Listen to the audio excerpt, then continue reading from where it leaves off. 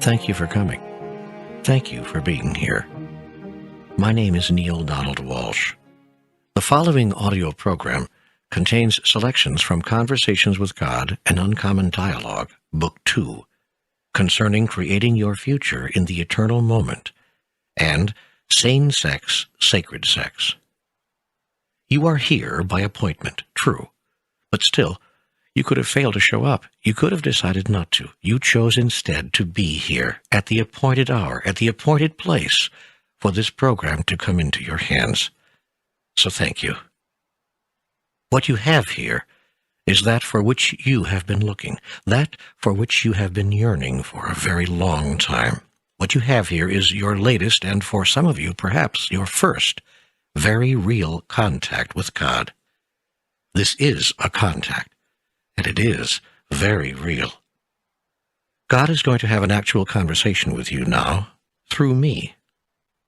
I wouldn't have said this a few years ago. I'm saying it now because I've already had such a dialogue, and I therefore know that such a dialogue is possible. Not only is it possible, it is happening all the time, just as this is happening right here, right now.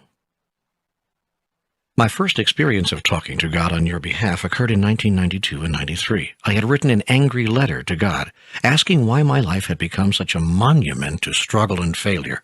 My letter to God demanded to know why, and what it took to make life work. To my astonishment, that letter was answered.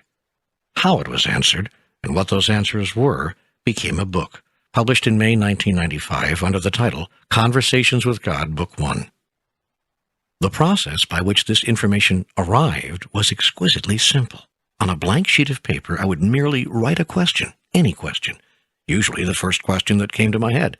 And no sooner was the question written than the answer would form in my head, as if someone were whispering in my ear. I was taking dictation. With the exception of the few words I'm speaking now, all the material in this book was placed on paper between spring of 1993 and a little over a year later. I'd like to present it to you now, just as it came from me and was given to me. Well, it's Easter Sunday, 1993, and as instructed, I'm here. I am here, pencil in hand, writing pad before me, ready to begin. I suppose I should tell you, God asked me to be here. We had a date. On Easter Sunday, 1992, 1 year ago today, God began a dialogue with me. I know that sounds ridiculous, but it's what happened. Not long ago, that dialogue ended. I was given instructions to take a rest, but told also that I had a date to return to this conversation this day. You have a date too. You're keeping it right now. I'm clear that these words are being spoken not only to me, but to you through me. Apparently, you've been looking for God and for word from God for a very long time. So have I. Today, we shall find God together. That's always the best way to find God, together. We shall never find God apart. I mean that two ways. I mean, we'll never find God so long as we are apart. For the first step in finding that we are not apart from God is finding that we are not apart from each other. And until we know and realize that all of us are one, we cannot know and realize that we and God are one. God is not apart from us, ever. And we only think we are apart from God. It's a common error. We also think we're apart from each other. And so the fastest way to find God, I've discovered, is to find each other, to stop hiding out from each other, and of course to stop hiding out from ourselves. The fastest way to stop hiding out is to tell the truth, to everyone, all the time. Start telling the truth now and never stop. Begin by telling the truth to yourself about yourself. Then, tell the truth to yourself about another. Then tell the truth about yourself to another. Then tell the truth about another to that other. And finally, tell the truth to everyone about everything. This program is about truth, not my truth, God's truth. Our initial dialogue, God's and mine, was concluded just a month ago. I assume this one will go just like the first. That is, I ask questions and God answers. I guess I'll stop and ask God right now. God, is this how it's going to go? Yes. I thought so. Except that I'll bring some subjects up myself without you asking. Why are you adding that twist here? Because I asked you here. The first contact you started by yourself. This time you have no agenda, except to do my will. Yes, that's correct. That, Neil, is a very good place to be. I hope you and others will go to that place often. But I thought your will was my will. How could I not do your will if it's the same as mine? That is an intricate question, and not a bad place to start. Not a bad place at all for us to begin this dialogue. Let's go back a few paces. I've never said that my will was your will. Oh, yes, you have. You said to me very clearly, your will is my will. Indeed. But that is not the same thing. It's not. Could have fooled me. When I say your will is my will, that is not the same thing as saying my will is your will. If you did my will all the time, there would be nothing more for you to do to achieve enlightenment. The process would be over. You would be already there. One day of doing nothing but my will would bring you enlightenment. If you had been doing my will all the years you've been alive, you'd hardly need to be involved in this project right now. So it's clear you have not been doing my will. In fact, most of the time you don't even know my will. I don't. No, you don't. Well, then why don't you tell me what it is? I do. You just don't listen. And when you do listen, you don't really hear. And when you do hear, you don't believe what you're hearing. And when you do believe what you're hearing, you don't follow instructions anyway. So to say that my will is your will is demonstrably inaccurate. On the other hand, your will is my will. First, because I know it. Second, because I accept it. Third, because I praise it. Fourth, because I love it. Fifth, because I own it and call it my own. This means you have free will to do as you wish, and that I make your will mine through unconditional love. Now, for my will to be yours, you would have to do the same. First, you would have to know it. Second, you would have to accept it. Third, you would have to praise it. Fourth, you would have to love it. Finally, you would have to call it your own. In the whole history of your race, only a few of you have ever done this consistently. A handful of others have done it nearly always. Many have done it a great deal. A whole slew of people have done it from time to time. And virtually everyone has done it on rare occasion, although some have never done it at all. Which category am I in? Doesn't matter. Which category do you want to be in from now on? Isn't that the pertinent question? Yes. And your answer? Well, I'd like to be in the first category. I'd like to know and do your will all the time. That's laudable, commendable, and probably impossible. Why? Because you have far too much growing to do before you can claim that. Yet I tell you this, you could claim that. You could move to godhood this instant if you chose to. Your growth need not take so much time. Well, then why has it taken it so much time? Indeed, why hasn't? What are you waiting for? Surely you don't believe it is I holding you back? No, I'm clear that I'm holding myself back. Good. Clarity is the first step to mastery. Well, I'd like to get to mastery. How do I get there? How do I do that? Keep listening. That's exactly where I'm taking you. I'm not sure where to begin. Let's take time. How much time do we need to take? It's already taken me 5 months to get here.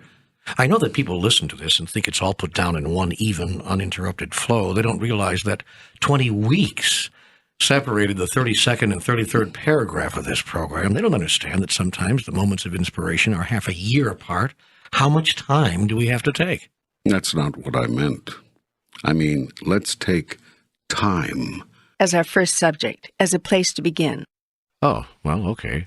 But while we're on the subject, why are you so long between visits? My dear and wonderful son, I am not long between visits.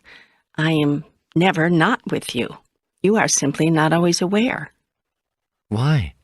Why am I not aware of you if you're always here? Because your life gets caught up in other things. Let's face it, you've had a pretty busy 5 months. Oh, yes, I have. A lot's been going on. And you've made these things more important than me. That doesn't feel like my truth. I invite you to look at your actions. You've been deeply involved in your physical life. You've paid very little attention to your soul. Well, it's been a challenging period. Yes, all the more reason to have included your soul in the process. These past months would have gone much more smoothly with my help. So may I suggest that you don't lose contact? I try to stay close, but I seem to get lost, caught up, as you put it, in my own drama. And then somehow I don't find time for you. I don't meditate. I don't pray. I certainly don't write. I know. It's an irony of life that when you need our connection the most, you step away from it. How can I stop doing that? Stop doing that. That's just what I said, but how? You stop doing that by stopping doing that. Well, it's not that simple. It is that simple. I wish it were. Then it really will be, because what you wish is my command. Remember, my cherished one, your desires are my desires. Your will is my will. All right, okay. Then I wish for this conversation to be finished by March. It's October now, and I wish for no more 5-month gaps in the material coming. So will it be. Good. Unless it's not. Oh, man. Do we have to play these games? No, but so far that's how you've decided to live your life. You keep changing your mind. Remember, life is an ongoing process of creation. You are creating your reality every minute. The decision you make today is often not the choice you make tomorrow. Yet here is a secret of all masters. Keep choosing the same thing. Over and over again? Once is not enough? Over and over until your will is made manifest in your reality. For some, that could take years. For some, months. For others, weeks. For those approaching mastery, days, hours, or even minutes. For masters, creation is instantaneous. You can tell you are on your way to mastery when you see the gap closing between willing and experiencing. You said the decision you make today is often not the choice you make tomorrow. So what? Are you saying we should never indulge in a change of mind? Change your mind all you want. Yet remember that with each change of mind comes a change in the direction of the whole universe. When you make up your mind about something, you set the universe into motion. Forces beyond your ability to comprehend, far more subtle and complex than you can imagine, are engaged in a process, the intricate dynamics of which you are only just now beginning to understand.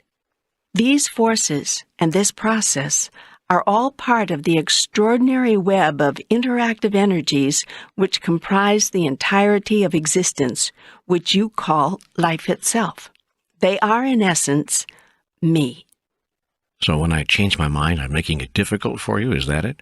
Nothing is difficult for me, but you might be making things very difficult for yourself. Therefore, be of one mind and of single purpose about a thing. And don't take your mind off it until you have produced it in reality. Keep focused. Stay centered. This is what is meant by being single-minded. If you choose something, choose it with all your might, with all your heart. Don't be faint-hearted. Keep going. Keep moving toward it. Be determined. Don't take no for an answer. Exactly. But what if no is the right answer? What if what we want is not for us, not for our own good, not in our best interests? Then you won't give it to us, right? Wrong. I will give you whatever you call forth, whether it's good for you or bad for you. Have you looked at your life lately? But I've been taught that we can't always have what we desire. I mean, that God won't give it to us if it's not for our highest good. That's something people tell you when they want you not to be disappointed with a particular outcome. First of all, let's move back to clarity about our relationship. I don't give you anything. You call it forth. Secondly, I don't make a judgment about what you call forth. I don't call a thing good or bad. You, too, would do well not to do so. You are a creative being, made in the image and likeness of God. You may have whatever you choose, but you may not have anything you want. In fact, You'll never get anything you want if you want it badly enough. I know. You've said that the act of wanting a thing pushes it away from us. Yes. And do you remember why? Because thoughts are creative, and the thought of wanting a thing is a statement to the universe, a declaration of a truth, which the universe then produces in my reality. Precisely. Exactly. You have learned. You do understand. That's great. Yes, that's how it works. The moment you say, I want something, the universe says, indeed you do, and gives you that precise experience, the experience of wanting it. Whatever you put after the word I becomes your creative command. The genie in the bottle, which I am, exists but to obey. I produce what you call forth. You call forth precisely what you think, feel, and say. It's as simple as that. So tell me again, why does it take so much time for me to create the reality I choose? For a number of reasons. Because you do not believe you can have what you choose. Because you do not know what to choose. Because you keep trying to figure out what's best for you. Because you want guarantees ahead of time that all your choices will be good. And because you keep changing your mind. Let me see if I understand. I shouldn't try to figure out what's best for me? Best is a relative term, depending on 100 variables. That makes choices very difficult. There should be only one consideration when making any decision. Is this a statement of who I am? Is this an announcement of who I choose to be? All of life should be such an announcement. In fact, all of life is. You can allow that announcement to be made by chance or by choice. A life lived by choice is a life of conscious action. A life lived by chance is a life of unconscious reaction. Reaction is just that, an action you have taken before. When you react, what you do is assess the incoming data, search your memory bank for the same or nearly the same experience, and act the way you did before. This is all the work of the mind, not of your soul. Your soul would have you search its memory to see how you might create a truly genuine experience of you in the now moment. This is the experience of soul-searching of which you have so often heard, but you have to be literally out of your mind to do it. When you spend your time trying to figure out what's best for you, you are doing just that, spending your time. Better to save your time than to spend it wastefully. It is a great time saver to be out of your mind. Decisions are reached quickly, choices are activated rapidly, because your soul creates out of present experience only, without review, analysis, and criticism of past encounters. Remember this: the soul creates, the mind reacts.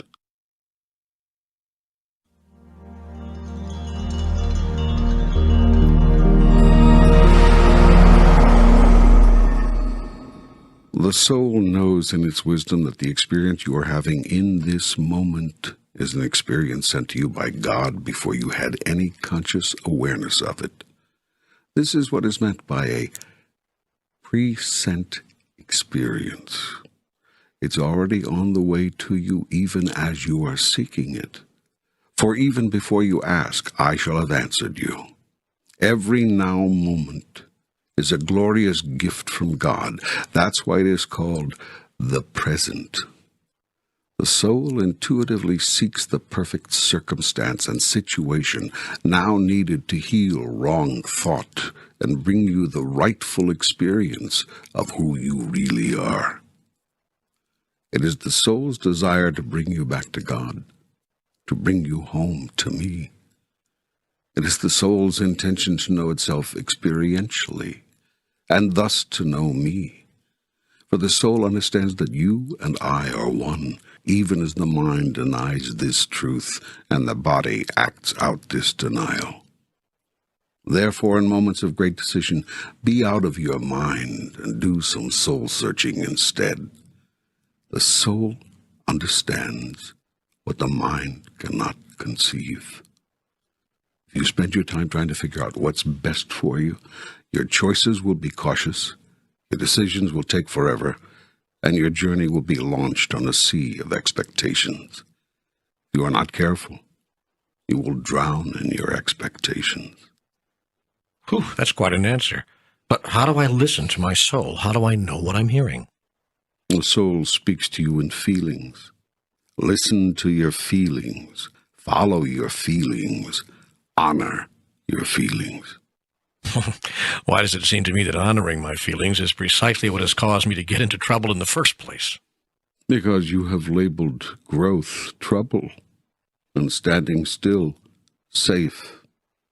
I tell you this, your feelings will never get you into trouble because your feelings are your truth.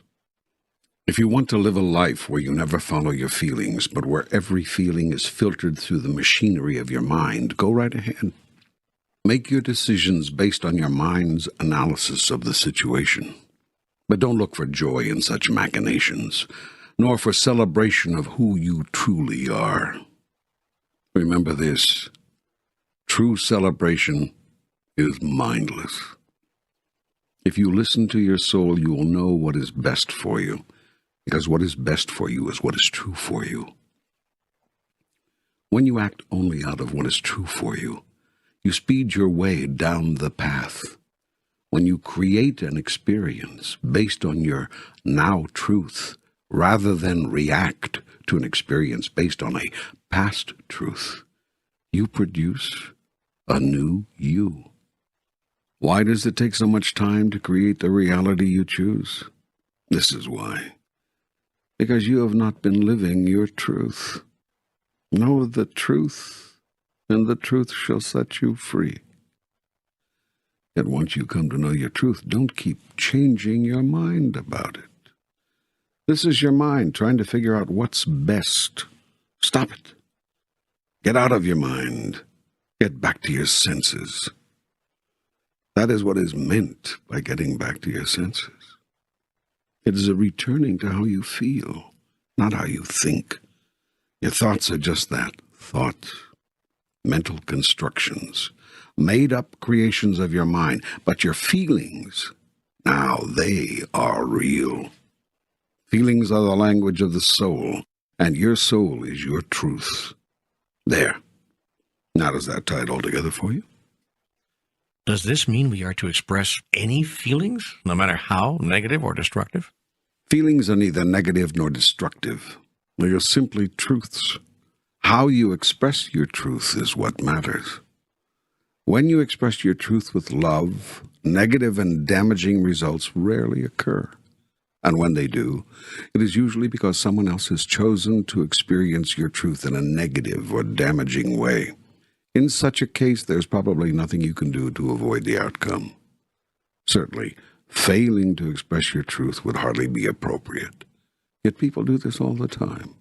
So afraid are they to cause or to face possible unpleasantness that they hide their truth altogether. Remember this. It is not nearly so important how well a message is received as how well it is sent. You cannot take responsibility for how well another accepts your truth. You can only ensure how well it is communicated. And by how well, I don't mean merely how clearly. I mean how lovingly, how compassionately, how sensitively, how courageously, and how completely.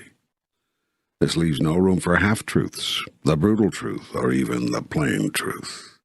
It does mean the truth, the whole truth, and nothing but the truth. So help you God. It's the so help you God part that brings in the godly qualities of love and compassion. I will help you communicate in this way always if you will ask me. So yes, express what you call your most negative feelings, but not destructively. Failure to express or push out negative feelings does not make them go away. It keeps them in. Negativity kept in harms the body and burdens the soul. But if another person hears every negative thought you have about that person, it would have to affect the relationship, no matter how lovingly those thoughts were delivered. I said to express, push out, get rid of your negative feelings. I did not say how or to whom. All negativity need not be shared with the person about whom it is felt.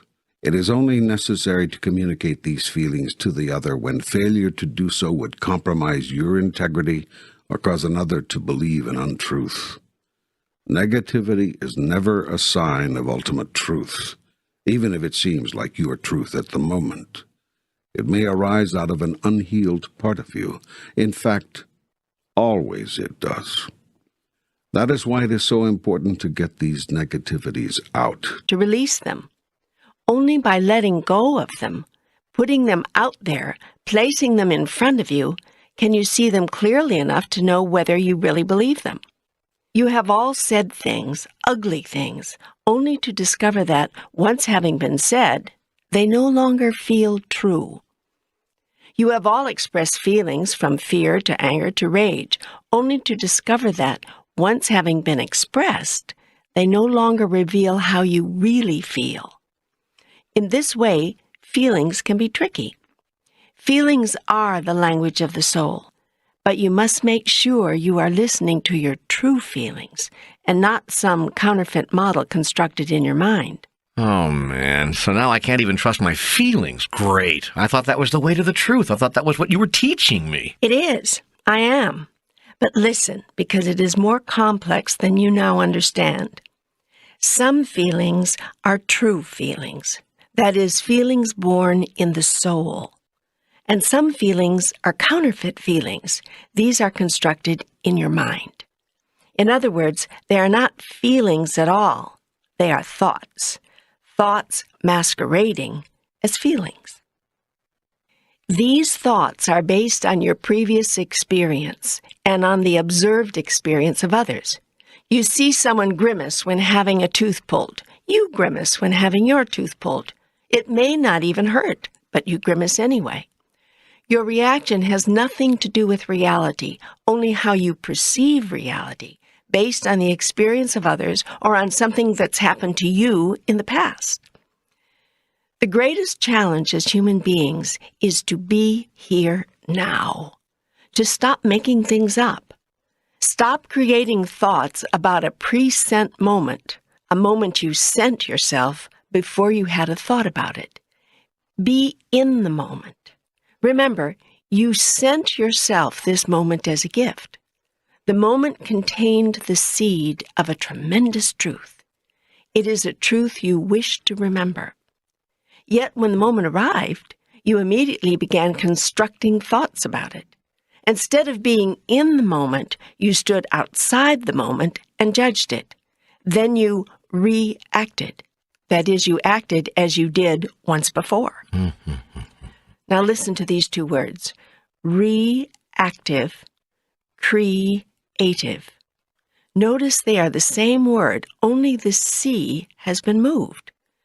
When you see things correctly, you become creative rather than reactive. That's very clever. Well, God is like that. But you see, the point I'm trying to make is that when you come to each moment cleanly, without a previous thought about it, you can create who you are, rather than reenact who you once were.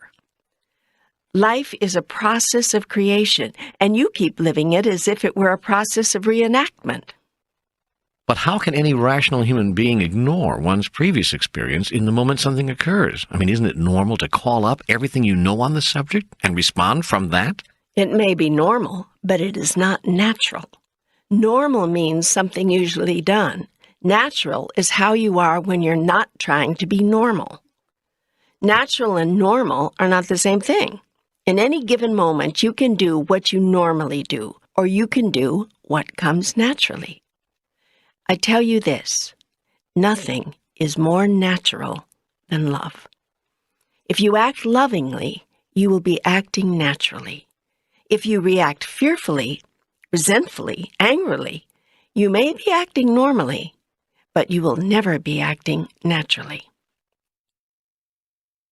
How can I act with love when all of my previous experience is screaming at me that a particular moment is likely to be painful? Ignore your previous experience and go into the moment. Be here now.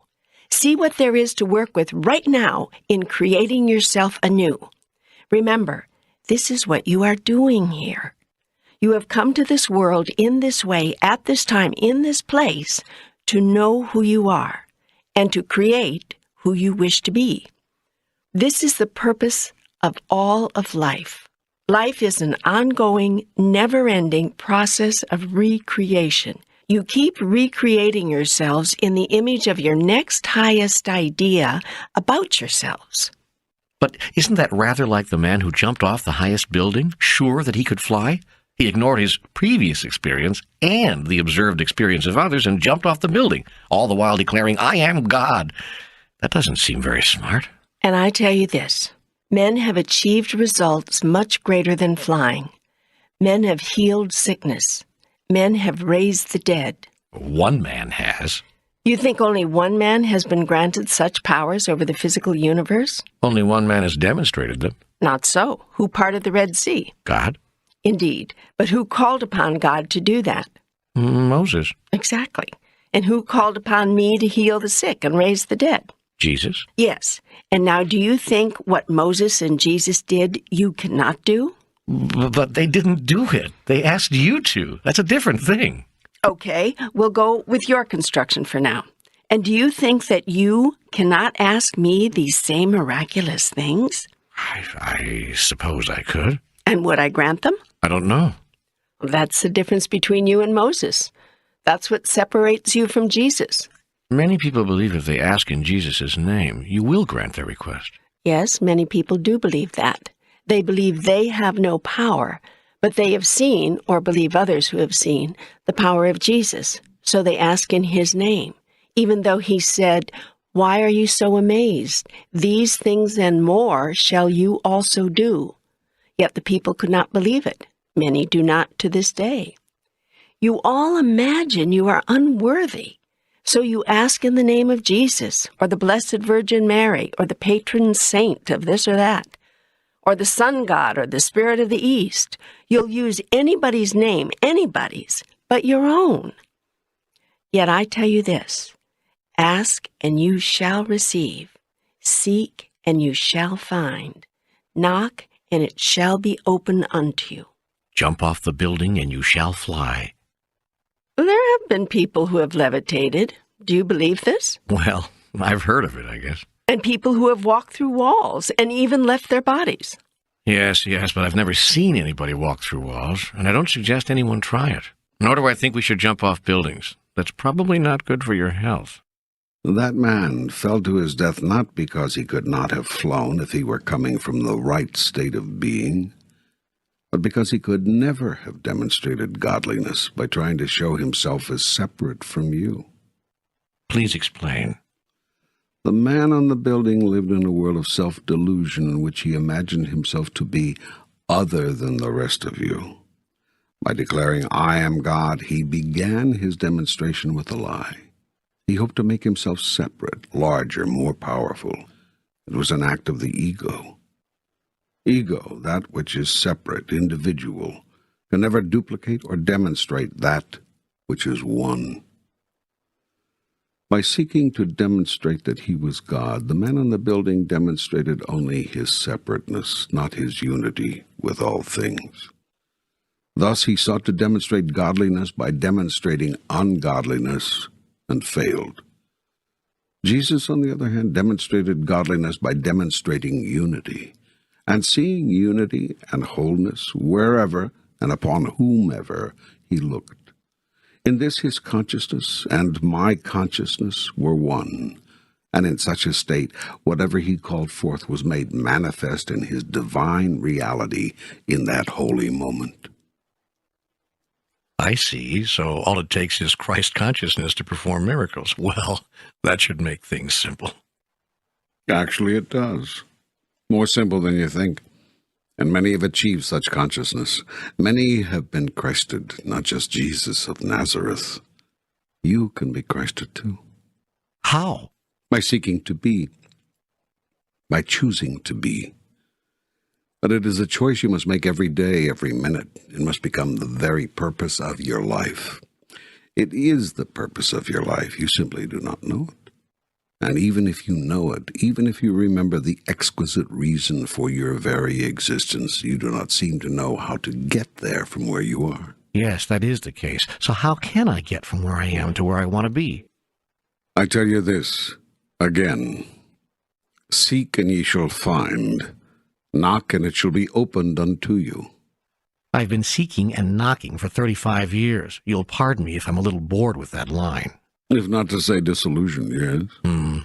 But really, while I have to give you good grades for trying, an A for effort, so to speak, I can't say, I can't agree with you, that you've been seeking and knocking for 35 years. Let's agree that you've been seeking and knocking on and off for 35 years, mostly off. In the past, when you were very young, you came to me only when you were in trouble, when you needed something. As you grew older and matured, you realized that was probably not a right relationship with God, and sought to create something more meaningful. Even then, I was hardly more than a sometimes thing. Still later, as you came to understand that union with God can be achieved only through communion with God, you undertook the practices and behaviors that could achieve communion, yet even these you engaged sporadically, inconsistently. You meditated, you held ritual, you called me forth in prayer and chant, and you evoked the spirit of me in you, but only when it suited you, only when you felt inspired to.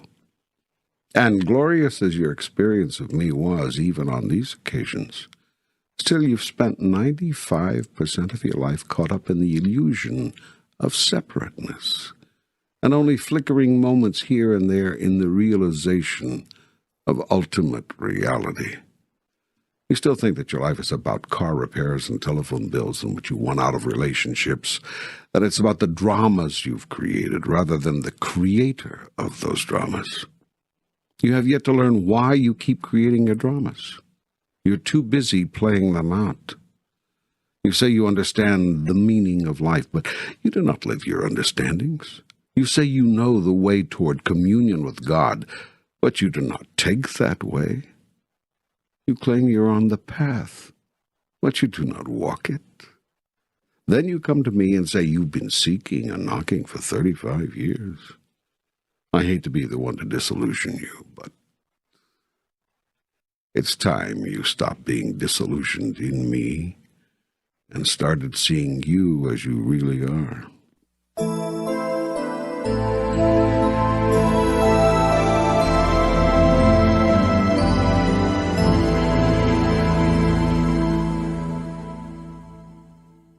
Now, I tell you this. You want to be Christed? Act like Christ every minute of every day. It's not that you don't know how. He has shown you the way. Be like Christ in every circumstance. It's not that you can't. He has left you instructions.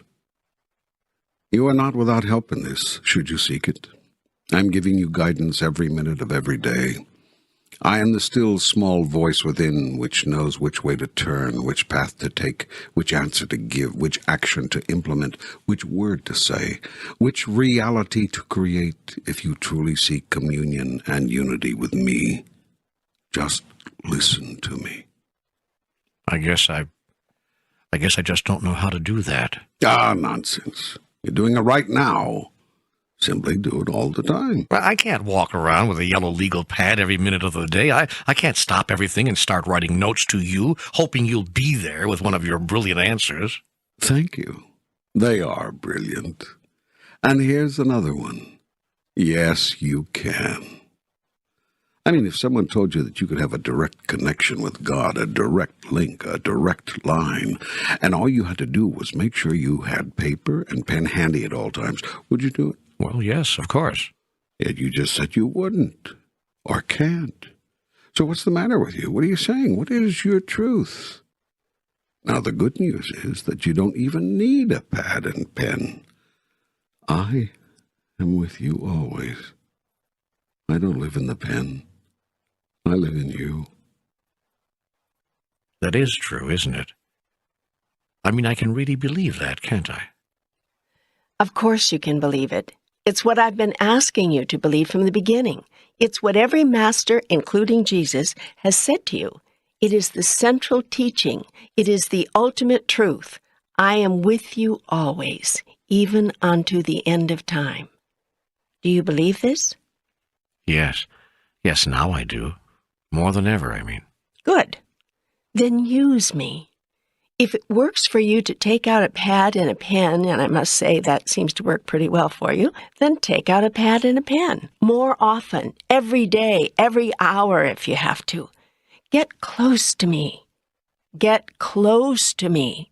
Do what you can. Do what you have to. Do what it takes. Say a rosary. Kiss a stone. Bow to the east. Chant a chant. Swing a pendulum. Test a muscle. Or write a book. Do what it takes. Each of you has your own construction. Each of you has understood me, created me in your own way. To some of you, I am a man. To some of you, I am a woman. To some, I am both. To some, I am neither. To some of you, I am pure energy. To some, the ultimate feeling, which you call love. And some of you have no idea what I am. You simply know that I am. And so it is. I am. I am the wind which rustles your hair. I am the sun which warms your body. I am the rain which dances on your face. I am the smell of flowers in the air. And I am the flowers which send their fragrance upward. I am the air which carries the fragrance. I am the beginning of your first thought. I am the end of your last. I am the idea which sparked your most brilliant moment. I am the glory of its fulfillment. I am the feeling which fueled the most loving thing you ever did. I am the part of you which yearns for that feeling again and again. Whatever works for you, whatever makes it happen, whatever ritual, ceremony, demonstration, meditation, thought, song, word, or action it takes for you to reconnect, do this. Do this in remembrance of me. So, going back and summarizing what you're telling me, I seem to come up with these main points. Life is an ongoing process of creation. A secret of all masters is to stop changing one's mind, keep choosing the same thing. Don't take no for an answer. We call forth what we think, feel, and say. Life is a process of creation or reaction. The soul creates, the mind reacts. The soul understands what the mind cannot conceive. Stop trying to figure out what is best for you, how you can win the most, lose the least, get what you want, and start going with what feels like who you are.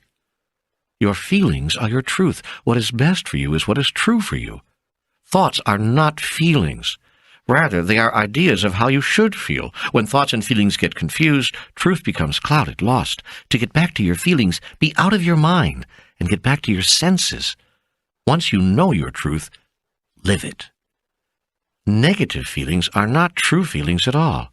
Rather, they are your thoughts about something, based always on the previous experience of yourself and others. Previous experience is no indicator of truth, since pure truth is created here and now, not reenacted. To change your response to anything, be in the present, that is, the pre-sent moment, the moment that was sent to you and was what it was before you had a thought about it. In other words, be here now, not in the past or the future. The past and the future can exist only in thought. The present moment is the only reality. Stay there. Seek and you shall find. Do whatever it takes to stay connected with God, Goddess, Truth. Don't stop the practices, the prayers, the rituals, the meditations, the readings, the writings, the whatever works for you to stay in touch with all that is. How's that so far? Great. So far, so good. You've got it. Now, can you live it? I'm going to try. Good.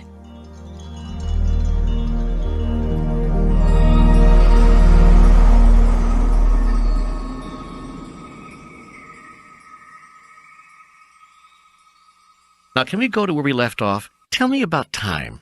There is no time like the present. You've heard that before, I'm sure, but you didn't understand it. Now you do. There is no time but this time. There is no moment but this moment. Now is all there is. What about yesterday and tomorrow? Figments of your imagination, constructions of your mind, non-existent in ultimate reality. Everything that ever happened is happening and ever will happen is happening right now. I don't understand. And you can't, not completely, but you can begin to, and a beginning grasp is all that is needed here. So, just listen. Time is not a continuum. It is an element of relativity that exists vertically, not horizontally. Don't think of it as a left-to-right thing, a so-called timeline that runs from birth to death for each individual and from some finite point to some finite point in the universe. Time is an up and down thing.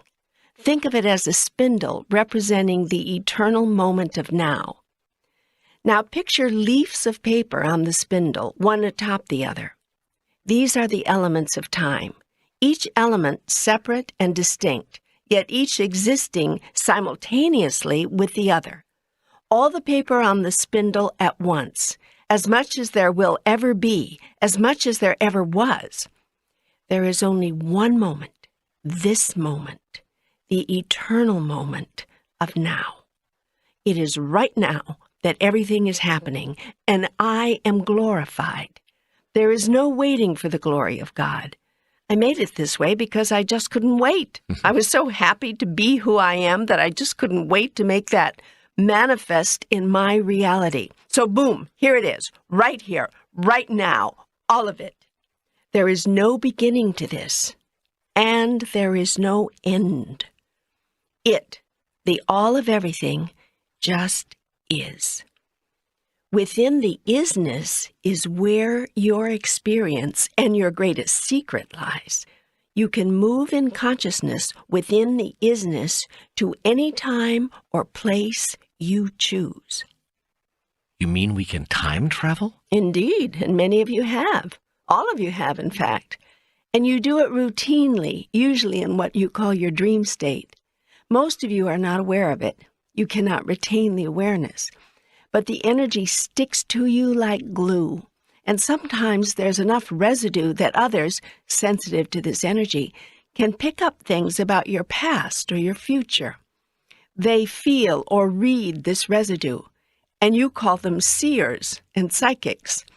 Sometimes there is enough residue that even you in your limited consciousness are aware you've been here before. Your whole being is suddenly jarred by the realization that you've done all this before. Déjà vu. Yes. Or that wonderful feeling when you meet someone that you've known them all your life, known them for all eternity. That's a spectacular feeling. That's a marvelous feeling. And that's a true feeling. You have known that soul forever. Forever is a right now thing. So you have often looked up or looked down from your piece of paper on the spindle and seen all the other pieces. And you've seen yourself there because a part of you is on every piece. How is that possible? I tell you this, you have always been, are now, and always will be. There has never been a time when you were not, nor will there ever be such a time. But wait. What about the concept of old souls? Aren't some souls older than others? Nothing is older than anything. I created it all at once, and all of it exists right now. The experience of older and younger to which you refer has to do with the levels of awareness of a particular soul or aspect of being. You're all aspects of being, simply parts of what is. Each part has the consciousness of the whole embedded within it. Every element carries the imprint. Awareness is the experience of that consciousness being awakened. The individual aspect of the all becomes aware of itself.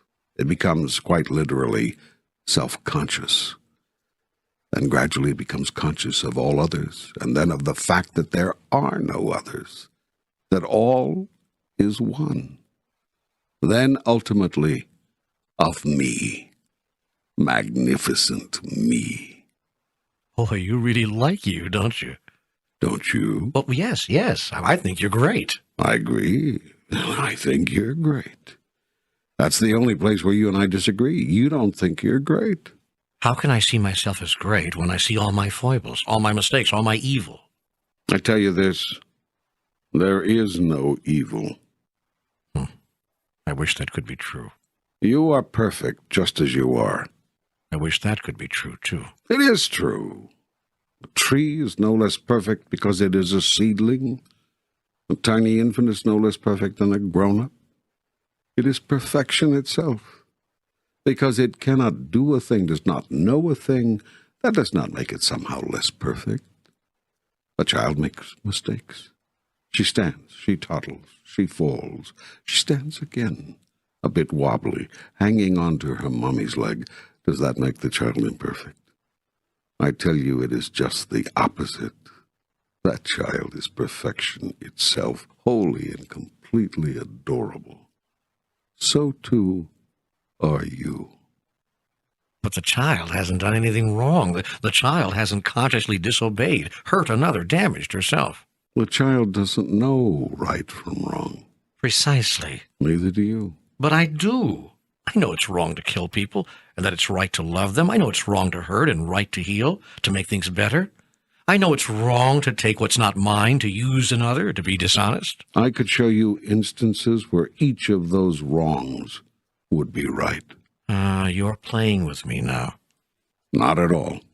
Merely being factual. If you're saying there are exceptions to every rule, then I agree. If there are exceptions to a rule, then it is not a rule.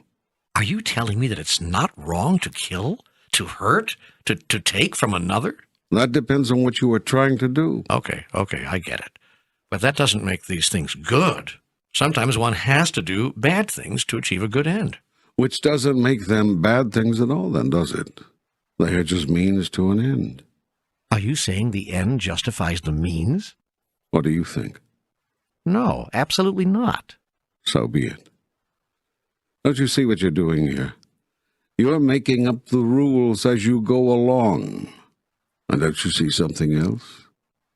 That's perfectly okay. It's what you're supposed to be doing. All of life is a process of deciding who you are and then experiencing that. As you keep expanding your vision, you make up new rules to cover that. As you keep enlarging your idea about yourself, you create new do's and don'ts, yeses and no's to encircle that. These are the boundaries that hold in something which cannot be held in. You cannot hold in you because you are as boundless as the universe. Yet you can create a concept about your boundless self by imagining and then accepting boundaries. In a sense, this is the only way you can know yourself as anything in particular. That which is boundless is boundless. That which is limitless. It cannot exist anywhere because it is everywhere. If it is everywhere, it is nowhere in particular. God is everywhere.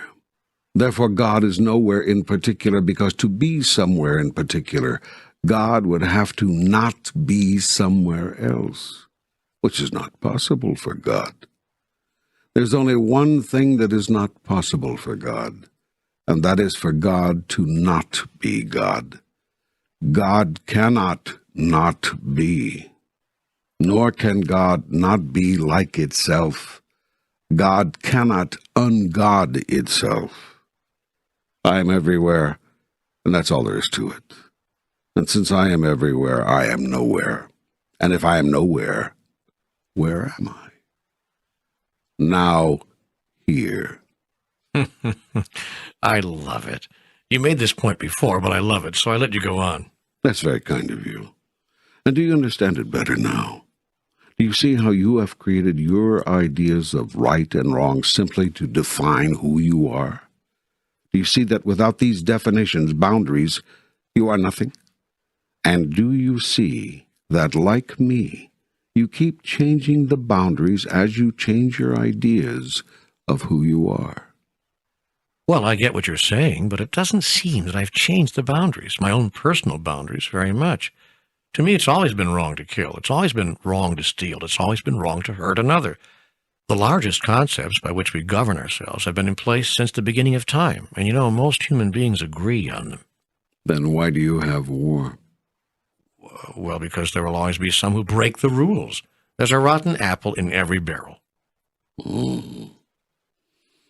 What I'm going to tell you now and in the passages which follow might be very difficult for some people to understand and accept. It is going to violate much of what is held as truth in your present thought system. Yet I cannot let you go on living with these constructions if this dialogue is to serve you.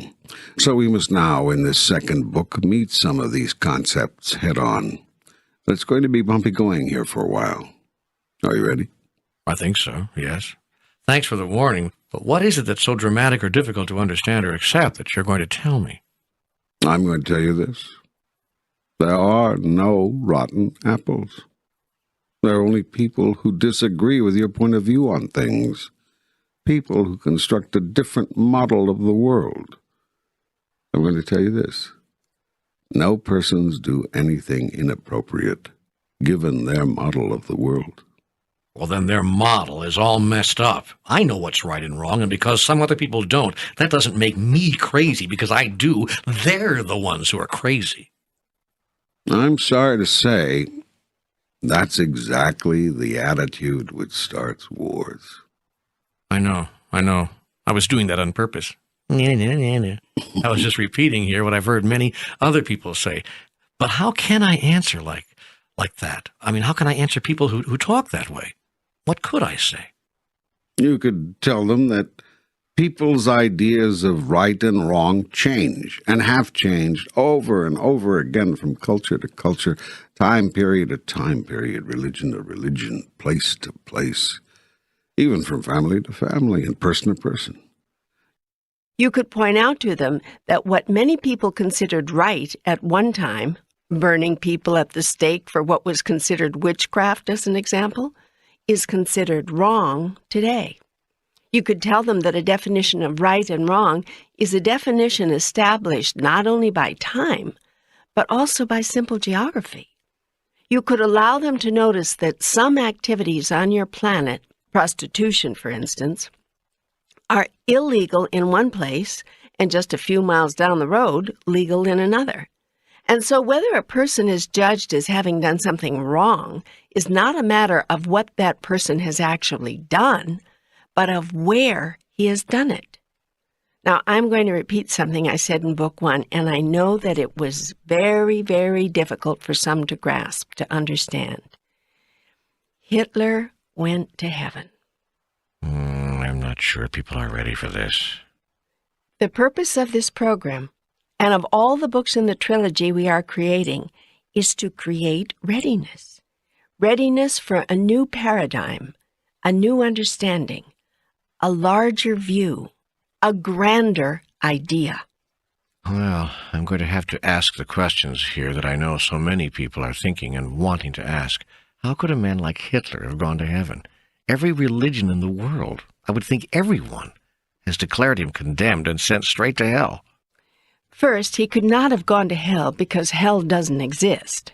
Therefore, there is only one place left to which he could have gone. But that begs the question. The real issue is whether Hitler's actions were wrong. Yet I have said over and over again that there is no right or wrong in the universe. A thing is not intrinsically right or wrong. A thing simply is. Now, your thought that Hitler was a monster is based on the fact that he ordered the killing of millions of people, correct? Obviously, yes. Yet what if I told you that what you call death is the greatest thing that could happen to anyone? What then? I'd find that hard to accept. You think that life on earth is better than life in heaven? I tell you this, at the moment of your death, you will realize the greatest freedom, the greatest peace, the greatest joy, and the greatest love you have ever known. Shall we therefore punish Brer Fox for throwing Brer Rabbit into the briar patch? You're ignoring the fact that, however wonderful life after death may be, our lives here should not be ended against our will. We came here to achieve something, to experience something, to learn something. And it's not right that our lives be cut short by some maniacal hoodlum with insane ideas. First of all, you're not here to learn anything. Life is not a school, and your purpose here is not to learn. It is to remember.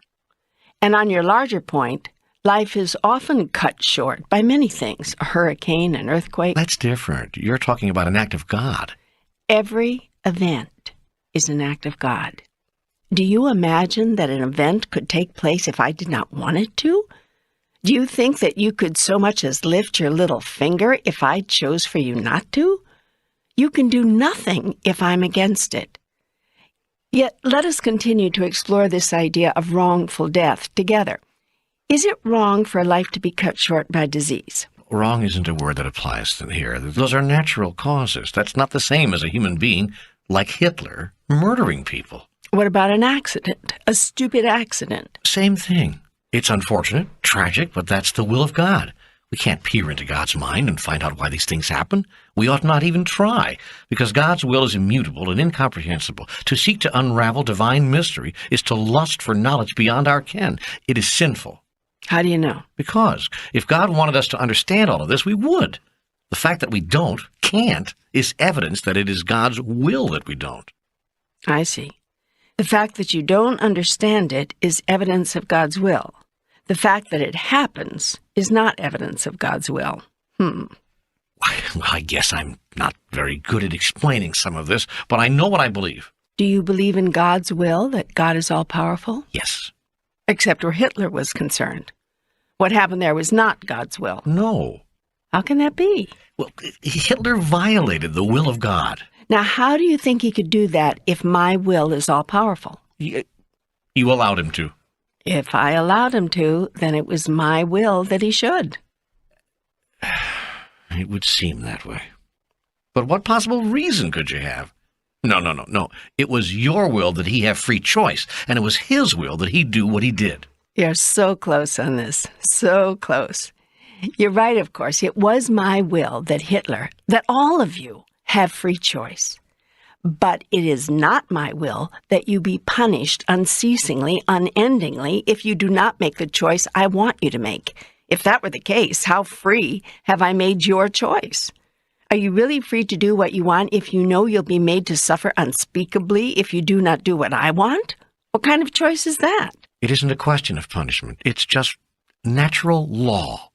It's simply a question of consequences. I see you've been schooled well in all the theological constructions that allow you to hold me as a vengeful God without making me responsible for it. But who made these natural laws? And if we can agree that I must have put them into place, why would I put into place such laws, then give you the power to overcome them? If I didn't want you affected by them, if it was my will that my wonderful beings never should suffer, why would I create the possibility that you could? And then, why would I continue to tempt you day and night to break the laws I've set down? You don't tempt us, the devil does. There you go again, making me not responsible.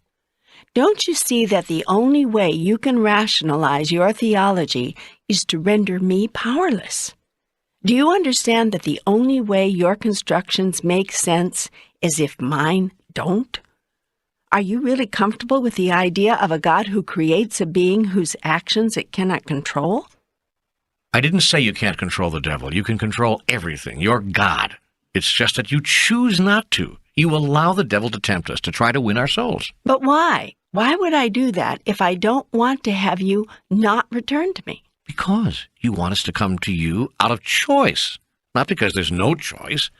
Look, you set up heaven and hell so there could be a choice, so we could act out of choosing, not out of simply following a path because there's no other. I can see how you've come to this idea. That's how I've set it up in your world, so you think that's how it must be in mine. In your reality, good cannot exist without bad, so you believe it must be the same in mine. I tell you this, there is no bad where I am, and there is no evil. There is only the all of everything, the oneness, and the awareness, the experience of that.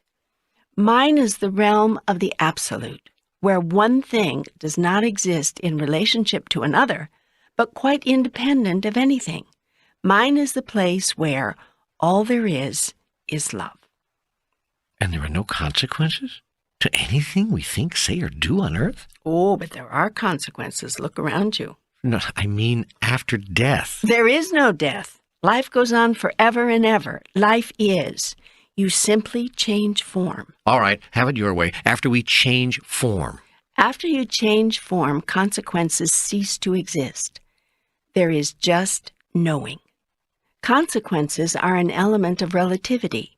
They have no place in the absolute because they depend on linear time and sequential events. These do not exist in the realm of the absolute. In that realm, there is naught but peace and joy and love. In that realm, you will know at last the good news. That your devil does not exist. That you are who you always thought you were. Goodness and love. Your idea that you might be something else has come from an insane outer world causing you to act insanely. An outer world of judgment and condemnation. Others have judged you, and from their judgments you have judged yourself. Now you want God to judge you, and I will not do it. And because you cannot understand a God who will not act as humans would, you're lost. Your theology is your attempt to find yourself again. You call our theologies insane, but how can any theology work without a system of reward and punishment? Everything depends on what you perceive to be the purpose of life, and therefore the basis of the theology. If you believe life exists as a test, a trial, a period of putting you through your paces to see if you are worthy, your theologies begin to make sense. If you believe that life exists as an opportunity, a process through which you discover, remember, that you are worthy and have always been, then your theologies seem insane. If you believe God is an ego-filled God who requires attention, adoration, appreciation, and affection, and will kill to get it, your theologies start to hold together. If you believe that God is without ego or need, but the source of all things, and the seed of all wisdom and love, then your theologies fall apart. If you believe that God is a vengeful God, jealous in his love and wrathful in his anger, then your theologies are perfect. If you believe God is a peaceful God, joyous in her love and passionate in her ecstasy, then your theologies are useless. I tell you this, the purpose of life is not to please God. The purpose of life is to know and to recreate who you are.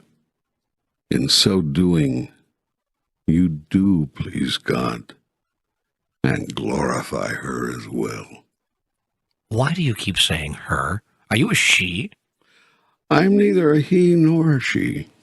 Occasionally, I use the feminine pronoun to jar you out of your parochial thinking. If you think God is one thing, then you will think God is not another, and that would be a large mistake. Hitler went to heaven for these reasons. There is no hell, so there is no place else for him to go. His actions were what you would call mistakes, the actions of an unevolved being, and mistakes are not punishable by condemnation, but dealt with by providing the chance for correction, for evolution. Those souls were released from their earthly bondage like butterflies emerging from a cocoon. The people who were left behind mourn those deaths only because they do not know of the joy into which those souls entered. No one who has experienced death ever mourns the death of anyone.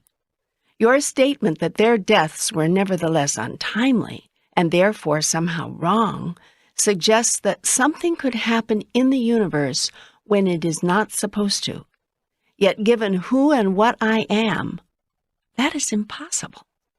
Everything occurring in the universe is occurring perfectly. God hasn't made a mistake in a very long time. When you see the utter perfection in everything, not just those things with which you agree, but, and perhaps especially, those things with which you disagree, you achieve mastery. I'd like to talk a little bit more about some of the very complex theologies we human beings have created. For instance, I was taught as a child that I was a sinner, that all human beings are sinners, that we can't help it. We're born that way. We're born into sin. It's quite an interesting concept. How did anyone get you to believe that? Well, they told us the story of Adam and Eve. They told us in 4th, 5th, 6th grade catechism that, well, that we may not have sinned, and certainly babies haven't, but Adam and Eve did. And we're their descendants and have thus inherited their guilt as well as their sinful natures. You see, Adam and Eve ate of the forbidden fruit, partook of the knowledge of good and evil, and thus sentenced all of their heirs and descendants to separation from God at birth. All of us are born with this original sin on our souls. Each of us shares in the guilt, so we're given free choice to see, I guess, if we'll still do the same stuff Adam and Eve did and disobey God, or if we can overcome our natural inherited tendency to do bad and do the right thing instead, in spite of the world's temptations. And if you do bad? Well, then you send us to hell. I do. Yes, unless we repent. I see. If we say we're sorry and make a perfect act of contrition, you will save us from hell, but not from all suffering. We still have to go to purgatory for a while to cleanse us of our sins. Mm-hmm. How long will you have to dwell in purgatory? Well, it depends. We have to have our sins burned away. It's not too pleasant, I can tell you. And the more sins you've got, the longer it takes to burn them out, the longer we stay. That's what I've been told. I understand. But at least we won't go to hell, which is forever. On the other hand, if we die in mortal sin, we go straight to hell. Mortal sin. Well, as opposed to venial sin. See, if we die with a venial sin on our soul, we only go to purgatory. Mortal sin sends us right to hell.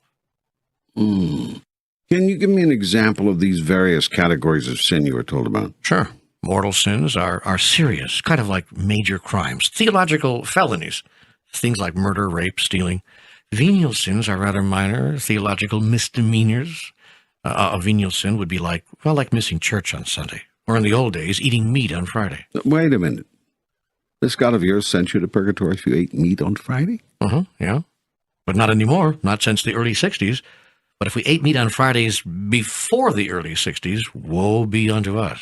Really? Absolutely. Well, what happened in the early 60s to make this sin no longer a sin? Well, the Pope said it was no longer a sin. I see. And this God of yours, he forces you to worship him, to go to church on Sundays, under pain of punishment? Well, failure to attend Mass is a sin, yes. And if it's not confessed, if you die with that sin on your soul, you'll have to go to purgatory, yeah. But what about a child? What about an innocent little child who doesn't know all these rules by which God loves? Well, if a child dies before it's baptized into the faith, that child goes to limbo. Goes to where? Limbo. It's not a place of punishment, but it's not heaven either. It's limbo. You can't be with God, but at least you don't have to go to the devil. But why couldn't that beautiful, innocent child be with God? The child did nothing wrong. Well, that's true, but the child was not baptized. See, no matter how faultless or innocent babies are, or any persons for that matter, they have to be baptized to get into heaven. Otherwise, God can't accept them. That's why it's important to have your children baptized quickly, soon after birth. Who told you all this? God, through his church. Which church? The Holy Roman Catholic Church, of course. That is God's church. In fact, if you're a Catholic and you should happen to attend another church, that's also a sin. I thought it was a sin not to go to church. Well, it is. It's also a sin to go to the wrong church. What's a wrong church? Any church that's not Roman Catholic. You can't be baptized in the wrong church. You can't get married in the wrong church. You can't even attend the wrong church. Now, I know this for a fact, because as a young man, I wanted to go with my parents to the wedding of a friend. I was actually asked to be in the wedding as an usher. But the nuns told me I shouldn't accept the invitation because it was in the wrong church. Mm-hmm. Did you obey them? The nuns? No. I figured God, you, would show up at the other church just as willingly as you showed up at mine, so I went. I stood in the sanctuary in my tuxedo, and I felt fine. Good.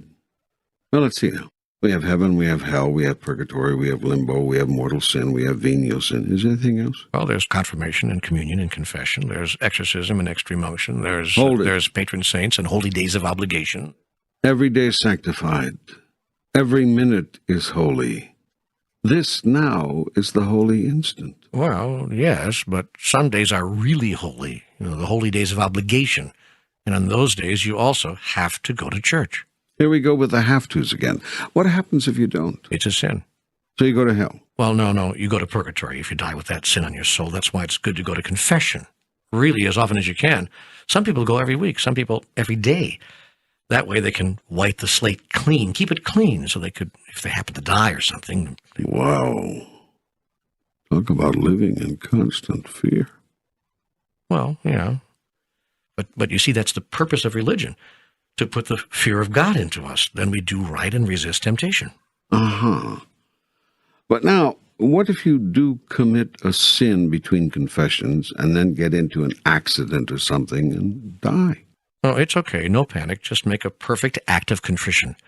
Oh, my God, I am heartily sorry for having offended thee. Okay. Enough. But wait, that's just one of the world's religions. Don't you want to look at some others? No, I get the picture. Well, I hope that people don't think I'm simply ridiculing their beliefs. You're really ridiculing no one, just saying it like it is.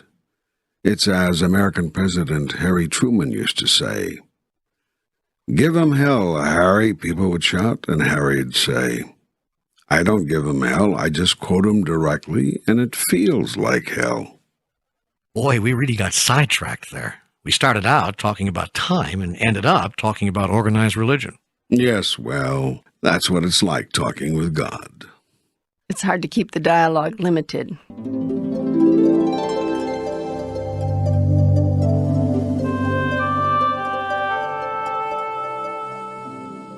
Well, let me see if I can summarize the points you're making.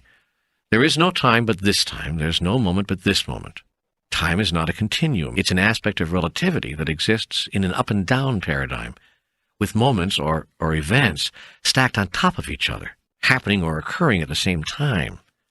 We are constantly traveling between realities in this realm of time, no time, all time, usually in our sleep. Déjà vu is one way we are made aware of this. There has never been a time when we were not, nor will there ever be. The concept of age, as it relates to souls, really has to do with levels of awareness, not length of time. There is no evil. We are perfect just as we are. Wrong is a conceptualization of the mind, based in relative experience. We're making up the rules as we go along, changing them to fit our present reality, and that's perfectly all right. It's as it should be, must be, if we are to be evolving beings. Hitler went to heaven. Everything that happens is God's will, everything. That includes not just hurricanes, tornadoes, and earthquakes, but Hitler as well. The secret of understanding is knowing the purpose behind all events. There are no punishments after death, and all consequences exist only in relative experience, not in the realm of the absolute. Human theologies are mankind's insane attempt to explain an insane God who does not exist. The only way human theologies make sense is if we accept a God who makes no sense at all. How's that? Another good summary? Excellent. Good, because now I've got a million questions. Why did Hitler go to heaven? I know you just tried to explain this, but somehow I need more. And what is the purpose behind all events? And how does this larger purpose relate to Hitler and other despots? Let's go to purpose first. All events, all experiences, have as their purpose the creating of opportunity. Events and experiences are opportunities, nothing more, nothing less.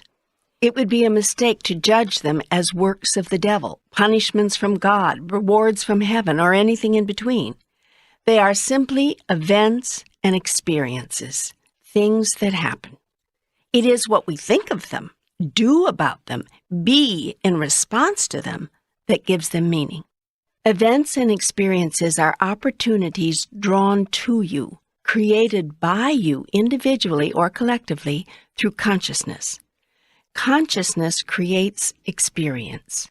You are attempting to raise your consciousness.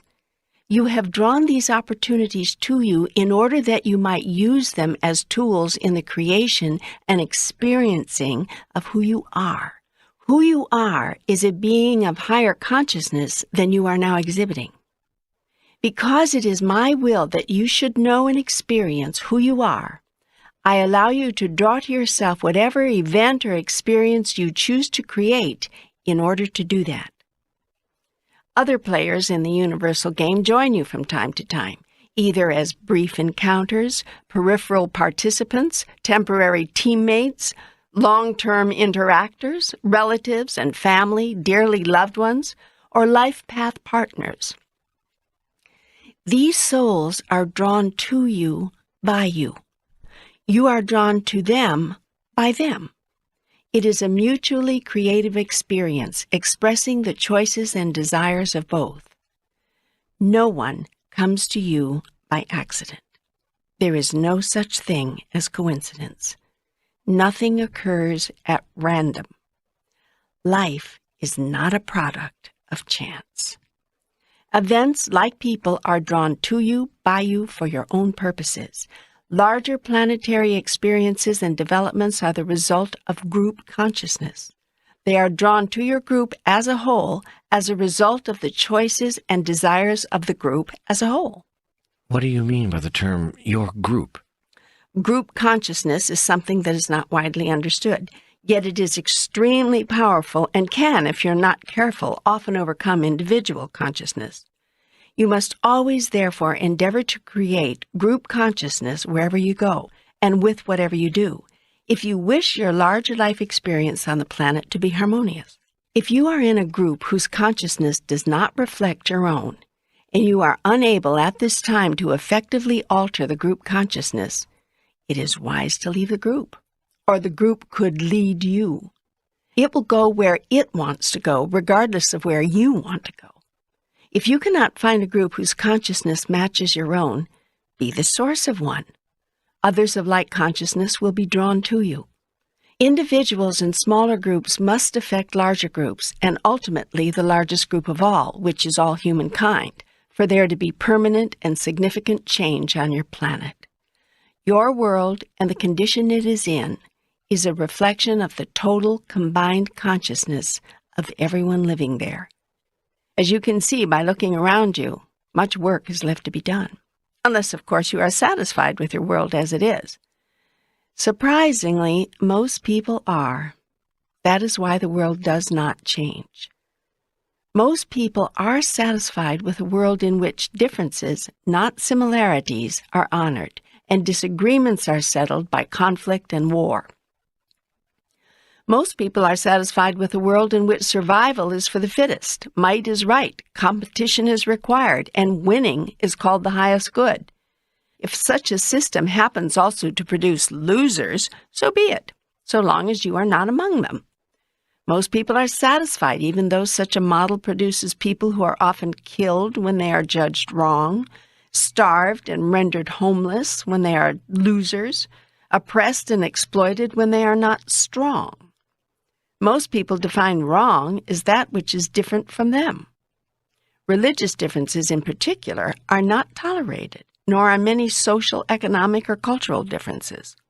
Exploitation of the underclass is justified by the self-congratulatory pronouncements from the upper class of how much better off their victims are now than they were before these exploitations.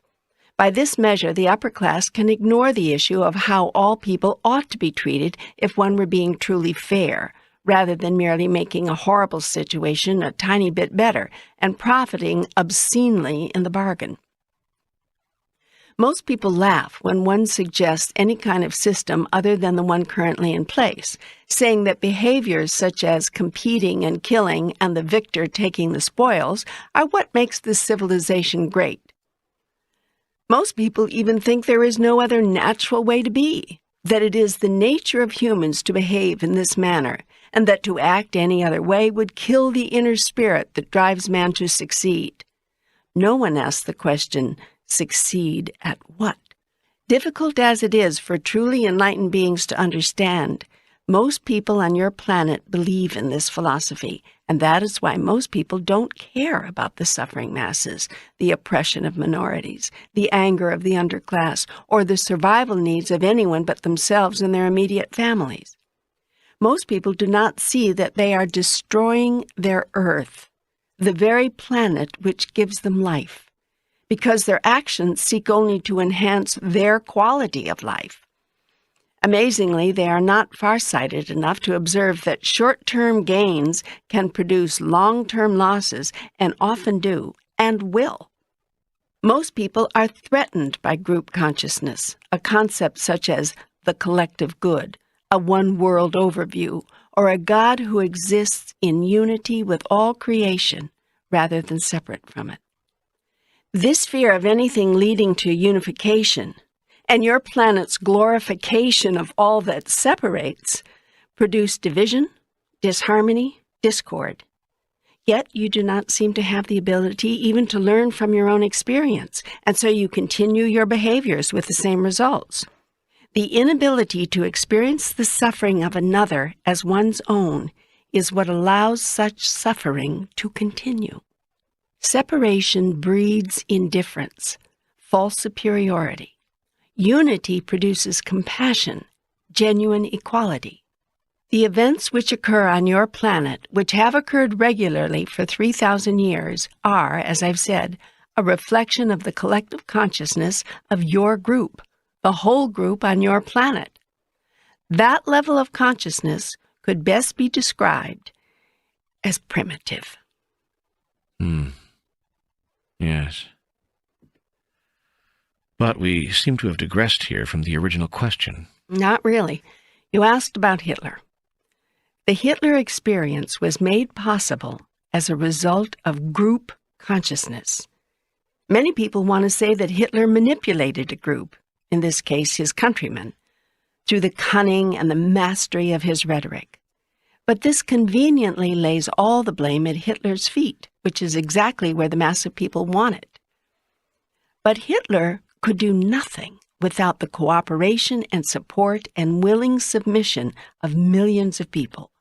The subgroup, which called itself Germans, must assume an enormous burden of responsibility for the Holocaust, as must, to some degree, the larger group called humans, which, if it did nothing else, allowed itself to remain indifferent and apathetic to the suffering in Germany until it reached so massive a scale that even the most cold-hearted isolationists could no longer ignore it. You see, it was collective consciousness which provided fertile soil for the growth of the Nazi movement. Hitler seized the moment, but he did not create it.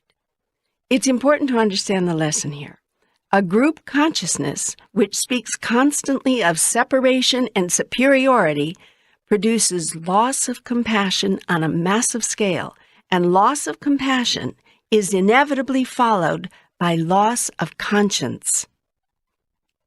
A collective concept rooted in strict nationalism ignores the plights of others, yet makes everyone else responsible for yours, thus justifying retaliation, rectification, and war. Auschwitz was the Nazi solution to an attempt to rectify the Jewish problem. The horror of the Hitler experience was not that he perpetrated it on the human race, but that the human race allowed him to.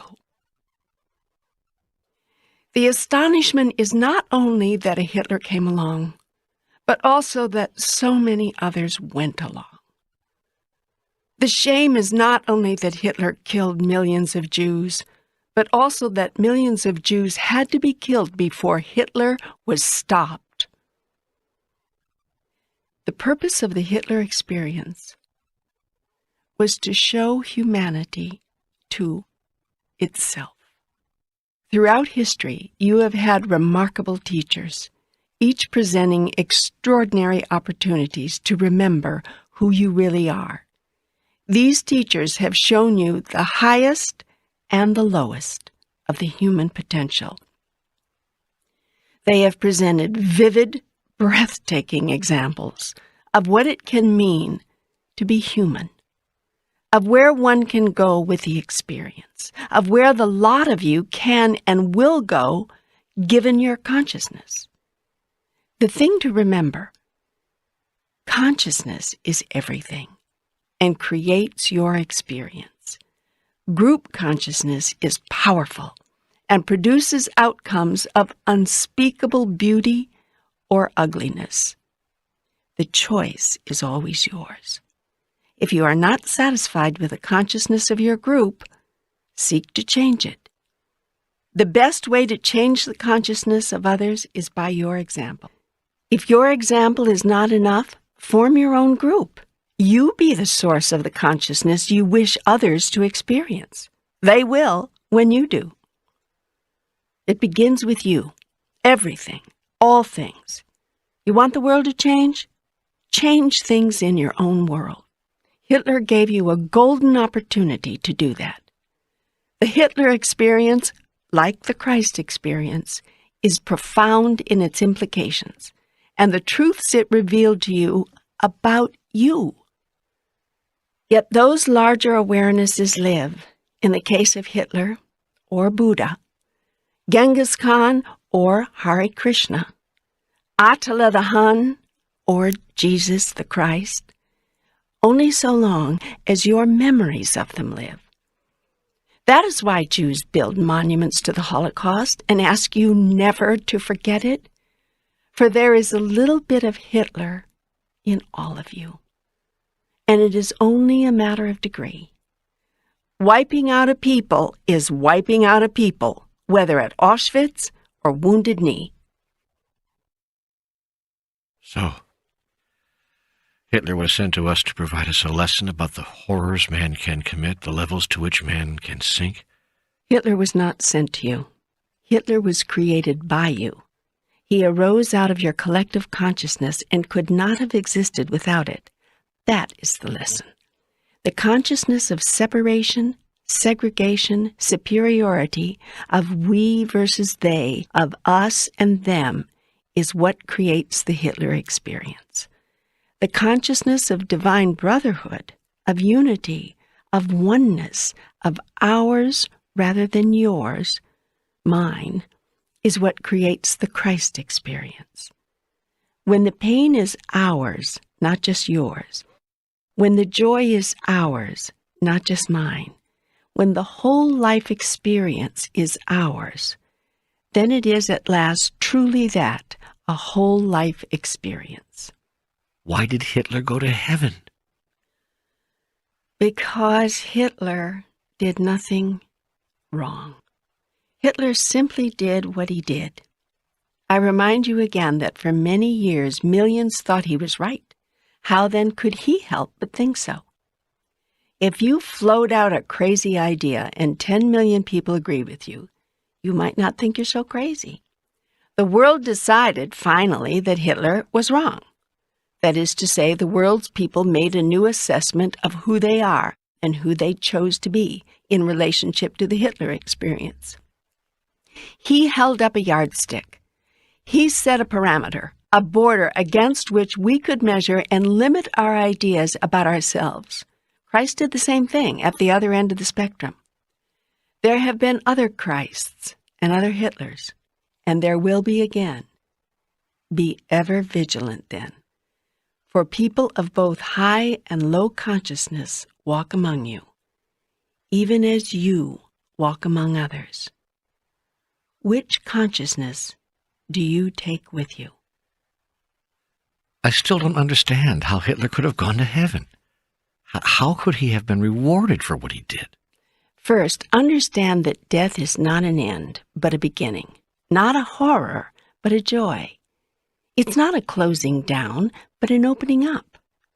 The happiest moment of your life will be the moment it ends. That's because it doesn't end, but only goes on in ways so magnificent, so full of peace and wisdom and joy as to make it difficult to describe and impossible for you to comprehend. It was the Buddha who said, "Life is suffering." The Buddha was right. But even if I accept that, Hitler didn't know he was actually doing good. He thought he was doing bad. No, he didn't think he was doing something bad. He actually thought he was helping his people. And that's what you don't understand. No one does anything that is wrong, given their model of the world. If you think Hitler acted insanely and all the while knew that he was insane, then you understand nothing of the complexity of human experience.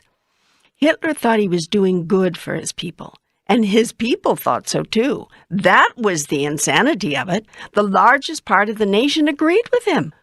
You have declared that Hitler was wrong. Good. By this measure, you have come to define yourself. Know more about yourself. Good. But don't condemn Hitler for showing you that. Someone had to. You cannot know cold unless there is hot, up unless there is down, left unless there is right. Don't condemn the one and bless the other. To do so is to fail to understand. For centuries, people have been condemning Adam and Eve. They are said to have committed original sin. I tell you this, it was the original blessing. For without this event, the partaking of the knowledge of good and evil, you would not even know the two possibilities existed. Indeed, before the so-called fall of Adam, these two possibilities did not exist. There was no evil. Everyone and everything existed in a state of constant perfection. It was literally paradise. Yet you didn't know it was paradise, could not experience it as perfection, because you knew nothing else. Shall you then condemn Adam and Eve, or thank them? And what say you shall I do with Hitler? I tell you this, God's love and God's compassion, God's wisdom and God's forgiveness, God's intention and God's purpose are large enough to include the most heinous crime and the most heinous criminal. You may not agree with this, but it doesn't matter. You have just learned what you came here to discover.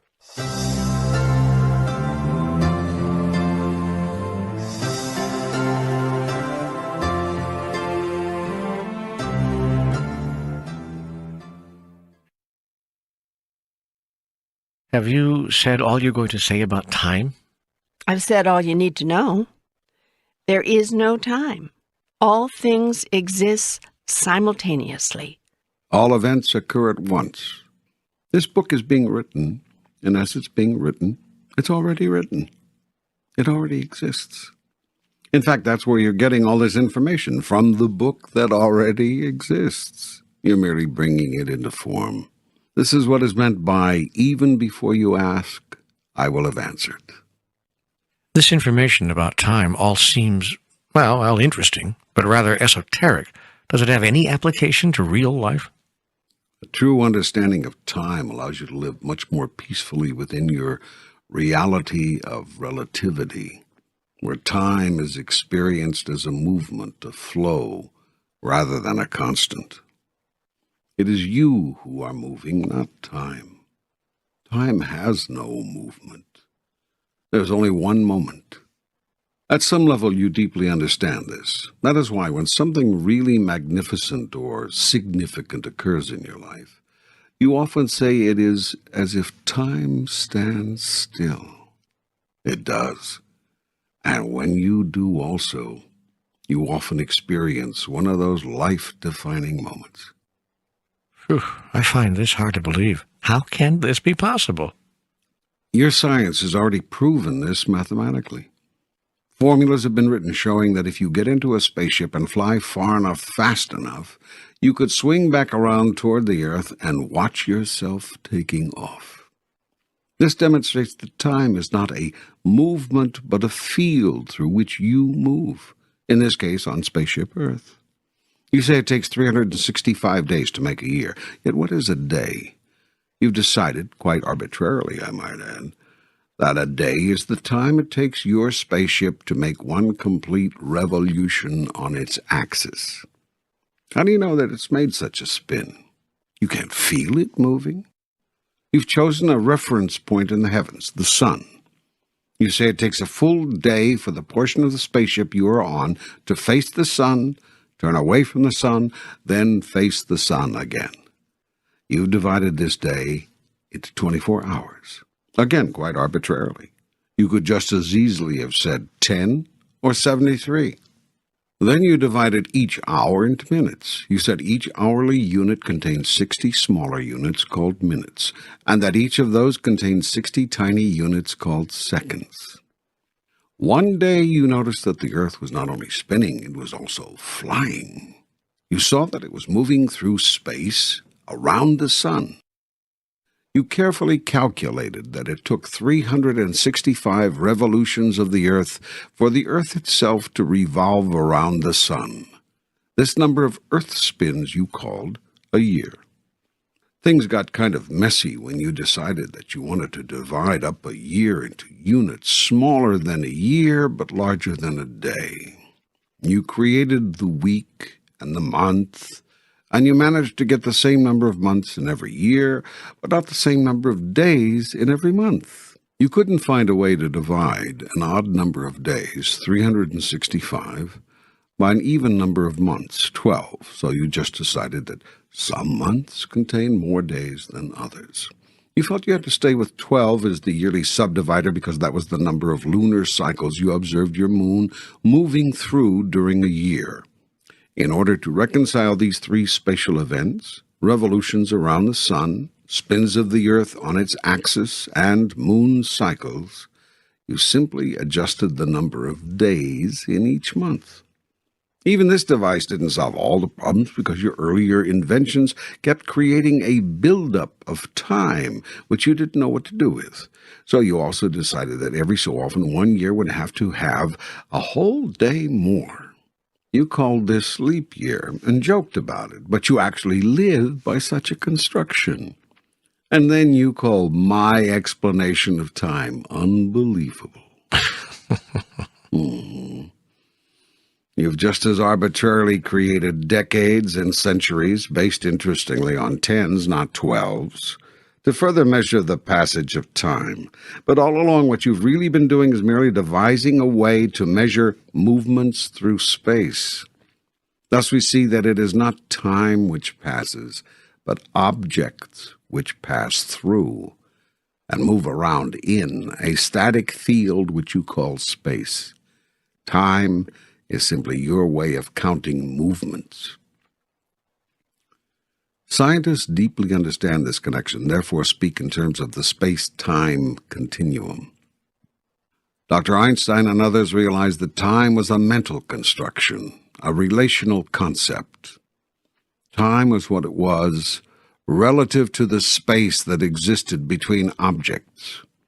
If the universe is expanding, which it is, then it takes longer for the Earth to revolve around the sun today than it did 1 billion years ago. There's more space to cover. Thus it took more minutes, hours, days, weeks, months, years, decades, and centuries for all these cyclical events to occur recently than it did in 1492. When is a day not a day? When is a year not a year? Your new, highly sophisticated timing instruments now record this time discrepancy, and every year clocks around the world are adjusted to accommodate a universe that won't sit still. This is called Greenwich Mean Time, and it is mean because it makes a liar out of the universe. Einstein theorized that it wasn't time which was moving, but he who was moving through space at a given rate. All he had to do was change the amount of space between objects, or change the rate of speed with which he moved through space from one object to another to alter time. It was his general theory of relativity which expanded your modern-day understanding of the correlation between time and space. You now maybe can understand why, if you make a long journey through space and return, you may have aged only 10 years, while your friends on Earth will have aged 30. The farther you go, the more you will warp the space-time continuum, and the less your chances when you land of finding alive on the Earth anyone who was there when you left. However, if scientists on Earth in some future time developed a way to propel themselves faster, they could cheat the universe and stay in sync with real time on Earth, returning to find that the same time had passed on Earth as had passed on the spaceship. Obviously, if even more propulsion were available, one could return to the Earth before one took off. That is to say, time on Earth would pass more slowly than time on the spaceship. You could come back in 10 of your years, and the Earth would have aged only 4. Increase the speed, And 10 years in space might mean 10 minutes on Earth. Now, come across a fold in the fabric of space. Einstein and others believed such folds exist, and they were correct. And you are suddenly propelled across space in one infinitesimal moment. Could such a time-space phenomenon literally fling you back into time?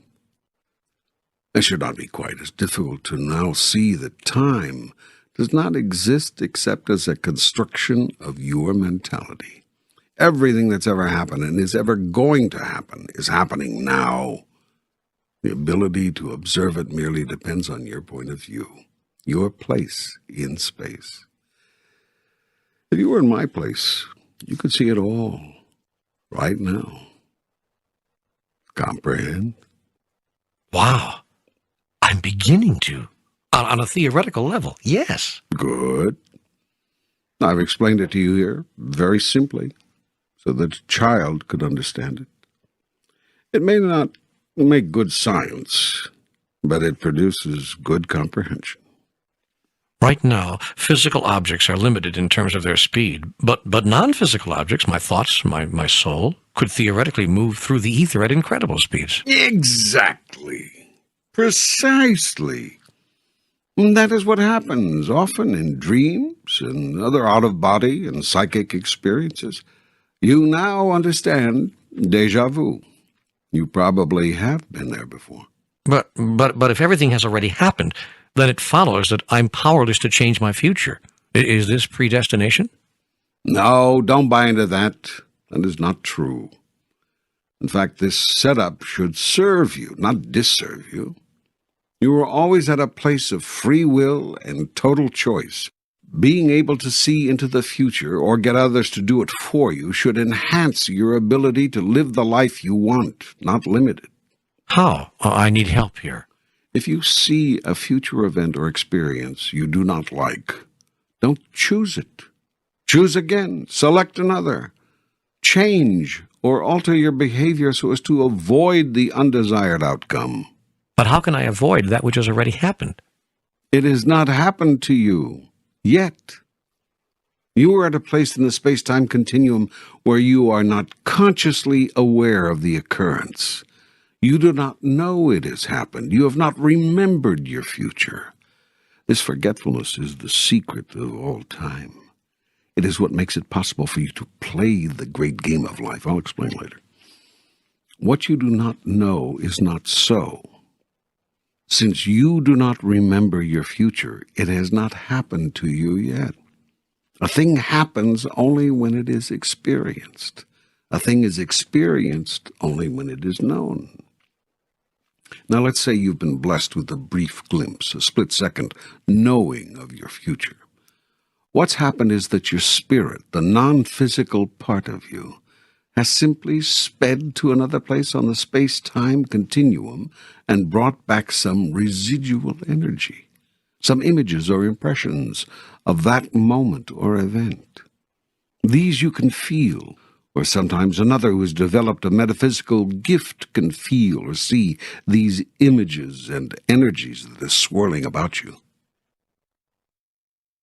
If you don't like what you sense about your future, step away from that. Just step away from it. In that instant, you change your experience, and every one of you breathes a sigh of relief. Whoa, wait a minute, whoa.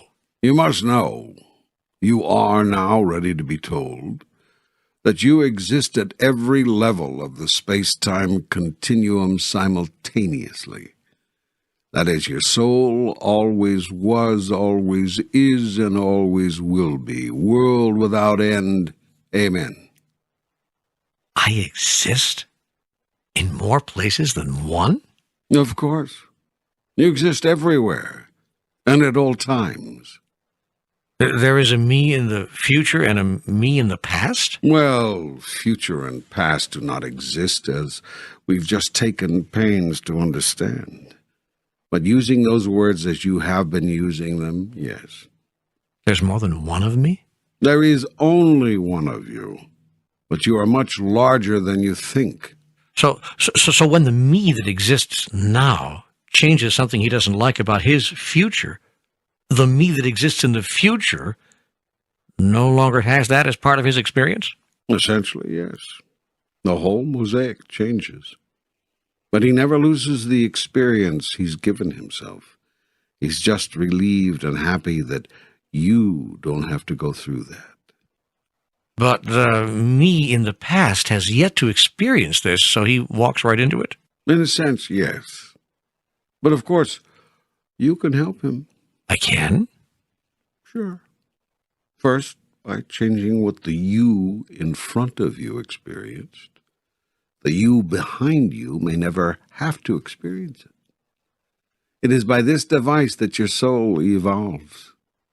In the same way, the future you got help from his own future self, thus helping you avoid what he did not. Did you follow that? Yeah. And it's intriguing.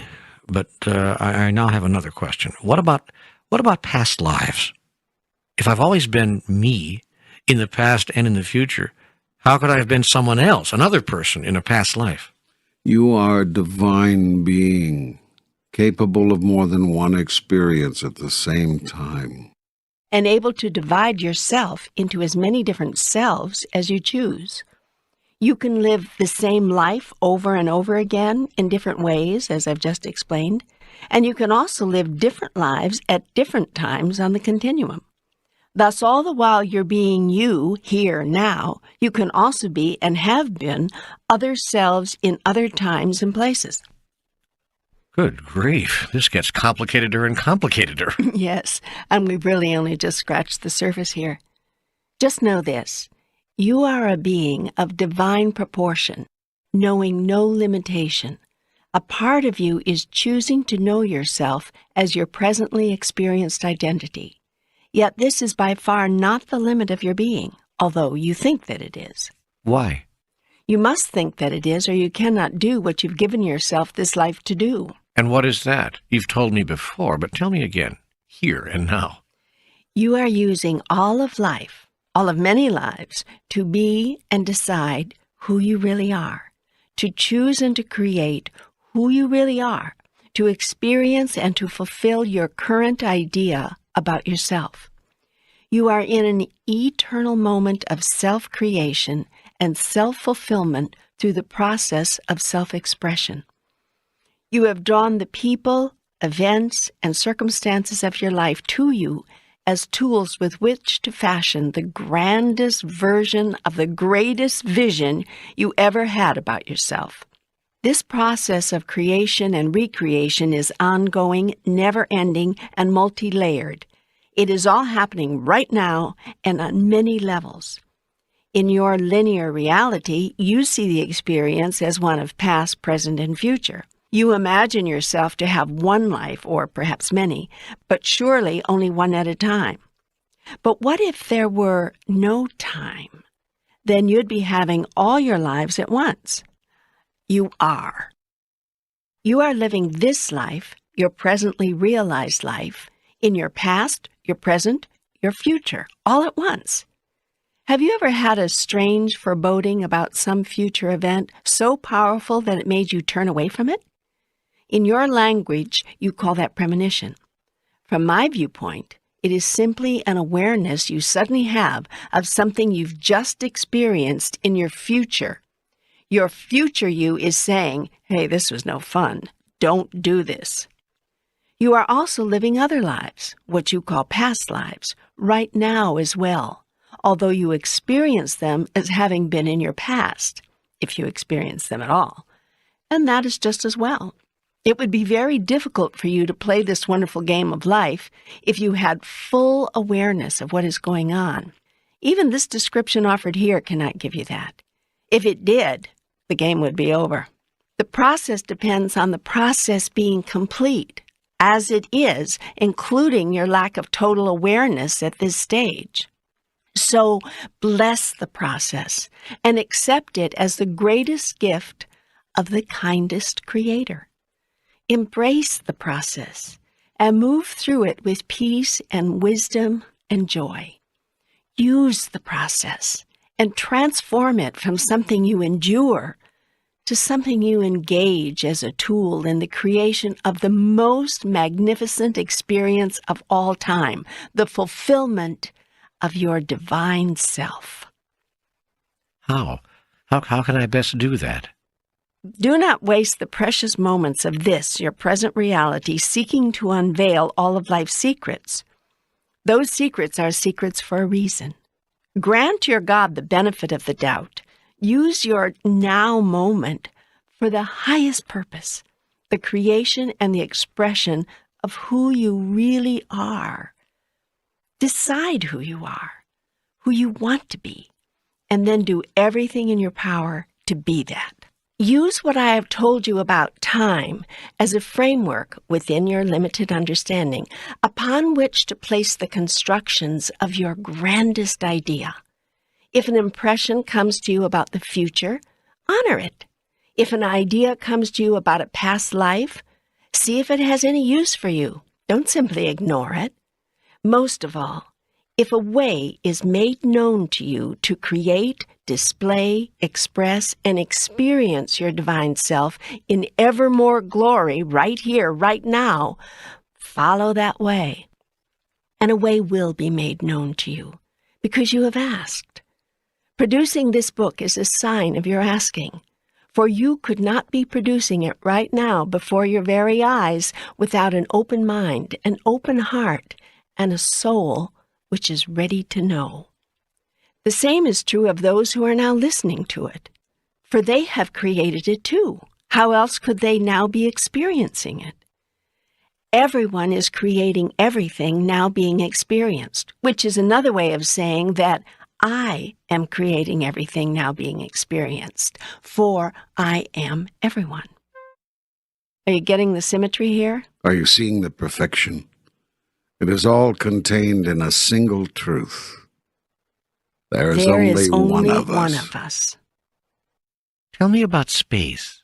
Space is time demonstrated. In truth, there is no such thing as space, pure, empty space with nothing in it. Everything is something. Even the emptiest space is filled with vapors so thin, so stretched out over infinite areas that they seem to not be there. Then after the vapors are gone, there is energy, pure energy. This manifests as vibration, oscillations, movements of the all at a particular frequency.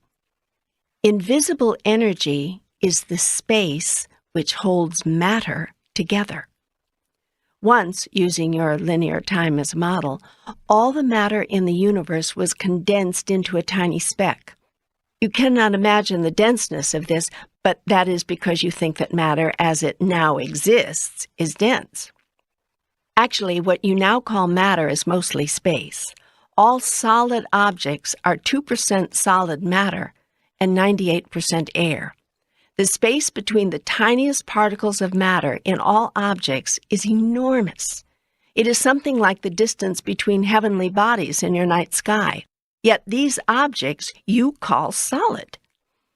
At one point, the entire universe actually was solid. There was virtually no space between the particles of matter. All the matter had the space taken out of it. And with the enormous space gone, that matter filled an area smaller than the head of a pin. There was actually a time before that time when there was no matter at all, just the purest form of highest vibration energy, which you would call antimatter. This was the time, before the physical universe as you know it existed. Nothing existed as matter. Some people conceive of this as paradise or heaven because nothing was the matter. It's no accident that today in your language, when you suspect something is wrong, you say, "What's the matter?"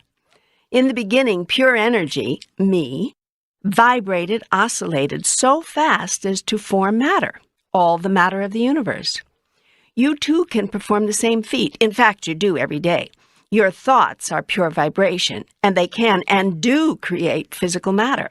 If enough of you hold the same thought, you can impact, even create portions of your physical universe. Is the universe now expanding? At a rate of speed you can't imagine. Will it expand forever? No, there will come a time when the energies driving the expansion will dissipate, and the energies holding things together will take over, pulling everything back together again. You mean the universe will contract? Yes, everything will quite literally fall into place, and you'll have paradise again. No matter, pure energy. In other words, me. In the end, it'll all come back to me. That is the origin of your phrase, it all comes down to this. But that means that we will no longer exist. Not in physical form, but you will always exist. You cannot not exist. You are that which is. What will happen after the universe collapses? The whole process will start all over again. There will be another so-called Big Bang, and another universe will be born. It will expand and contract, and then it will do the same thing all over again and again and again, forever and ever, world without end. This is the breathing in and breathing out of God. Well, this is all, again, very interesting, but it has very little to do with my everyday life. As I said before, spending an inordinate amount of time trying to unravel the deepest mysteries of the universe is probably not the most efficient use of your life. Yet there are benefits to be gained from these simple layman's allegories and descriptions of the larger process. Like what? Like understanding that all things are cyclical. Including life itself. Understanding about the life of the universe will help you to understand about the life of the universe inside you. Life moves in cycles. Everything is cyclical. Everything. When you understand this, you become more able to enjoy the process, not merely endure it. All things move cyclically. There's a natural rhythm to life, and everything moves to that rhythm. Everything goes with that flow. Thus it is written, for everything there is a season and a time for every purpose under heaven. Wise is the one who understands this. Clever is the one who uses it. Few people understand the rhythms of life more than women. Women live their whole lives by rhythm. They are in rhythm with life itself. Women are more able to go with the flow than men. Men want to push, pull, resist, direct the flow. Women experience it, then mold with it to produce harmony. A woman hears the melody of flowers in the wind. She sees the beauty of the unseen. She feels the tugs and pulls and urges of life. She knows when it is time to run and time to rest, time to laugh and time to cry, time to hold on and time to let go. Most women leave their bodies gracefully. Most men fight the departure. Women treat their bodies more gracefully when they are in them, too. Men treat their bodies horribly. That is the same way they treat life. Of course, there are exceptions to every rule. I'm speaking here in generalities. I'm speaking of how things have been until now. I'm speaking in the broadest terms. But if you look at life, if you admit to yourself what you are seeing, have seen, if you acknowledge what is so, you may find truth in this generality. Yet that makes me feel sad, That makes me feel as though women are somehow superior beings, that they have more of the right stuff than men. Part of the glorious rhythm of life is the yin and the yang. One aspect of being is not more perfect or better than another. Both aspects are simply and wonderfully that aspect. Men obviously embody other reflections of divinity which women eye with equal envy. Yet it has been said that being a man is your testing ground or your probation. When you have been a man long enough, when you have suffered enough through your own foolishness, when you have inflicted enough pain through the calamities of your own creation, when you have hurt others enough to stop your own behaviors, to replace aggression with reason, contempt with compassion, always winning with no one losing, then you may become a woman. When you have learned that might is not right, that strength is not power over, but power with, that absolute power demands of others absolutely nothing, when you understand these things, then you may deserve to wear a woman's body, for you will at last have understood her essence. Then a woman is better than a man. No, not better. Different. It is you making that judgment. There is no such thing as better or worse in objective reality. There is only what is and what you wish to be. Hot is no better than cold. Up no better than down, a point I've made before. Hence, female is no better than male. It just is what it is, just as you are what you are. Yet none of you are restricted, more limited. You can be what you wish to be, choose what you wish to experience, in this lifetime or the next after that, just as you did in the lifetime before. Each of you is always a choice. Each of you is made up of all of it. There is male and female in each of you. Express and experience that aspect of you which it pleases you to express and experience. Yet know that it is all open to each of you. I don't want to get off onto other topics here. I just want to stay with this male-female paradigm for a while longer. You promised to discuss in much more detail the whole sexual aspect of this duality. Yes, I think it is time that we talk to you and I about sex. Why did you create two sexes? Was this the only way you could figure for us to recreate? How should we deal with this incredible experience called sexuality? Not with shame, that's for sure, and not with guilt, and not with fear. For shame is not virtue, and guilt is not goodness, and fear is not honor. And not with lust, for lust is not passion, and not with abandon, for abandon is not freedom, and not with aggressiveness, for aggressiveness is not eagerness, and obviously not with ideas of control or power or domination, for these have nothing to do with love. But may sex be used for purposes of simple personal gratification? The surprising answer is yes, because personal gratification is just another word for self-love. Personal gratification has gotten a bad rap through the years, which is the main reason so much guilt is attached to sex.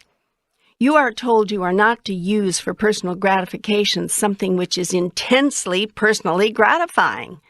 This obvious contradiction is apparent to you, but you don't know where to go with the conclusion. So you decide that if you feel guilty about how good you feel during and after sex, that will at least make it all right. It's not unlike the famous singer you all know, whom I will not name here, who receives millions of dollars for singing her songs. Asked to comment on her incredible success and the riches it has brought her, she said, "I feel almost guilty because I love doing this so much." The implication is clear. If it's something you love doing, you should not also be rewarded additionally with money. Most people earn money by doing something they hate, or something that is at least hard work, not endless joy. So the world's message is, if you feel negatively about it, then you can enjoy it. Guilt is often used by you in your attempt to feel bad about something you feel good about, and thus reconcile yourself with God, who you think does not want you to feel good about anything. You are especially not to feel good about joys of the body, and absolutely not about, as your grandmother used to whisper, sex. Well, the good news is it's all right to love sex. It's also all right to love yourself. In fact, it's mandatory. What does not serve you is to become addicted to sex or anything else. But it is okay to fall in love with it. Practice saying this 10 times each day. I love sex. Practice saying this 10 times. I love money. Now, you want a really tough one? Try saying this 10 times. I love me. Here are some other things you are not supposed to love. Practice loving them. Power, glory, fame, success, winning. You want some more? Try these. You should really feel guilty if you love these. The adulation of others. Being better. Having more. Knowing how. Knowing why. Had enough? Wait, here's the ultimate guilt. You should feel the ultimate guilt if you feel that you know God. Isn't that interesting? All through your life, you have been made to feel guilty about the things you want most. Yet I tell you this, love, love, love the things you desire, for your love of them draws them to you. These things are the stuff of life. When you love them, you love life. When you declare that you desire them, you announce that you choose all the good that life has to offer. So choose sex, all the sex you can get. And choose power, all the power you can muster. And choose fame, all the fame you can attain. And choose success, all the success you can achieve. And choose winning, all the winning you can experience. Yet do not choose sex instead of love, but as a celebration of it. And do not choose power over, but power with. And do not choose fame as an end in itself, but as a means to a larger end. And do not choose success at the expense of others, but as a tool with which to assist others. And do not choose winning at any cost, but winning that costs others nothing, and even brings them gain as well. Go ahead and choose the adulation of others, but see all others as beings upon which you can shower adulation, and do it. Go ahead and choose being better, but not better than others, rather better than you were before. Go ahead and choose having more, but only so that you have more to give. And yes, choose knowing how and knowing why, so that you can share all knowledge with others. And by all means, choose to know God. In fact, choose this first, and all else will follow. All of your life you have been taught that it is better to give than to receive, yet you cannot give what you do not have. That is why self-gratification is so important, and why it is so unfortunate that it has come to sound so ugly. Obviously, self-gratification at the expense of others is not what we're talking about here. This is not about ignoring the needs of others. Yet life should also not have to be about ignoring your own needs. Give yourself abundant pleasure, and you will have abundant pleasure to give others. The masters of tantric sex know this. That's why they encourage masturbation, which some of you actually call a sin. Masturbation? Oh boy, you've really stretched the limit here. How can you bring up something like that? How can you even say it in a message that's supposed to be coming from God? I see. You have a judgment about masturbation. Well, I don't, but a lot of people might. And I thought you said we were producing this program for others to hear. We are. Then why are you deliberately offending them? I am not deliberately offending anyone. People are free to be offended or not as they choose. Yet, do you really think it's going to be possible for us to candidly and openly talk about human sexuality without someone choosing to be offended? No, but there's such a thing as going too far. I don't think most people are ready to hear God talk about masturbation. If this program is to be limited to what most people are ready to hear God talk about, it's going to be a very short program. Most people are never ready to hear what God talks about when God is talking about it. They usually wait 2,000 years. All right, go ahead. We've all gotten over our initial shock. Good.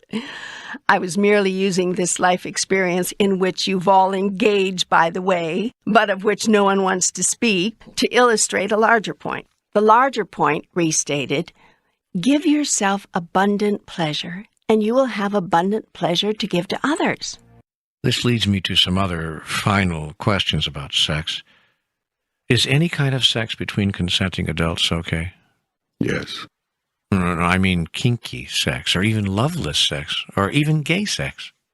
First, let's be once again clear that nothing is disapproved of by God. I do not sit here in judgment, calling one action good and another evil. Now, within the context of what serves you or disserves you on your path of evolution, only you can decide that. There's a broad-based guideline, however, upon which most evolved souls have agreed. No action which causes hurt to another leads to rapid evolution. There's a second guideline as well.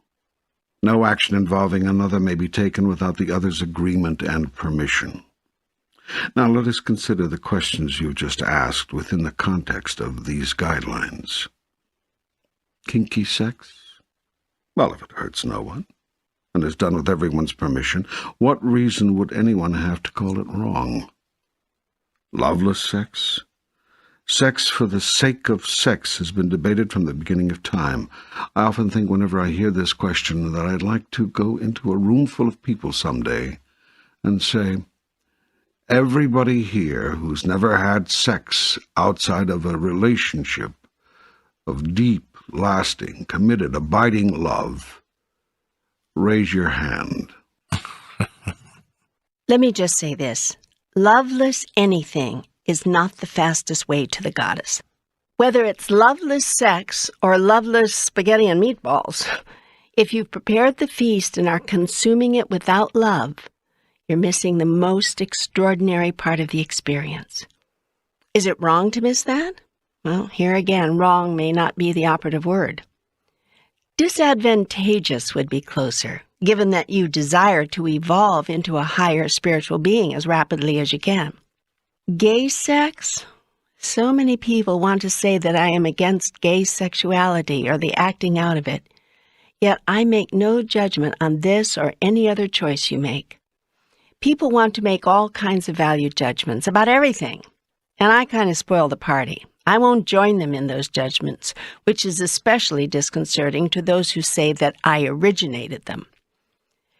I do observe this. There was once a time when people thought that marriage between people of differing races was not only inadvisable, but against the law of God. Amazingly, some people still think this. They pointed to their Bible as their authority, even as they do for their authority on questions surrounding homosexuality. You mean it is okay for people of differing races to join together in marriage? The question is absurd, but not nearly as absurd as some people's certainty that the answer is no.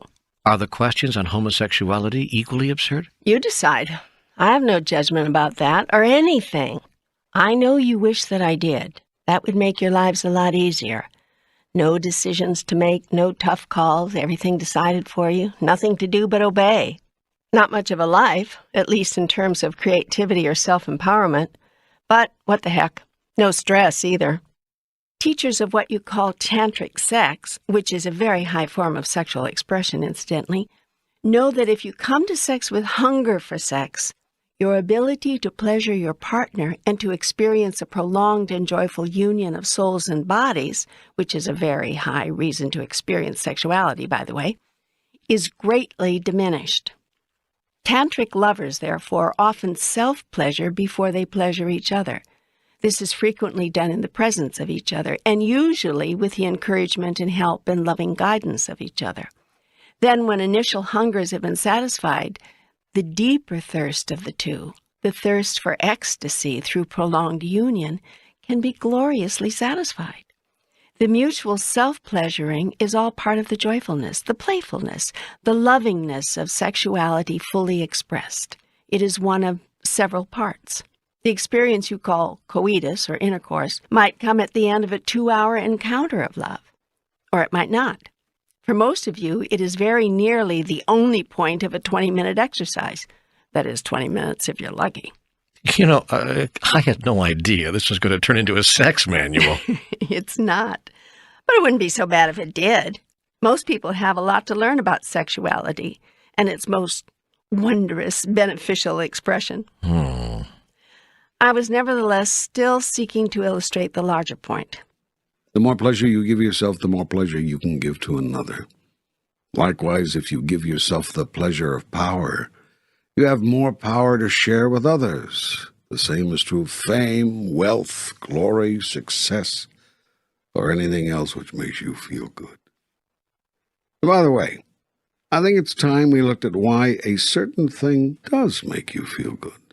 Okay, I give up. Why? Feeling good is the soul's way of shouting, "This is who I am." Have you ever been in a classroom where the teacher was taking attendance, calling the roll, and when your name was called, you had to say, "Here"? Yeah, yes. Well, feeling good is the soul's way of saying here. Now, a lot of people are ridiculing this whole idea of doing what feels good. They say this is the road to hell, yet I say it is the road to heaven. Much depends, of course, on what you say feels good. In other words, what kinds of experiences feel good to you. Yet I tell you this, no kind of evolution ever took place through denial. If you are to evolve, it will not be because you've been able to successfully deny yourself the things that you know feel good, but because you've granted yourself these pleasures and found something even greater. For how can you know that something is greater if you've never tasted the lesser? Religion would have you take its word for it. That is why all religions ultimately fail. Spirituality, on the other hand, will always succeed. Religion asks you to learn from the experience of others. Spirituality urges you to seek your own. Religion cannot stand spirituality, cannot abide it. Spirituality may bring you to a different conclusion than a particular religion, and this no known religion can tolerate. Religion encourages you to explore the thoughts of others and accept them as your own. Spirituality invites you to toss away the thoughts of others and come up with your own. Feeling good is your way of telling yourself that your last thought was truth, that your last word was wisdom, that your last action was love. To notice how far you have progressed, to measure how highly you have evolved, to simply look to see what makes you feel good. And don't seek to force your evolution, to evolve further, faster, by denying what feels good or stepping away from it. Self-denial is self-destruction. Yet also know this, self-regulation is not self-denial. Regulating one's behavior is an active choice to do or not do something based on one's decision regarding who they are. If you declare that you are a person who respects the rights of others, a decision not to steal or rob from them, not to rape and plunder, is hardly self-denial. It is self-declaration. That is why it is said that the measure of how far one has evolved is what makes one feel good. If acting irresponsibly, if behaving in a way which you know might damage others or cause hardship or pain is what makes you feel good, then you have not evolved very far. Awareness is the key here, and it is the task of the elders in your families and communities to create and spread this awareness among the young. It is likewise the job of God's messengers to increase awareness among all peoples, so that they may understand that what is done to or for one is done to or for all, because we are all one. When you come from we are all one, it is virtually impossible to find that hurting another feels good. So-called irresponsible behavior vanishes. It is within these parameters that evolving beings seek to experience life. It is within these parameters that I say, grant yourself permission to have all that life has to offer, and you will discover it has more to offer than you've ever imagined. You are what you experience.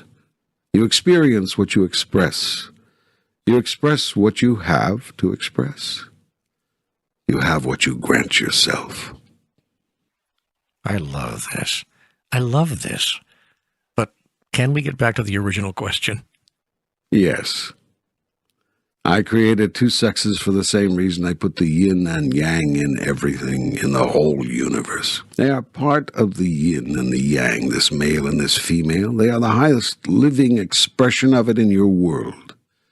They are the yin and the yang in form, in one of many physical forms. The yin and yang, the here and the there, the this and the that, the up and the down, the hot and the cold, the big and the small, the fast and the slow, the matter and the antimatter. All of it is necessary for you to experience life as you know it. How may we best use this thing called sexual energy? Lovingly, Openly, playfully, joyfully, outrageously, passionately, sacredly, romantically, humorously, spontaneously, touchingly, creatively, unabashedly, sensually, and of course, Frequently. There are those who say that the only legitimate purpose of human sexuality is procreation. Rubbish. Procreation is the happy after effect, not the logical forethought of most human sexual experience. The idea that sex is only to make babies is naive. And the corollary thought that sex should therefore stop when the last child is conceived is worse than naive. It violates human nature, and that is the nature I gave you. Sexual expression is the inevitable result of an eternal process of attraction and rhythmic energy flow, which fuels all of life. I have built into all things an energy that transmits its signal throughout the universe. Every person, animal, plant, rock, tree, every physical thing sends out energy like a radio transmitter. You are sending off energy, emitting energy right now, from the center of your being in all directions. This energy, which is you, moves outward in wave patterns. The energy leaves you, moves through walls, over mountains, past the moon, and into forever. It never, ever stops. Every thought you've ever had colors this energy. When you think of someone, if that person is sensitive enough, he or she can feel it. Every word you've ever spoken shapes it. Everything you've ever done affects it. The vibration, the rate of speed, the wavelength, the frequency of your emanations shift and change constantly with your thoughts, moods, feelings, words, and actions. You've heard the saying, sending off good vibes, and it's true. That's very accurate. Now every other person is naturally doing the same thing, and so the ether, the air between you, is filled with energy. A matrix of intertwining, interwoven personal vibes that form a tapestry more complex than you could ever imagine. This weave is the combined energy field within which you live. It is powerful and affects everything, including you. You then send out newly created vibes, impacted as you are by the incoming vibes to which you are being subjected, and these in turn add to and shift the matrix, which in turn affects the energy field of everybody else, which impacts the vibes they send off, which impacts the matrix, which impacts you, and so forth. Now you may think this is all just fanciful illusion, but have you ever walked into a room where the air was so thick you could cut it with a knife? Or have you ever heard of two scientists working on the same problem at the same time, on opposite sides of the globe, each working on the problem without the other's knowledge, and each suddenly coming up with the same solution simultaneously and independently? These are common occurrences, and some of the more obvious manifestations of the matrix. The matrix, the combined current energy field within any given parameter, is a powerful vibe. It can directly impact, affect, and create physical objects and events. Wherever two or more are gathered in my name. Your popular psychology has termed this energy matrix the collective consciousness. It can and does affect everything on your planet. The prospects of war and the chances for peace, geophysical upheaval or a planet becalmed, widespread illness or worldwide wellness, all is the result of consciousness.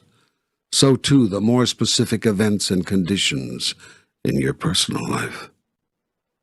That's fascinating. Fascinating. But, what does it have to do with sex? Well, Patience, I'm getting to that. all the world is exchanging energy all the time. Your energy is pushing out, touching everything else. Everything and everyone else is touching you.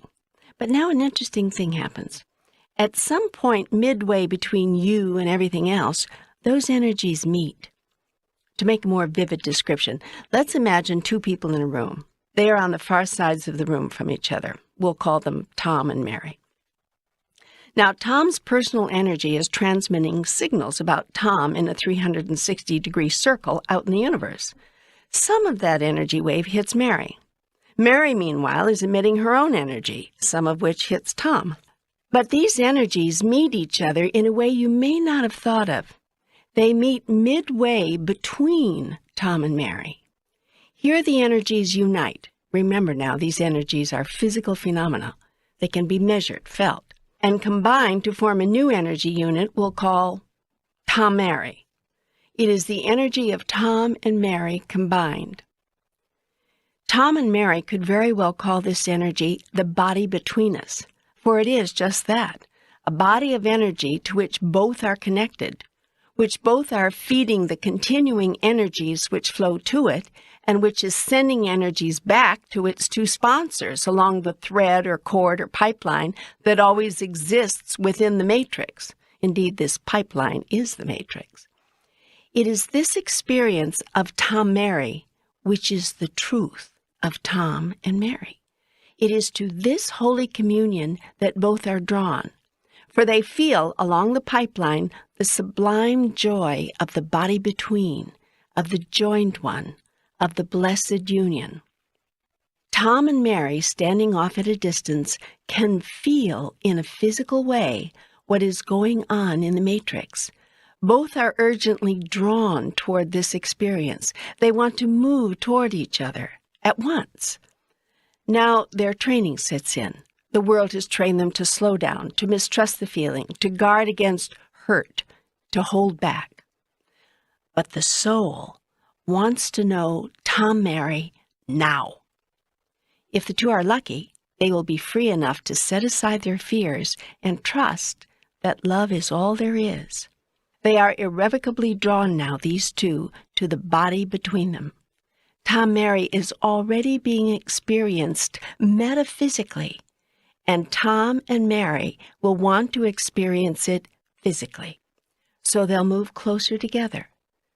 Not to get to each other. It looks that way to the casual observer, but they are each trying to get to Tom-Mary. They are trying to reach that place of divine union which already exists between them, the place where they already know they are one and what it is like to be one. So they move toward this feeling they are experiencing, and as they close the gap between them, as they shorten the cord, the energy they are both sending to Tom-Mary travels a shorter distance and is thus more intense. They move closer still. The shorter the distance, the greater the intensity. They move closer still. Once more, the intensity increases. Now they stand just a few feet apart. The body between them is glowing hot, vibrating with terrific speed. The connection to and from Tom-Mary is thicker, wider, brighter, burning with the transfer of incredible energy. The two are said to be burning with desire. They are. They move closer still. Now they touch. The sensation is almost unbearable, exquisite. They feel at the point of their touch all the energy of Tom-Mary, all the compacted, intensely unified substance of their combined being. If you open yourself to your greatest sensitivity, you'll be able to feel this subtle, sublime energy as a tingling when you touch. Sometimes the tingling will run right through you, or as heat at the point of your touch, heat which you may also suddenly feel throughout your body, but concentrated deeply within your lower chakra or energy center. It will burn there especially intensely, and Tom and Mary will now be said to have the hots for each other. Now the two embrace, and they close the gap even further, with Tom, Mary, and Tom-Mary all filling nearly the same space. Tom and Mary can feel Tom-Mary between them, and they want to get even closer, to literally meld with Tom-Mary, to become Tom-Mary in physical form. I have created in the male and female bodies a way to do that. At this moment, Tom and Mary's bodies are ready to do that. Tom's body is now ready to literally enter Mary. Mary's body is ready to literally receive Tom within her. The tingling, the burning, is now beyond intense. It is indescribable. The two physical bodies join. Tom, Mary, and Tom-Mary become one. In the flesh. Still the energies flow between them urgently, passionately. They heave, they move, they can't get enough of each other, can't get close enough together. They strive to get close, closer. They explode, literally, and their entire physical bodies convulse. The vibration sends ripples to their fingertips. In the explosion of their oneness, they have known the God and the Goddess, the Alpha and the Omega, the all and the nothing, the essence of life, the experience of that which is. There are physical chemistries as well. The two have become one. And a third entity often is created of the two in physical form. Thus, an outpicturing of Tom Mary is created. Flesh of their flesh, blood of their blood. They have literally created life. Have I not said that ye are gods? That is the most beautiful description of human sexuality I've ever heard. You see beauty where you desire to see it. You see ugliness where you are afraid to see beauty. It would amaze you to know how many people see what I've just said as ugly. No, it wouldn't. I've already seen how much fear and ugliness the world has placed around sex. But you do leave a lot of questions. I'm here to answer them, but allow me to go on with my narrative just a bit further before you start throwing them at me. Yes, please. This dance I've just described, this energy interaction I've explained, is occurring all the time in and with everything. Your energy, beamed from you like a golden light, is interacting constantly with everything and everyone else. The closer you are, the more intense the energy. The further away, the more subtle. Yet you are never totally disconnected from anything. There is a point between you and every other person, place, or thing which exists. It is here that two energies meet, forming a third, much less dense, but no less real energy unit. Everyone and everything on the planet and in the universe is emitting energy in every direction. This energy mixes with all other energies, crisscrossing in patterns of complexity beyond the ability of your most powerful computers to analyze. The crisscrossing, intermingling, intertwining energies racing between everything that you call physical is what holds physicality together. This is the matrix of which I have spoken. It is along this matrix that you send signals to each other, messages, meanings, healings, and other physical effects, created sometimes by individuals, but mostly by mass consciousness. These innumerable energies are, as I have explained, attracted to each other. This is called the law of attraction. In this law, like attracts like. Like thoughts attract like thoughts along the matrix. And when enough of these similar energies clump together, so to speak, their vibrations become heavier, they slow down, and some become matter. Thoughts do create physical form, and when many people are thinking the same thing, there is a very high likelihood their thoughts will form a reality. That is why "we'll pray for you" is such a powerful statement. There are enough testimonies to the effectiveness of unified prayer to fill a book. It is also true that unprayer-like thoughts can create effects. A worldwide consciousness of fear, for instance, or anger, or lack or insufficiency can create that experience across the globe or within a given locale where those collective ideas are strongest. The Earth nation you call the United States, for example, has long thought itself to be a nation under God, indivisible, with liberty and justice for all. It is not a coincidence that this nation rose to become the most prosperous on earth. It is also not surprising that this nation is gradually losing all that it has worked so hard to create. But this nation seems to have lost its vision. The terms under God, indivisible, meant just that. They expressed the universal truth of unity, oneness, a matrix very difficult to destroy. But the matrix has been weakened. Religious freedom has become religious righteousness, bordering on religious intolerance. Individual freedom has all but vanished as individual responsibility has disappeared. The notion of individual responsibility has been distorted to mean every man for himself. This is the new philosophy that imagines itself to be hearkening back to the early American tradition of rugged individualism. But the original sense of individual responsibility upon which the American vision and the American dream was based found its deepest meaning and its highest expression in the concept of brotherly love. What made America great was not that every man struggled for his own survival, but that every man accepted individual responsibility for the survival of all. America was a nation that would not turn its back on the hungry, would never say no to the needy, would open its arms to the weary and the homeless, and would share its abundance with the world. Yet as America became great, Americans became greedy. Not all, but many. And as time went on, more and more. As Americans saw how good it was possible to have it, they sought to have it even better. Yet there was only one way to have more and more and more. Someone else had to have less and less and less. As greed replaced greatness in the American character, there was less room for compassion for the least among the people. The less fortunate were told it was their own damned fault. They didn't have more. After all, America was the land of opportunity, was it not?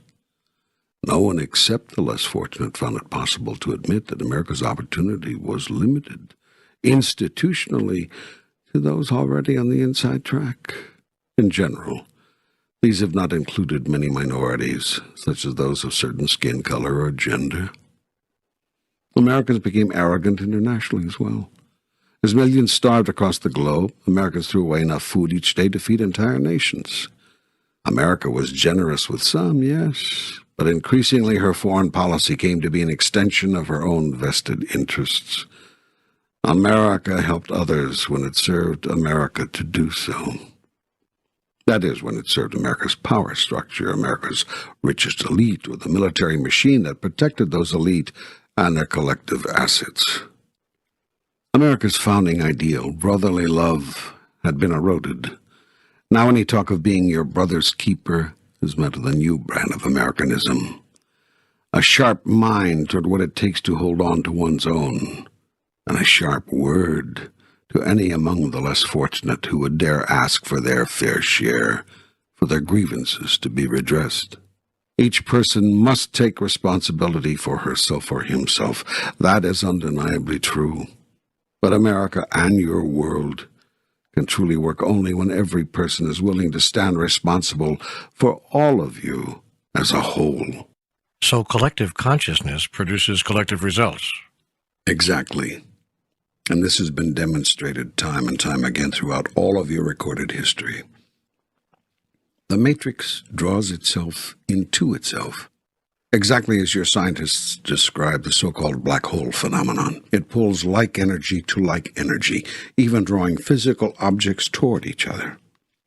Those objects must then repel each other, move away, or they will merge forever, in effect disappearing in their present form and taking on a new form. All beings of consciousness intuitively know this, so all beings of consciousness move away from the permanent melding in order to maintain their relationship to all other beings. If they did not, they would meld into all other beings and experience the oneness forever. This is the state from which we have come. Having moved away from this state, we are constantly re-attracted to it. This ebb and flow, to and fro movement is the basic rhythm of the universe and everything in it. This is sex, the synergistic energy exchange. You are constantly being attracted, compelled toward union with one another and with all that is in the matrix. Then, at the moment of unity, being repelled by conscious choice away from that unity. Your choice is to remain free of it so that you can experience it. For once you become part of that unity and remain there, you cannot know it as unity, since you no longer know separation. Put another way, for God to know itself as the all of it, God must know itself as not the all of it. In you and in every other energy unit of the universe, God knows itself as the parts of all, and thus gives itself the possibility of knowing itself as the all in its own experience. I can only experience what I am by experiencing what I am not. Yet I am what I am not. And so you see the divine dichotomy. Hence the statement, I am that I am. Now, as I said, this natural ebb and flow, this natural rhythm of the universe, typifies all of life, including the very movements that create life in your reality. Toward each other you are compelled, as if by some urgent force, only to pull away and separate, only to urgently push toward each other again, once more to separate, and again to hungrily, passionately, urgently seek total union. Together, apart, together, apart, together, apart, your bodies dance in a movement so basic, so instinctual, that you have very little conscious awareness of deliberate action. At some point, you shift into automatic. No one needs to tell your bodies what to do. They simply do it with the urgency of all of life. This is life itself, expressing itself as life itself. And this is life itself producing new life in the bosom of its own experience. All of life works on such a rhythm. All of life is the rhythm. And so, all of life is imbued with the gentle rhythm of God, what you call the cycles of life. Food grows in such cycles. Seasons come and go. Planets spin and circle. Suns explode and implode and explode again. Universes breathe in and breathe out. All of it happens, all of it, in cycles, in rhythms, in vibrations, matching the frequencies of God, Goddess, the All. For God is the All, and the Goddess is everything, and there is nothing else that is, and all that ever was is now, and ever shall be, is your world without end. Amen. The interesting thing about talking with you is that you always leave me with more questions than answers. Now I have questions about politics as well as sex. Some say they're the same thing, that in politics all you ever do is get... Wait a minute. You're not going to use an obscenity, are you? Well, yes, I thought I would shock you a little. Hey, cut it out. God isn't supposed to talk like that. Then why do you? Well, most of us don't. The hell you don't. Well, those people who are God-fearing don't. Oh, I see. You have to fear God in order not to offend him. And who says I am offended anyway by a simple word? Finally, don't you find it interesting that a word some of you use in the height of passion to describe great sex you also use as your highest insult? Does that tell you anything about the way you feel about sexuality? I think you've gotten confused. I don't think people use that term to describe a glorious, truly romantic sexual moment. Oh, really? Have you been in any bedrooms lately? No, have you? I am in all of them, all of the time. Well, that should make us all feel comfortable. What? Are you saying that you do things in your bedroom that you wouldn't do in front of God? Most people aren't comfortable with anyone watching, much less God. Yet in some cultures, Aboriginal, some Polynesian, lovemaking is done quite openly. Yes, well, most people haven't progressed to that level of freedom. In fact, they would consider such behavior regression to a primitive pagan state. These people you call pagans have an enormous respect for life. They know nothing of rape, and there are virtually no killings in their societies. Your society puts sex, a very natural, normal human function, under cover, then turns around and kills people right out in the open. That is the obscenity. You've made sex so dirty, shameful, taboo, that you're embarrassed to do it. Nonsense. Most people simply have a different, they might even say a higher, sense of propriety about sex. They consider it a private interacting, for some a sacred part of their relationship. Lack of privacy does not equal lack of sanctity. Most of humanity's most sacred rites are performed in public. Do not confuse privacy with sanctity. Most of your worst actions are done in private, and you save only your best behavior for public display. This is not an argument for public sex. It is merely a noting that privacy does not necessarily equal sanctity, nor does publicity rob you of it. As for propriety, that single word and the behavioral concept behind it have done more to inhibit men's and women's greatest joys than any other human construction, except the idea that God is punitive, which finished the job. Apparently you don't believe in propriety. The trouble with propriety is that someone has to set the standards. This means automatically that your behaviors are being limited, directed, dictated by someone else's idea of what should bring you joy. In matters of sexuality, as in all other matters, this can be more than limiting. It can be devastating.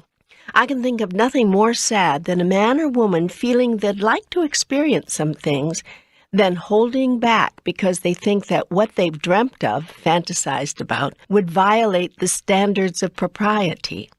Mind you, it's not something that they wouldn't do. It's just something that violates propriety.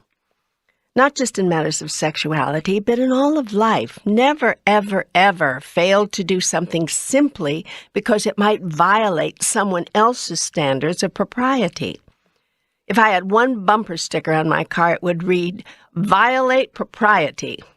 I would certainly put such a sign in every bedroom. But our sense of what's right and wrong is what holds society together. How can we cohabitate if we have no agreement on that? Propriety has nothing to do with your relative values of rightness or wrongness. You might all agree that it's wrong to kill a man, but is it wrong to run naked in the rain? You might all agree that it's wrong to take a neighbor's wife, but is it wrong to take your own wife?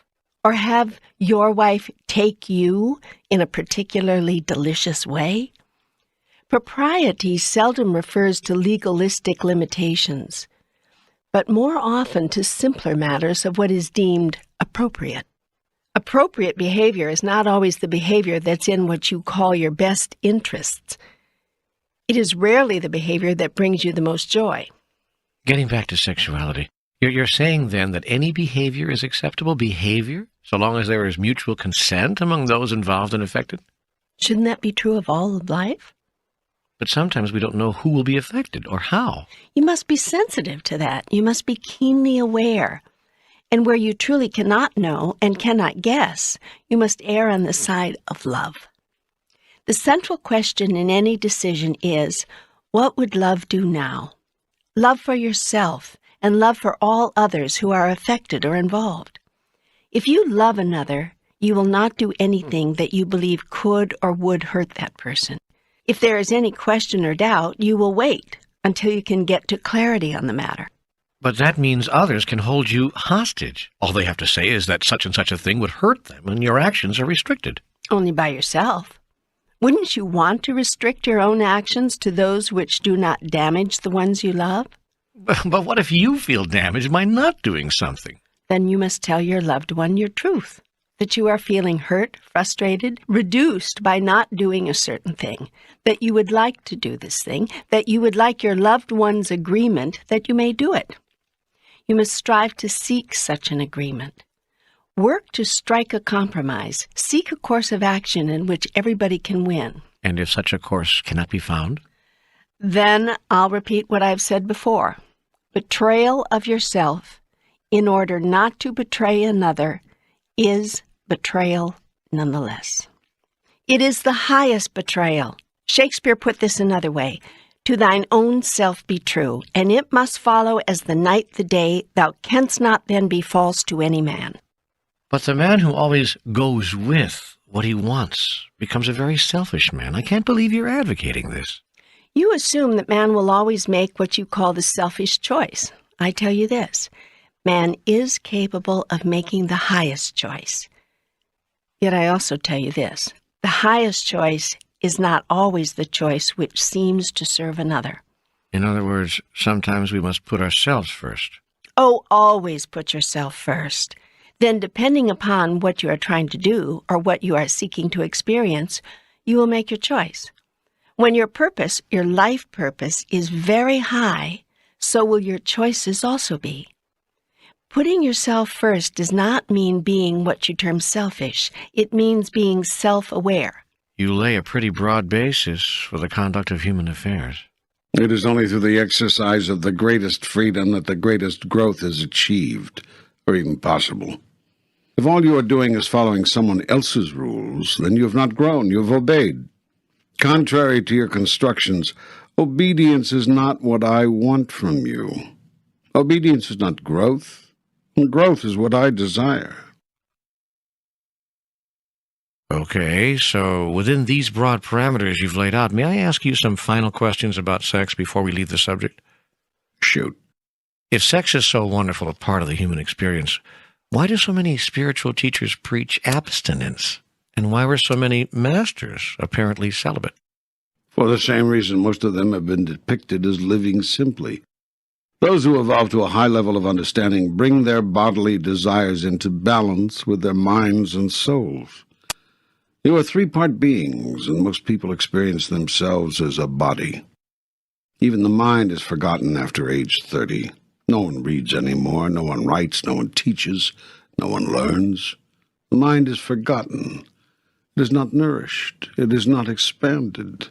No new input, the minimum output required. The mind is not fed. It is not awakened. It is lulled, dulled. You do everything you can to disengage it. Television, movies, pulp paperbacks, whatever you do, don't think, don't think, don't think. So most people live life on a body level. Feed the body, clothe the body, give the body stuff. Most people haven't read a good book. I mean a book from which they can learn something. In years. But they can tell you the entire television schedule for the week. There's something extraordinarily sad in that. The truth is, most people don't want to have to think. They elect leaders, they support governments, they adopt religions requiring no independent thought. Make it easy for me. Tell me what to do. Most people want that. Where do I sit? When do I stand? How should I salute? When do I pay? What do you wish me to do? What are the rules? Where are my boundaries? Tell me, tell me, tell me. I'll do it. Somebody just tell me. Then they get disgusted, disillusioned. They followed all the rules. They did as they were told. What went wrong? When did it turn sour? Why did it fall apart? It fell apart the moment you abandoned your mind, the greatest creative tool you ever had. It's time to make friends with your mind again. Be a companion to it. It's felt so alone. Be a nourisher of it. It's been so starved. Some of you, a small minority, have understood that you have a body and a mind. You've treated your mind well. Still, even among those of you who honor your mind and things of the mind, few have learned to use the mind at more than 1/10 its capacity. If you knew of what your mind is capable, you would never cease to partake of its wonders and its powers. And if you think the number of you who balance your life between your body and your mind is small, the number who see yourselves as three-part beings, body, mind, and spirit, is minuscule. Yet you are three-part beings. You are more than your body and more than a body with a mind. Are you nurturing your soul? Are you even noticing it? Are you healing it or hurting it? Are you growing or withering? Are you expanding or contracting? Is your soul as lonely as your mind? Is it even more neglected?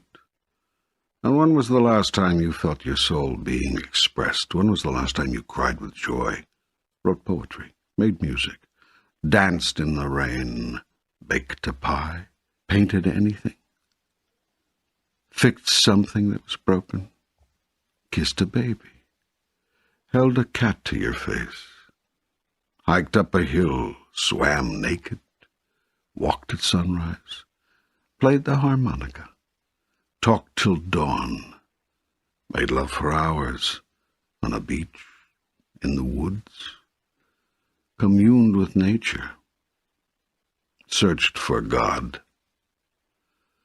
When was the last time you sat alone with the silence, traveling to the deepest part of your being? When was the last time you said hello to your soul? When you live as a single-faceted creature, you become deeply mired in matters of the body: money, sex, power, possessions, physical stimulations and satisfactions, security, fame, financial gain.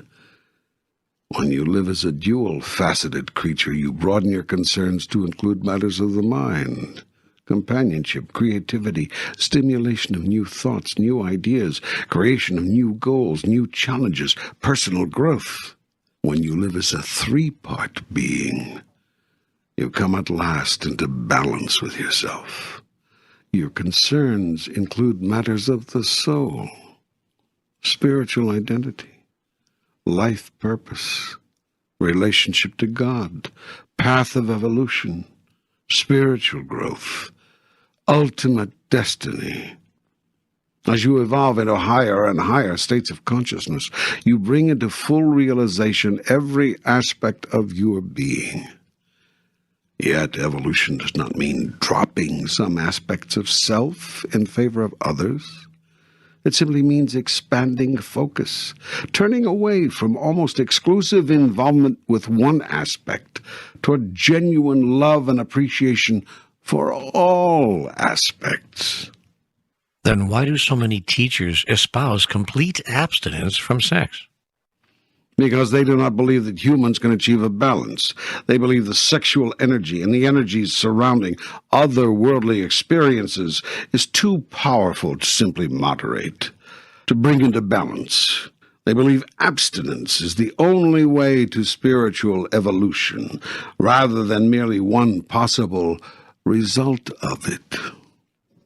Yet isn't it true that some beings who are highly evolved have given up sex?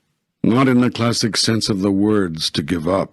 It is not a forced letting go of something you still want, but know is no good to have. It's more of a simple releasing, a movement away from, as one pushes oneself away from the second helping of dessert. Not because the dessert is no good, not even because it's no good for you, but simply because, wonderful as it was, you've had enough. When you can drop your involvement with sex for that reason, you may want to do so. Then again, you may not. You may never decide that you've had enough, and may always want this experience in balance with the other experiences of your beingness. That's okay. That's all right. The sexually active are no less qualified for enlightenment, no less spiritually evolved than the sexually inactive. What enlightenment and evolution do cause you to drop is your addiction to sex, your deep need to have the experience, your compulsive behaviors. So too your preoccupation with money, power, security, possessions, and other experiences of the body will vanish. Yet your genuine appreciation for them will not and should not. Appreciation for all of life is what honors the process I have created. Disdain for life or any of its joys, even the most basic physical ones, is disdain for me, the Creator. For when you call my creation unholy, what do you call me? Yet when you call my creation sacred, you sanctify your experience of it, and me as well. I tell you this, I have created nothing disdainful. And as your Shakespeare said, nothing is evil, lest thinking make it so. It seems such a pathetic question to have to ask. Why can't we love the members of our own family? You do love the members of your own family. You simply have a very limited view of who your family members are. You don't consider yourself part of the human family, and so the problems of the human family are not your own.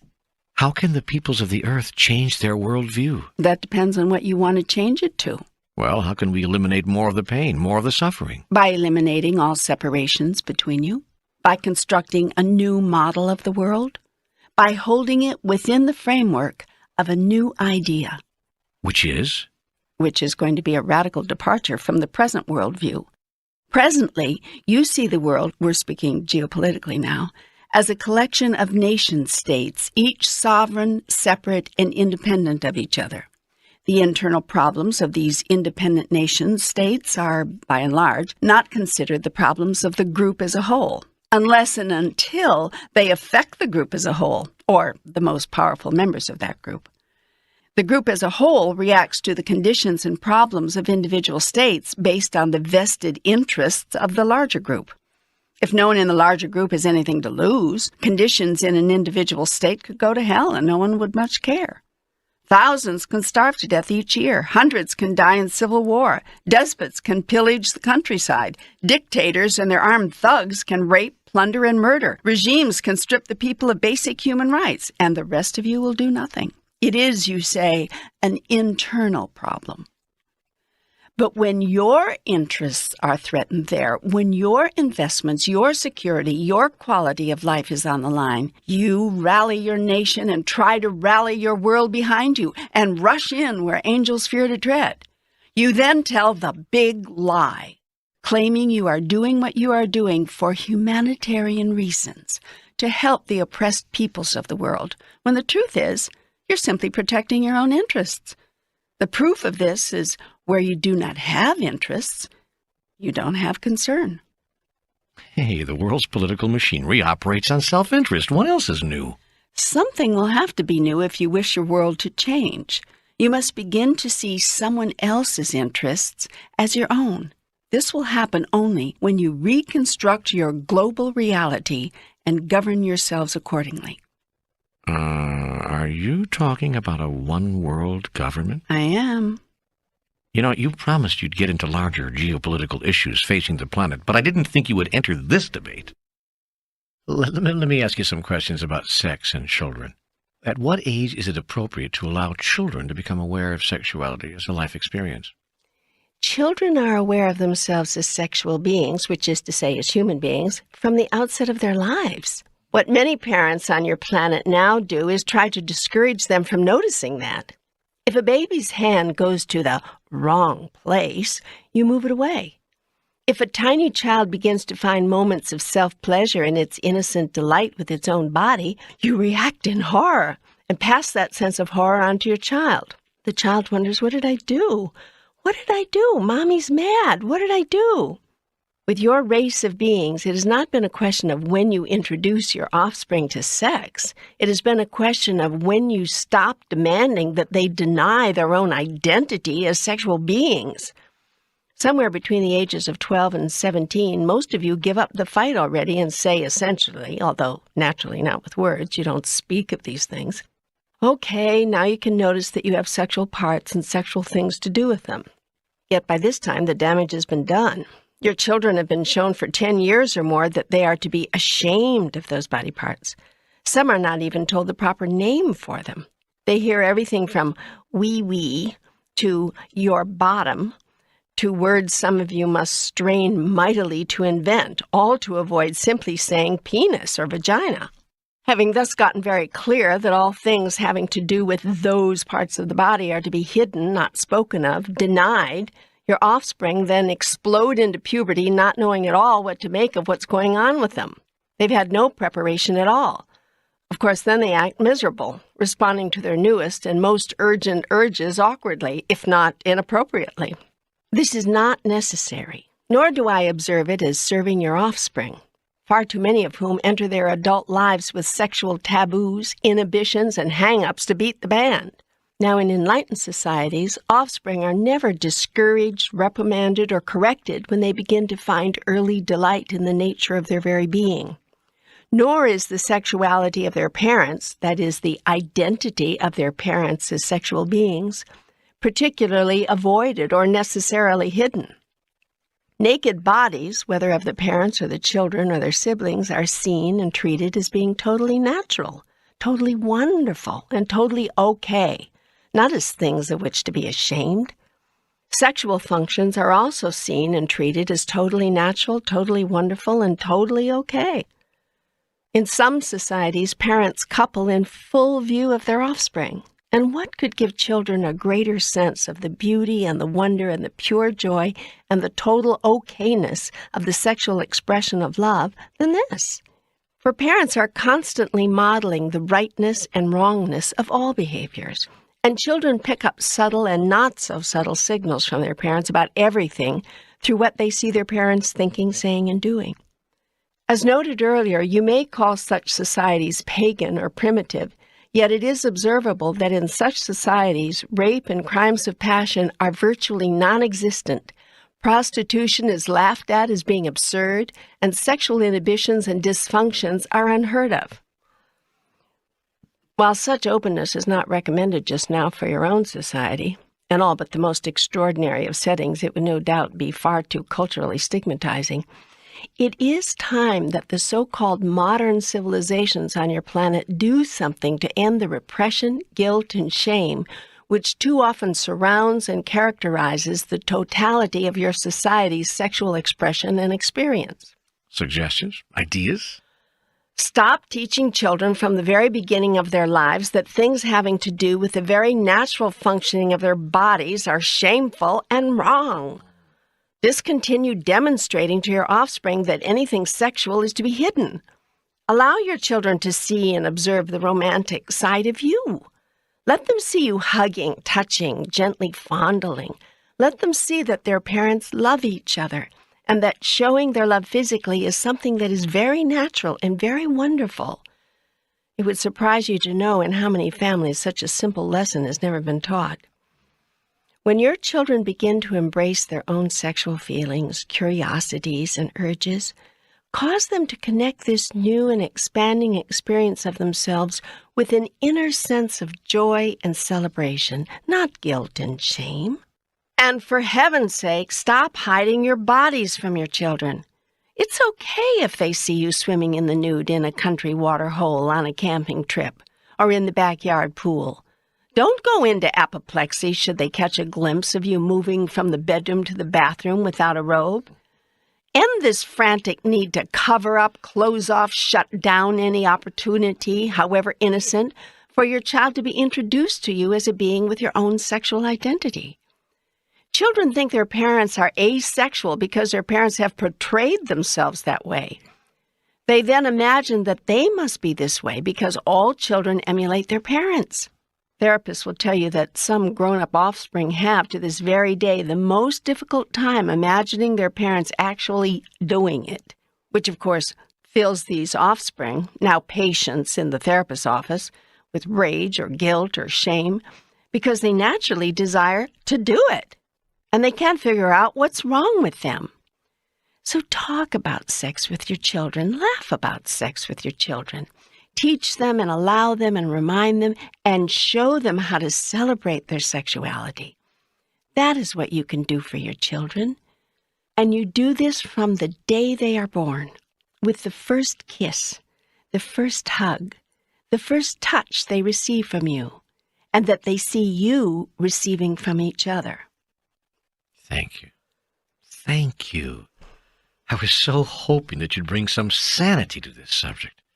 But one final question. When is it appropriate to specifically introduce or discuss or describe sexuality with your children? They will tell you when the time has come. Each child will make it clear unmistakably if you are really watching and listening. It comes in increments, actually. It arrives incrementally, and you will know the age-appropriate way of dealing with the incremental arrival of your child's sexuality if you are clear. If you are finished with your own unfinished business about all of this. How do we get to that place? Do what it takes. Enroll in a seminar, see a therapist, join a group, read a book, meditate on it. Discover each other. Most of all, discover each other as male and female again. Discover, revisit, regain, reclaim your own sexuality. Celebrate that. Enjoy that. Own that. Own your own joyful sexuality. and then you can allow and encourage your children to own theirs. Now, getting away from the consideration of children and moving back to the larger subject of human sexuality, I have to ask you one more question. And it may seem impertinent and it may seem flippant even, but I can't let this dialogue end without asking it. Well, stop apologizing and just ask it. Yes, all right. Well, is there such a thing as too much sex? No, of course not. But there is such a thing as too much of a need for sex. I suggest this. Enjoy everything. Need nothing. Including people? Including people. Especially people. Needing someone is the fastest way to kill a relationship. But we all like to feel needed. Then stop it. Like to feel unneeded instead. But the greatest gift you can give someone is the strength and the power not to need you for nothing. Okay, I'm ready to move on. You promised to talk about some of the larger aspects of life on Earth. And ever since your comments about life in the United States, I've wanted to talk more about all of this. Yes, good. I want to address some of the larger issues facing your planet, and there is no larger issue than the education of your offspring. We're not doing that well, are we? I can tell by the way you brought that up. Well, of course, everything is relative. Relative to what you say you are trying to do, no, you're not doing it well. I thought so. Everything I say here, everything I've included in this discussion so far and have caused to be placed in this document must be put into that context. I'm not making judgments of rightness or wrongness, goodness or badness. I simply make observations of your effectiveness relative to what you say you are trying to do.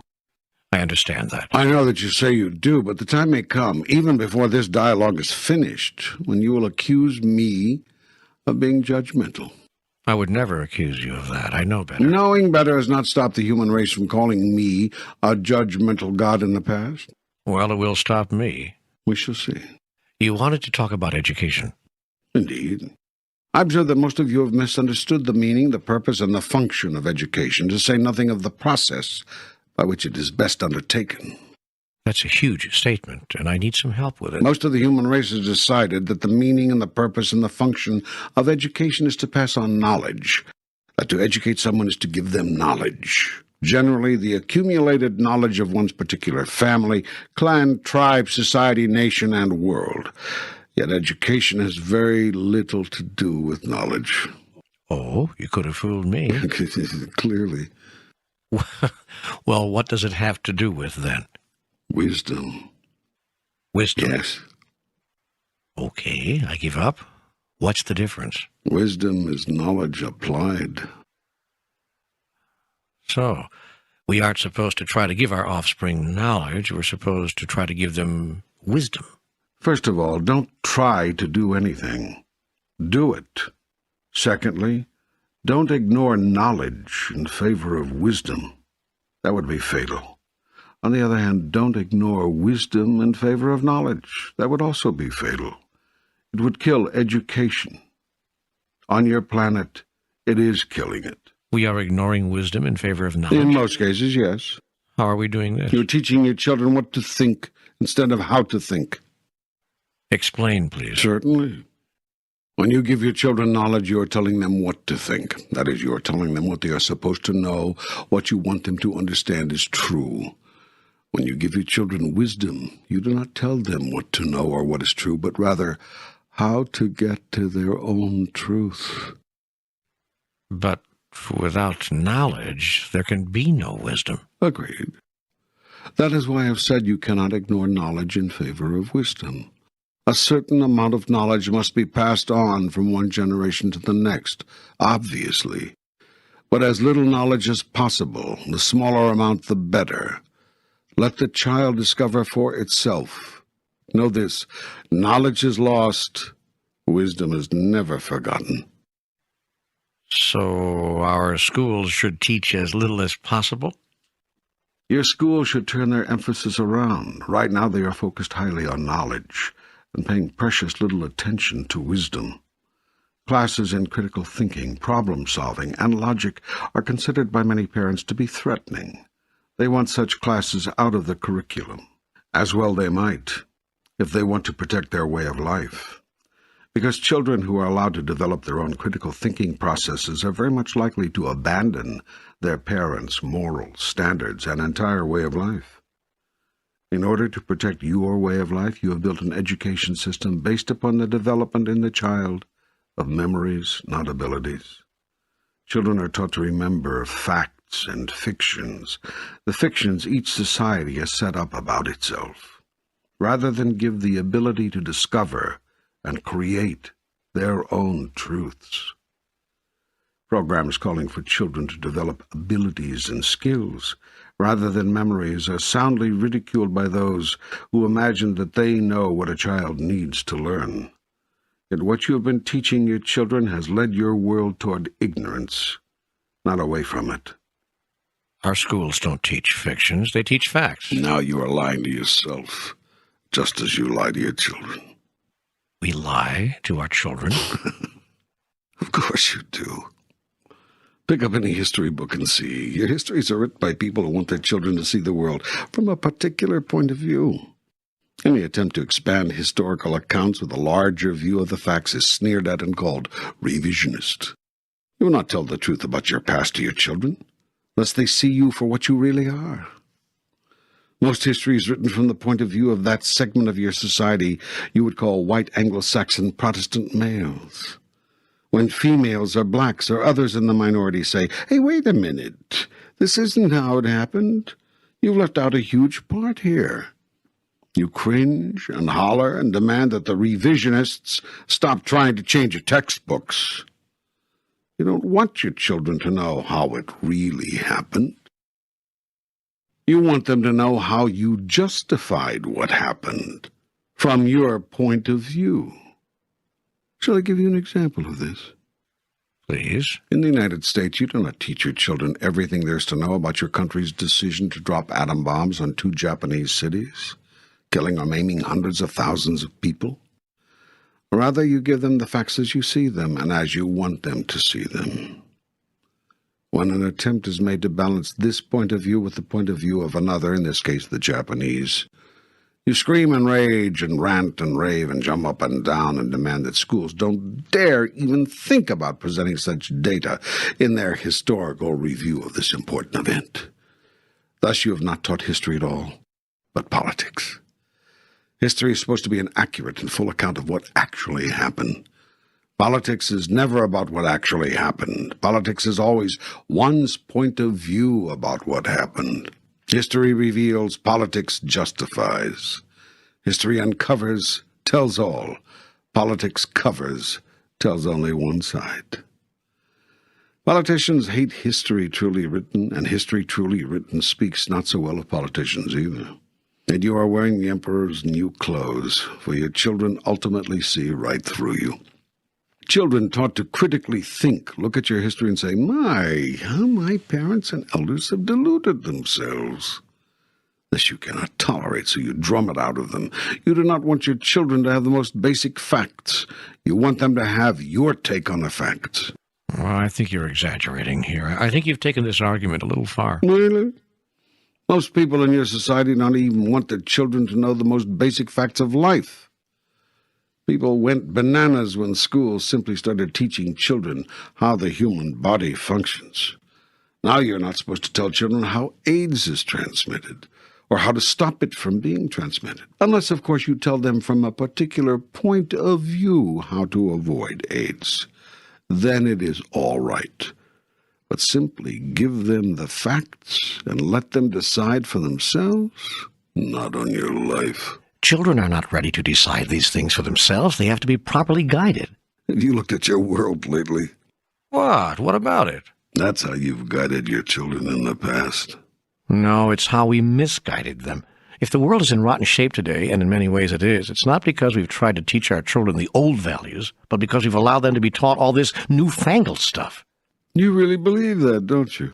You're damned right I really believe it. If we just kept our children limited to the 3 R's instead of feeding them all this critical thinking garbage, we'd be a lot better off today. If we kept so-called sex education out of the classroom and in the home where it belonged, we wouldn't be seeing teenagers having babies and single mothers at 17 applying for welfare and a world run amok. If we'd insisted that our young ones live by our moral standards rather than letting them go off and create their own, we wouldn't have turned our once strong, vibrant nation into a pitiable imitation of its former self. I see. And one more thing. Don't stand there and tell me how we're supposed to suddenly see ourselves as wrong for what we did at Hiroshima and Nagasaki. We ended the war, for God's sake. We saved thousands of lives on both sides. It was the price of war. Nobody liked the decision, but it had to be made. Mm-hmm. I see. Yeah, you see. You're just like all the rest of those El Pinko liberal commies. You want us to revise our history, all right. You want us to revise ourselves right out of existence.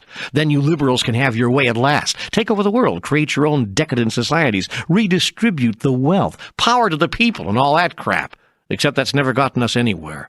What we need is a return to the past, to the values of our forefathers. That's what we need. Done now?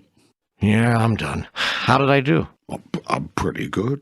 That was really good. Well, when you've been around talk radio for a few years, it comes pretty easily. That is how people on your planet think, isn't it? You bet it is, and not just in America either. I mean, you could change the name of the country and change the name of the war, or insert any offensive military action by any nation at any time in history. Doesn't matter.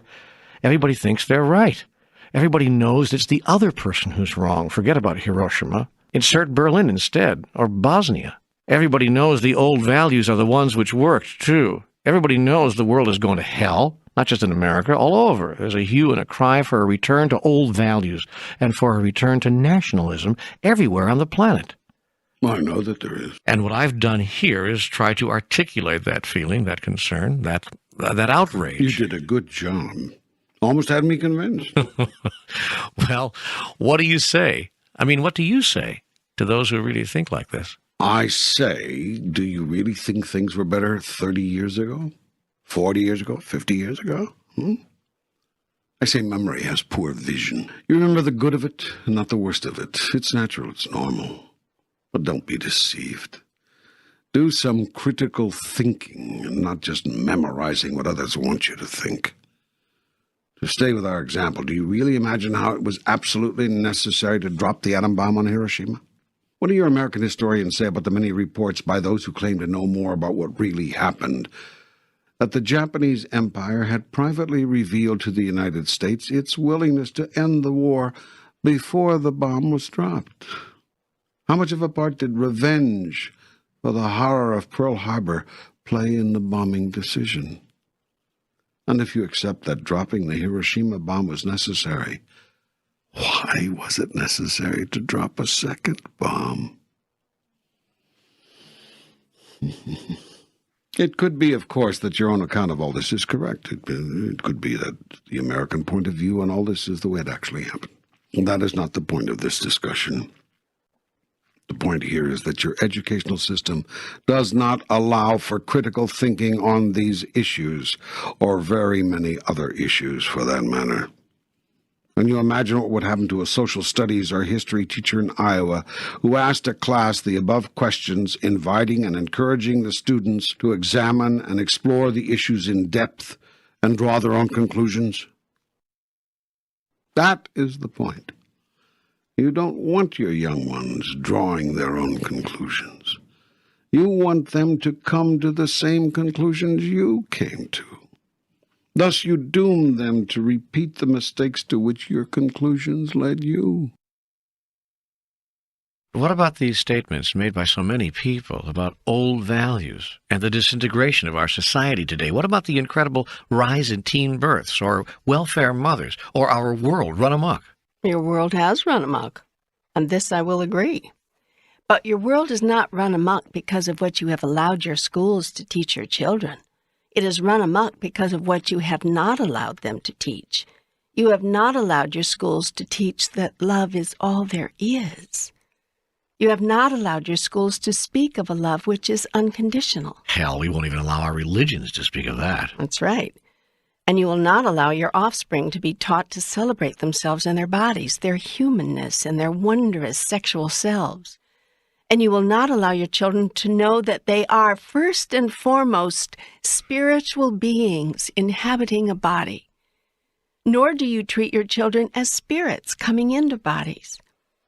In societies where sexuality is openly spoken of, freely discussed, joyously explained and experienced, there is virtually no sexual crime, only a tiny number of births which occur when they are not expected, and no illegitimate or unwanted births. In highly evolved societies, all births are blessings, and all mothers and all children have their welfare looked after. Indeed, the society would have it no other way. In societies where history is not bent to the views of the strongest and most powerful, the mistakes of the past are openly acknowledged and never repeated, and once is enough for behaviors which are clearly self-destructive. In societies where critical thinking and problem-solving and skills for living are taught, rather than facts simply memorized, even so-called justifiable actions of the past are held up to intense scrutiny. Nothing is accepted on face value. How would that work? Let's use our example from World War II. How would a school system teaching life skills rather than merely facts approach the historical episode at Hiroshima? Your teachers would describe to their class exactly what happened there. They would include all the facts which led up to that event. They would seek the views of historians from both sides of the encounter, realizing that there is more than one point of view on everything. They would then not ask the class to memorize the facts of the matter. Instead, they would challenge the class. They would say, now you've heard all about this event. You know all that came before and all that happened after. We've given you as much of the knowledge of this event as we could get our hands on. Now, from this knowledge, what wisdom comes to you? If you were chosen to solve the problems which were being faced in those days and which were solved by the dropping of the bomb, how would you solve them? Can you think of a better way? Oh, sure, that's easy. Anybody can come up with answers that way. With the benefit of hindsight, anybody can look over their shoulder and say, I would have done it differently. Then why don't you? I beg your pardon? I said, then why don't you? Why have you not looked over your shoulder, learned from your past, and done it differently? I'll tell you why. Because to allow your children to look at your past and analyze it critically, indeed to require them to do so as a part of their education, would be to run the risk of them disagreeing with how you did things. They will disagree anyway, of course. You just won't allow too much of it in your classrooms, so they have to take to the streets, wave signs, tear up draft cards, burn bras and flags, do whatever they can do to get your attention, to get you to see. Your young people have been screaming at you, there must be a better way, yet you do not hear them. You do not want to hear them. And you certainly don't want to encourage them in the classroom to start critically thinking about the facts you are giving them. Just get it, you say to them. Don't come in here and tell us we've been doing it wrong. Just get that we've been doing it right. That's how you educate your children. That's what you've been calling education. But there are those who would say it's the young people and their crazy, wacko liberal ideas who have taken this country and this world down the tubes, sent it to hell, pushed it to the edge of oblivion, destroyed our values-oriented culture and replaced it with a do whatever you want to do, whatever feels good morality, which threatens to end our very way of life. The young people are destroying your way of life. The young people have always done that. Your job is to encourage it, not discourage it. It is not your young people who are destroying the rainforests. They are asking you to stop it. It is not your young people who are depleting your ozone layer. They are asking you to stop it. It is not your young people who are exploiting the poor in sweatshops all over the world. They are asking you to stop it. It is not your young people who are taxing you to death, then using the money for war and machines of war. They are asking you to stop it. It is not your young people who are ignoring the problems of the weak and the downtrodden, letting hundreds of people die of starvation every day on a planet with more than enough to feed everybody. They are asking you to stop it. It is not your young people who are engaging in the politics of deception and manipulation. They are asking you to stop it. It is not your young people who are sexually repressed, ashamed, and embarrassed about their own bodies and passing on this shame and embarrassment to their offspring. They are asking you to stop it. It is not your young people who have set up a value system which says that might is right and a world which solves problems with violence. They are asking you to stop it. Nay, they are not asking you, they are begging you. Yet it is young people who are violent, young people who join gangs and kill each other, young people who thumb their nose at law and order and any kind of order, young people who are driving us crazy. When the cries and pleas of young people to change the world are not heard and never heeded, when they see that their cause is lost, that you will have it your way no matter what, young people who are not stupid will do the next best thing. If they can't beat you, they will join you. Your young people have joined you in your behaviors. If they are violent, it is because you are violent. If they are materialistic, it is because you are materialistic. If they are acting crazy, it is because you are acting crazy. And if they are using sex manipulatively, irresponsibly, shamefully, it is because they see you doing the same. The only difference between young people and older people is that young people do what they do out in the open. Older people hide their behaviors. Older people think that young people cannot see. Yet young people see everything. Nothing is hidden from them. They see the hypocrisy of their elders, and they try desperately to change it. Yet having tried and failed, they see no choice but to imitate it. In this they are wrong. Yet they have never been taught differently. They have not been allowed to critically analyze what their elders have been doing. They have only been allowed to memorize it. What you memorize, you memorialize. Well, how, then, should we educate our young? First, treat them as spirits. They are spirits entering a physical body. That is not an easy thing for a spirit to do. Not an easy thing for a spirit to get used to. It is very confining, very limiting. So the child will cry out at suddenly being so limited. Hear this cry, understand it, and give your children as much of a sense of unlimitedness as you possibly can. Next, introduce them to the world you have created with gentleness and care. Be full of care.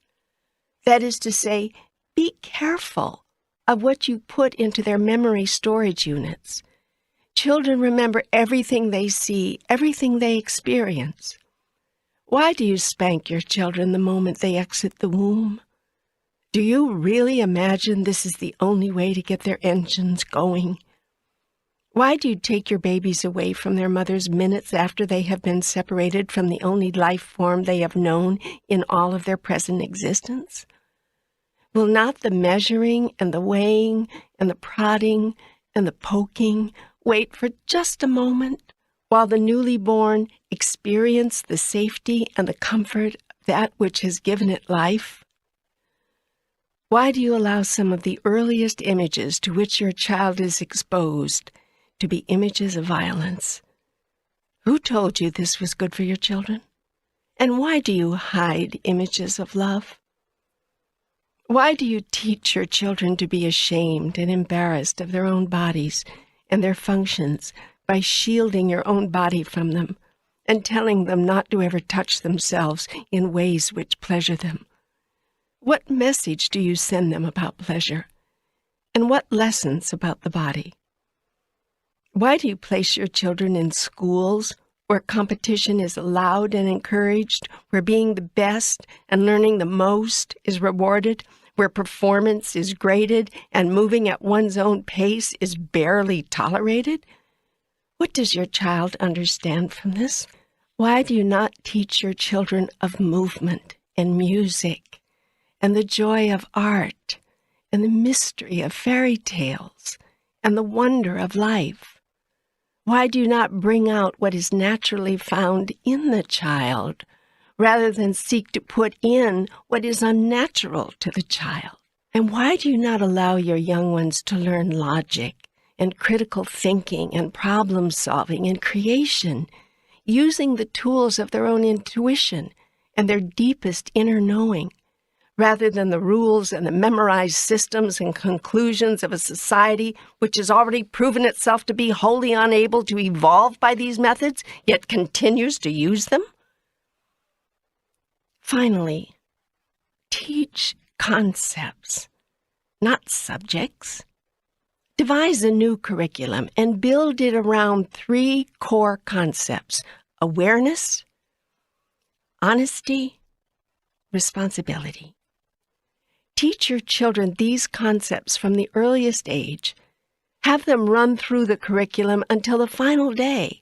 Base your entire educational model upon them. Birth all instruction deep within them. I don't understand what that would mean.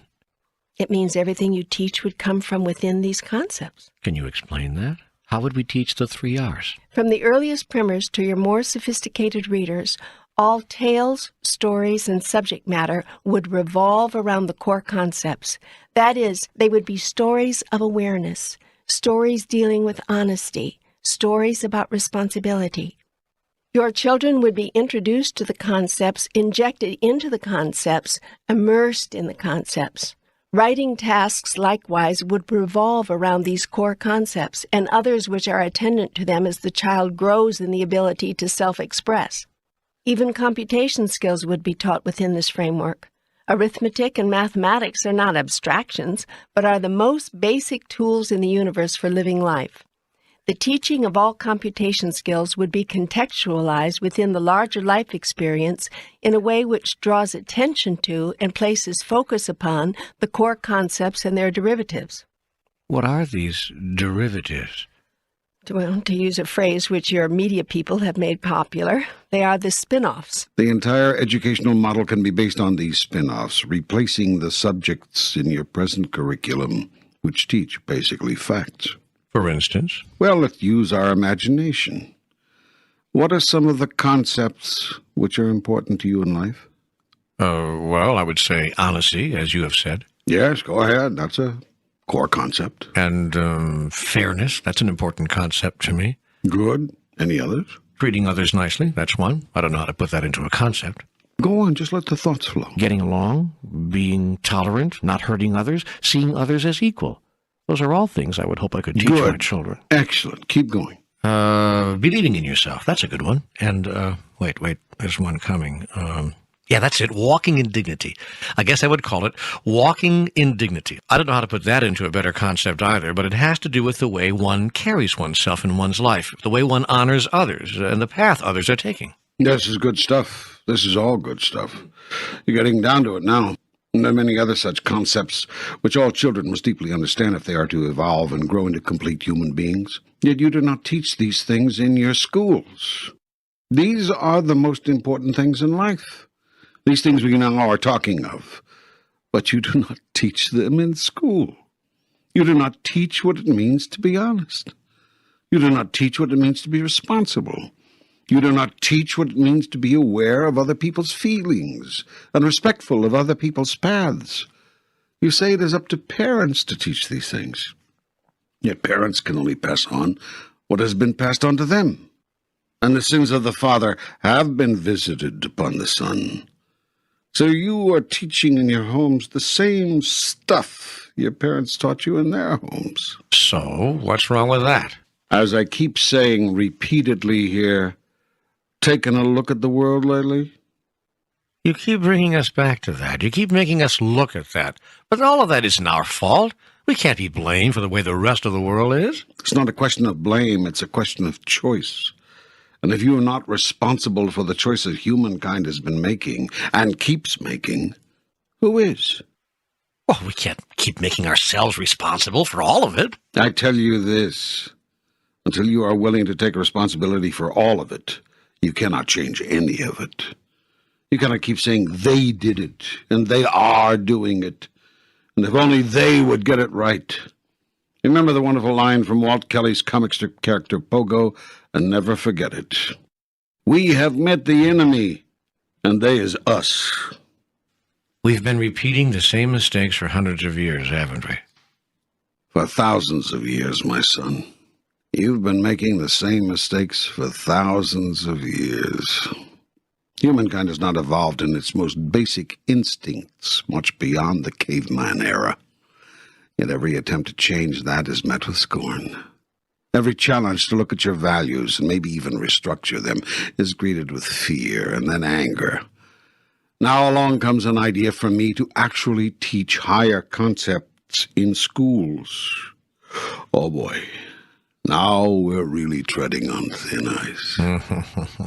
Still, in highly evolved societies, that is exactly what is done. Yes, but the problem is not all people agree on these concepts, on what they mean. That's why you can't teach them in our schools. Parents go nuts when you try to introduce these things into the curriculum. They say you're teaching values, and that the school has no place in such instruction. They are wrong. Again, based on what you say as a race of people that you're trying to do, which is build a better world. They are wrong. Schools are exactly the place for such instruction, precisely because schools are detached from parents' prejudices. Precisely because schools are separated from parents' preconceived notions. You've seen what has resulted on your planet from the passing down of values from parent to child. Your planet is a mess. You don't understand the most basic concepts of civilized societies. You don't know how to solve conflict without violence. You don't know how to live without fear. You don't know how to act without self-interest. You don't know how to love without condition. These are basic understandings, and you have not even begun to approach a full comprehension of them, much less implement them, after thousands and thousands of years. Is there any way out of this mess? Yes. It is in your schools. It is in the education of your young. Your hope is in the next generation and the next. But you must stop immersing them in the ways of the past. Those ways have not worked. They have not taken you where you say you want to go. Yet if you are not careful, you are going to get exactly where you are headed. So stop. Turn around. Sit down together and collect your thoughts. Create the grandest version of the greatest vision you ever had about yourselves as a human race. Then take the values and concepts which undergird such a vision and teach them in your schools. Why not courses such as Understanding Power, Peaceful conflict resolution, Elements of Loving Relationships, personhood and self-creation, Body, Mind, and Spirit, How They Function, engaging creativity, Celebrating Self, Valuing Others, joyous sexual expression, Fairness, tolerance, Diversities and Similarities, ethical economics, Creative Consciousness and Mind Power, awareness and wakefulness, Honesty and Responsibility, visibility and transparency, Science and Spirituality. Much of this is taught right now. We call it social studies. I'm not talking about a 2-day unit in a semester-long course. I'm talking about separate courses on each of these things. I'm talking about a complete revision of your school's curricula. I am speaking of a values-based curriculum. You're now teaching what is largely a fact-based curriculum.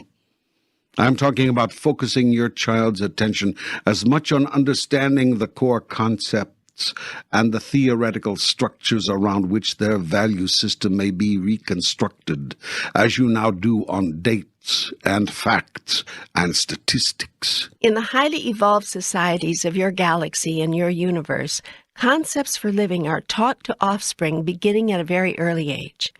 What you call facts, which in those societies are considered far less important, are taught at a much later age. On your planet, you have created a society in which little Johnny has learned how to read before getting out of preschool, but still hasn't learned how to stop biting his brother. And Susie has perfected her multiplication tables using flashcards and rote memory in ever earlier and earlier grades, but has not learned that there is nothing shameful or embarrassing about her body. Right now, your schools exist primarily to provide answers. It would be far more beneficial if their primary function was to ask questions. What does it mean to be honest or responsible or fair? What are the implications? For that matter, what does it mean that 2 plus 2 equals 4? What are the implications? Highly evolved societies encourage all children to discover and create those answers for themselves. But that would lead to chaos. As opposed to the non-chaotic conditions under which you now live your life? Okay. So it would lead to more chaos. I'm not suggesting that your schools never share with your offspring any of the things which you have learned or decided about these things. Quite to the contrary. Schools serve their students when they share with young ones what elders have learned and discovered, decided and chosen in the past. Students may then observe how all this has worked. In your schools, however, you present these data to the student as that which is right, when the data really should be offered as simply that, data. Past data should not be the basis of present truth. Data from a prior time or experience should always and only be the basis for new questions. Always the treasure should be in the question, not in the answer. And always the questions are the same. With regard to this past data, which we have shown you, do you agree or do you disagree? What do you think? Always this is the key question. Always this is the focus. What do you think? What do you think? What do you think? Now, obviously, children will bring to this question the values of their parents. Parents will continue to have a strong role, obviously the primary role, in creating the child's system of values. The school's intention and purpose would be to encourage offspring from the earliest age until the end of formal education to explore those values and to learn how to use them, apply them, functionalize them, and yes, even to question them. For parents who do not want children questioning their values are not parents who love their children, but rather who love themselves through their children. I wish, oh, how I wish that there were schools such as the ones you describe. There are some which seek to approach this model. There are. Yes.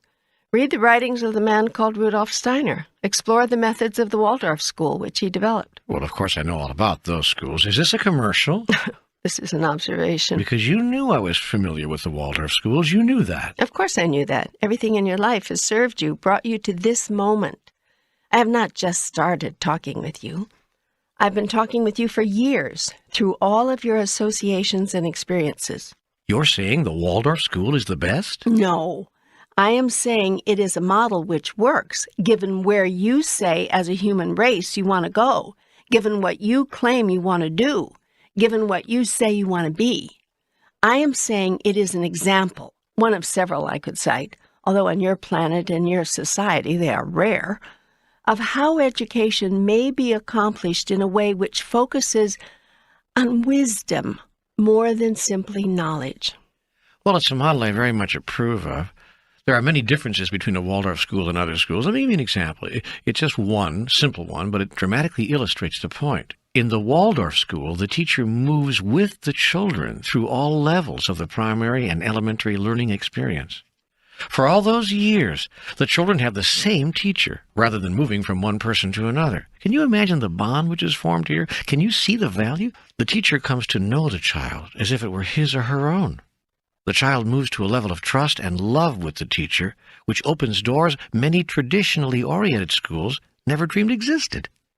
At the end of those years, the teacher reverts back to the first grade, starting over again with another group of children and moving through all the years of the curriculum once more.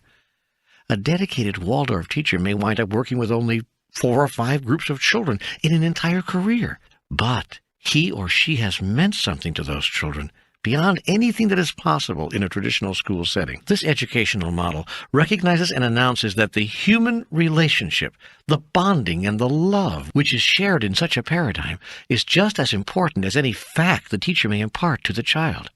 It's like homeschooling outside the home. Yes, it's a good model. There are other good models? Yes, and you are making some progress on your planet with regard to education, but it's very slow. Even the attempt to place a goals-oriented, skill development-focused curriculum in public schools has met with enormous resistance. People see it as threatening or ineffective. They want children to learn facts. Still, there are some inroads, yet there is much to be done. And that is only one area of the human experience which could use some overhauling, given what you say as human beings that you are seeking to be. Yes, I should imagine the political arena could use some changes, too. To be sure. I've been waiting for this. This is more of what I assumed you were promising me when you told me that we would deal with planetary issues on a global scale. So can we begin to look at our human politics by my asking you what may seem like an elementary question? No questions are undeserving or unworthy. Questions are like people. Ah, good one. Okay, then let me ask. Is it wrong to undertake a foreign policy based on your country's own vested interests? No. First, from my standpoint, nothing is wrong. But I understand how you use the term, so I will speak within the context of your vocabulary. I'll use the term wrong to mean that which is not serving you, given who and what you choose to be. This is how I've always used the terms right and wrong with you. It is always within this context, for in truth, there is no right or wrong. So, within that context, no, it is not wrong to base foreign policy decisions on vested interest considerations. What is wrong is to pretend that you're not doing so. This most countries do, of course. They take action or fail to take action for one set of reasons, then give as a rationale another set of reasons. Why? Why do countries do that? Because governments know that if people understood the real reasons for most foreign policy decisions, the people would not support them. This is true of governments everywhere. There are very few governments which do not deliberately mislead their people. Deception is part of government. For few people would choose to be governed the way they are governed. Few would choose to be governed at all, unless government convinced them that its decisions were for their own good. This is a hard convincing, for most people plainly see the foolishness in government. So government must lie to at least try to hold the people's loyalty. Government is the perfect portrayer of the accuracy of the axiom that if you lie big enough, long enough, the lie becomes the truth. People in power must never let the public know how they came to power, nor all that they've done and are willing to do to stay there. Truth and politics do not and cannot mix, because politics is the art of saying only what needs to be said, and saying it in just the right way, in order to achieve a desired end. Not all politics are bad. But the art of politics is a practical art. It recognizes with great candor the psychology of most people. It simply notices that most people operate out of self-interest. So politics is the way that people of power seek to convince you that their self-interest is your own. Governments understand self-interest. That is why governments are very good at designing programs which give things to people. Originally, governments had very limited functions. Their purpose was simply to preserve and to protect. Then someone added, provide. When governments began to be the people's provider, as well as the people's protector, governments started creating society, rather than preserving. But aren't governments simply doing what the people want? Don't governments merely provide the mechanisms through which the people provide for themselves on a societal scale? For instance, in America, we place a very high value on the dignity of human life, individual freedom, the importance of opportunity, the sanctity of children. So we've made laws and asked government to create programs to provide income for the elderly so they can retain their dignity past their earning years, to ensure equal employment and housing opportunities for all people, even those who are different from us or whose lifestyle we don't agree with, to guarantee through child labor laws that a nation's children don't become a nation's slaves, and that no family with children goes without the basics of a life with dignity: food, clothing, shelter. Such laws reflect well upon your society.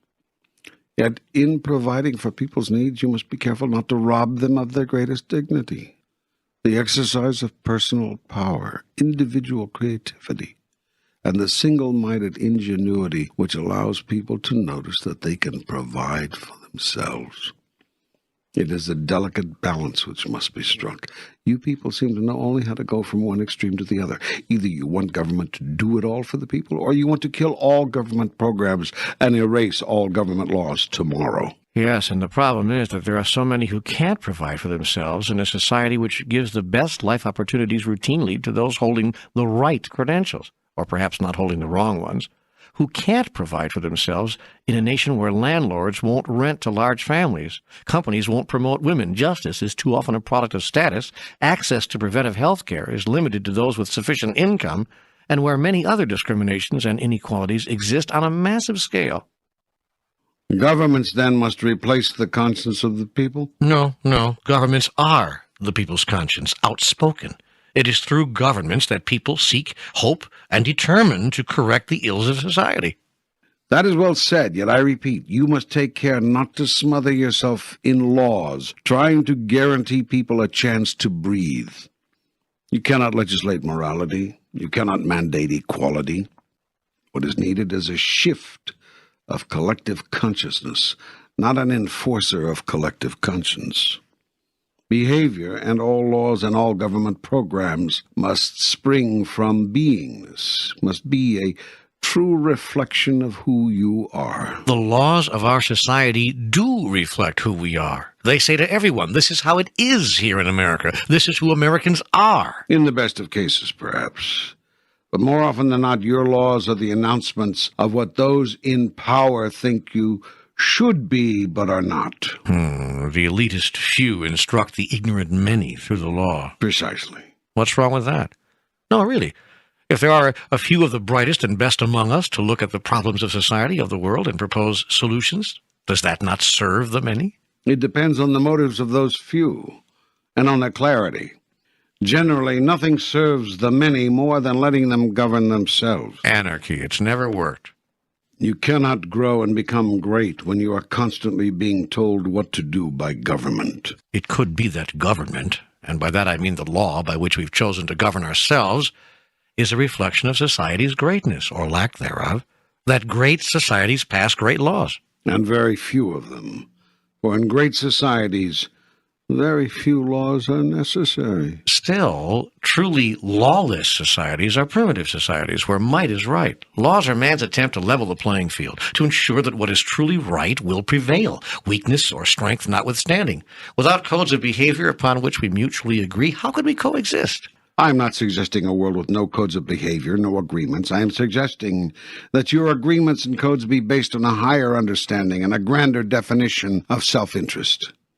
What most laws actually do say is what the most powerful among you have as their vested interest. Let's just look at one example. All right. Smoking. Now, the law says you cannot grow and use a certain kind of plant, hemp, because, so government tells you, it is not good for you. Yet the same government says it is all right to grow and use another kind of plant, tobacco, not because it is good for you, indeed the government itself says it is bad, but presumably because you've always done so. The real reason that the first plant is outlawed and the second is not has nothing to do with health. It has to do with economics, and that is to say power. Your laws, therefore, do not reflect what your society thinks of itself and wishes to be. Your laws reflect where the power is. No fair. No fair. You picked a situation where the contradictions are apparent. Most situations are not like that. On the contrary, most are. Then what is the solution? To have as few laws, which are really limits, as possible. The reason the first weed is outlawed is only ostensibly about health. The truth is, the first weed is no more addictive and no more a health risk than cigarettes or alcohol, both of which are protected by the law. Why is it then not allowed? Because if it were grown, half the cotton growers, nylon and rayon manufacturers, and timber products people in the world would go out of business. Hemp happens to be one of the most useful, strongest, toughest, longest-lasting materials on your planet. You cannot produce a better fiber for clothes, a stronger substance for ropes, an easier to grow and harvest source for pulp. You cut down hundreds of thousands of trees per year to give yourself Sunday papers so that you can read about the decimation of the world's forests. Hemp could provide you with millions of Sunday papers without cutting down one tree. Indeed, it could substitute for so many resource materials at 1/10 the cost. And that is the catch. Somebody loses money if this miraculous plant, which also has extraordinary medicinal properties, incidentally, is allowed to be grown.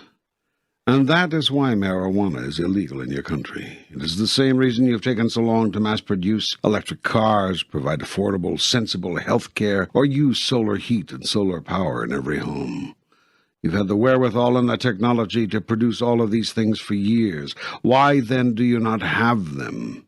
Look to see who would lose money if you did. There you will find your answer. This is the great society of which you are so proud. Your great society is to be dragged, kicking and screaming, to consider the common good. Whenever common good or collective good is mentioned, everyone yells communism. In your society, if providing for the good of the many does not produce a huge profit for someone, the good of the many is more often than not ignored. This is true not only in your country, but also around the world. The basic question facing humankind, therefore, is, can self-interest ever be replaced by the best interests, the common interest of humankind? If so, how? In the United States, you have tried to provide for the common interest, the best interest, through laws. You failed miserably.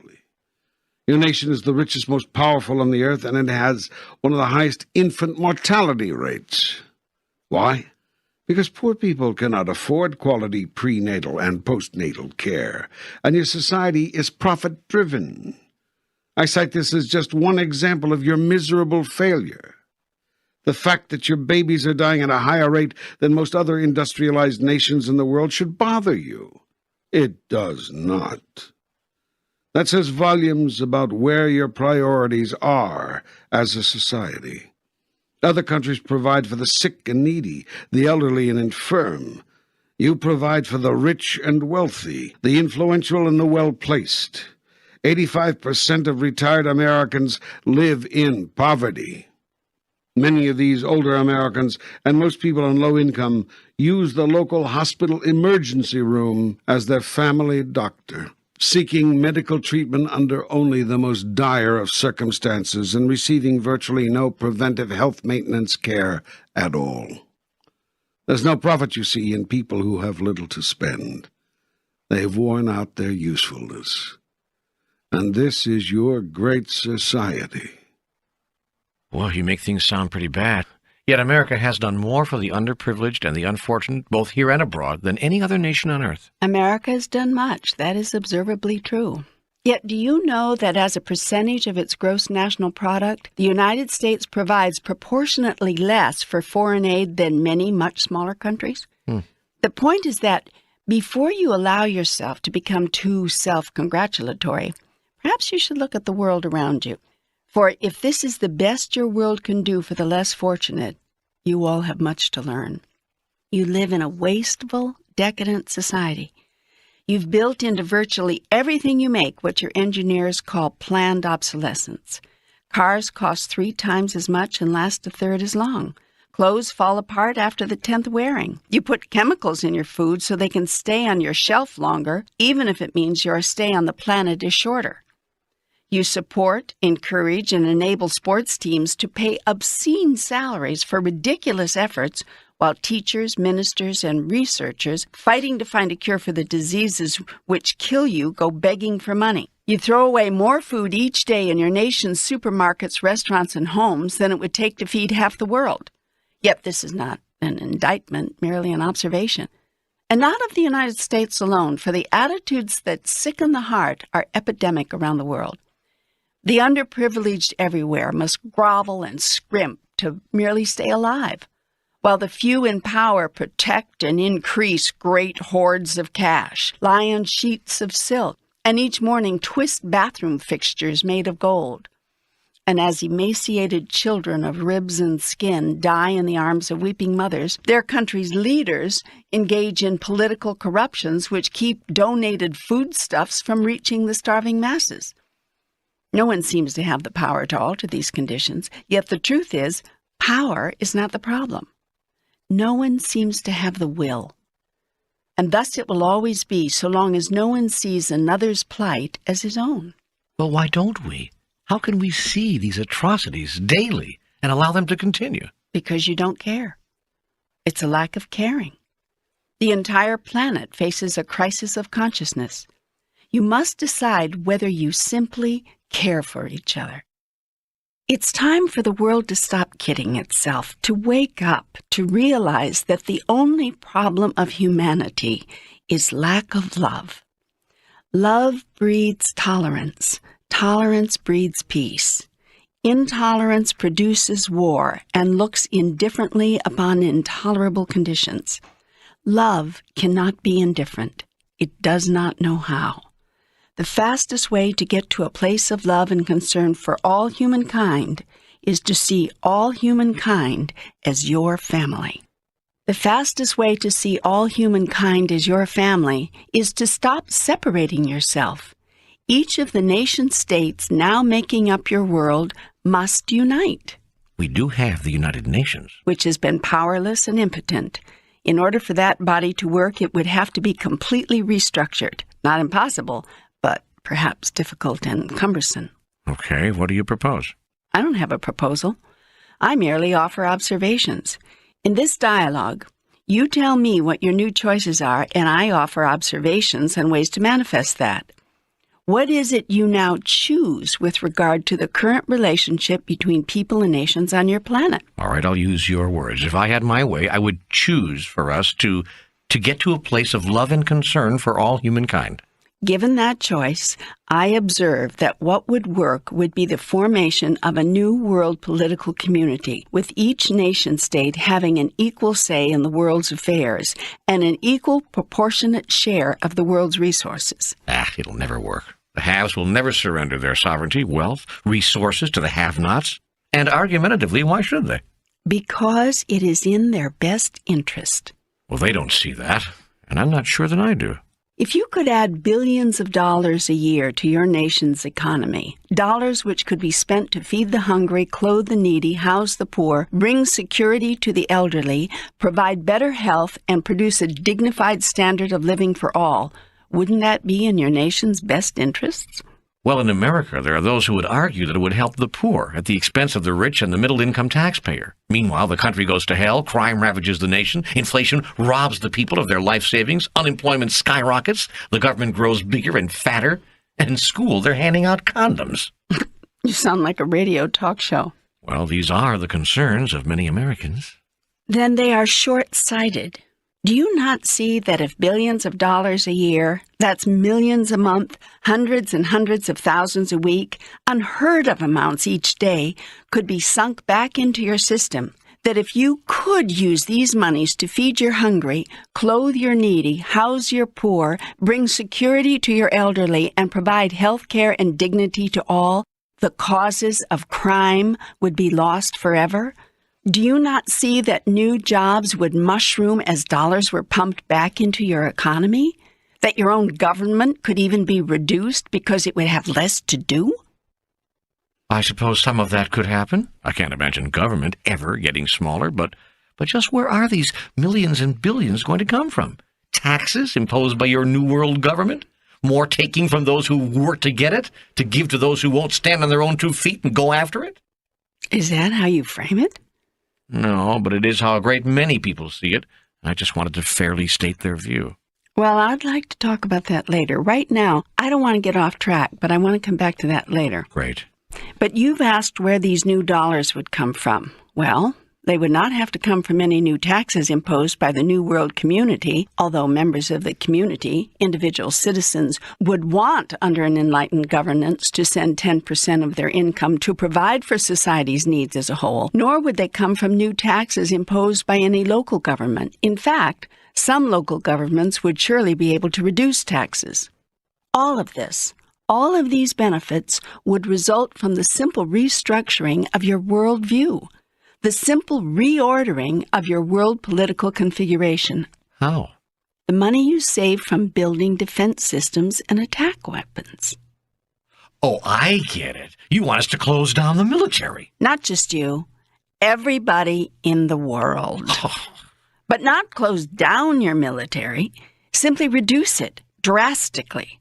Internal order would be your only need. You could strengthen local police, something you say you want to do but cry each year at budget time that you cannot do, at the same time dramatically reducing your spending on weapons of war and preparations for war, that is, offensive and defensive weapons of mass destruction. Well, first, I think your figures exaggerate how much could be saved by doing that. Second, I don't think you'll ever convince people they should give up their ability to defend themselves. Let's look at the numbers.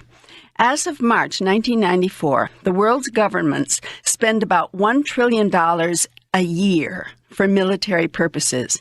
That's $1 million a minute worldwide. The nations that are spending the most could redirect the most to the other priorities mentioned. So larger, richer nations would see it in their best interest to do so, if they thought it was possible. But larger, richer nations cannot imagine going defenseless, for they fear aggression and attack from the nations which envy them and want what they have. There are two ways to eliminate this threat. Share enough of the world's total wealth and resources with all of the world's people so that no one will want and need what someone else has, and everyone may live in dignity and remove themselves from fear. Create a system for the resolution of differences that eliminates the need for war, and even the possibility of it. The people of the world would probably never do this. They already have. They have. Yes. There is a great experiment now going on in your world in just this sort of political order. That experiment is called the United States of America. Which you said was failing miserably. It is. It has very far to go before it could be called a success. Still, it is the best experiment going. As Winston Churchill said, democracy is the worst system, except all others. Your nation was the first to take a loose confederation of individual states and successfully unite them into a cohesive group, each submitting to one central authority. At the time, none of the states wanted to do this, and each resisted mightily, fearing the loss of its individual greatness and claiming that such a union would not serve its best interests. It may be instructive to understand just what was going on with these individual states at that time. While they had joined together in a loose confederation, there was no real U.S. government, and hence no power to enforce the Articles of Confederation to which the states had agreed. The states were conducting their own foreign affairs, several reaching private agreements on trade and other matters with France, Spain, England, and other countries. States traded with each other as well, and although their Articles of Confederation forbade it, some states added tariffs to the goods shipped in from other states, just as they did for goods from across the ocean. Merchants had no choice but to pay at the harbor if they wanted to buy or sell their goods, there being no central authority, although there was a written agreement to prohibit such taxing. The individual states also fought wars with each other. Each state considered its militia a standing army. 9 states had their own navies, and "Don't tread on me" could have been the official motto of every state in the Confederation. Over half of the states were even printing their own money, although the Confederation had agreed that doing so would also be illegal. In short, your original states, though joined together under the Articles of Confederation, were acting exactly as independent nations do today. Although they could see that the agreements of their confederation, such as the granting to Congress the sole authority to coin money, were not working, they staunchly resisted creating and submitting to a central authority that could enforce these agreements and put some teeth into them. Yet in time, a few progressive leaders began to prevail.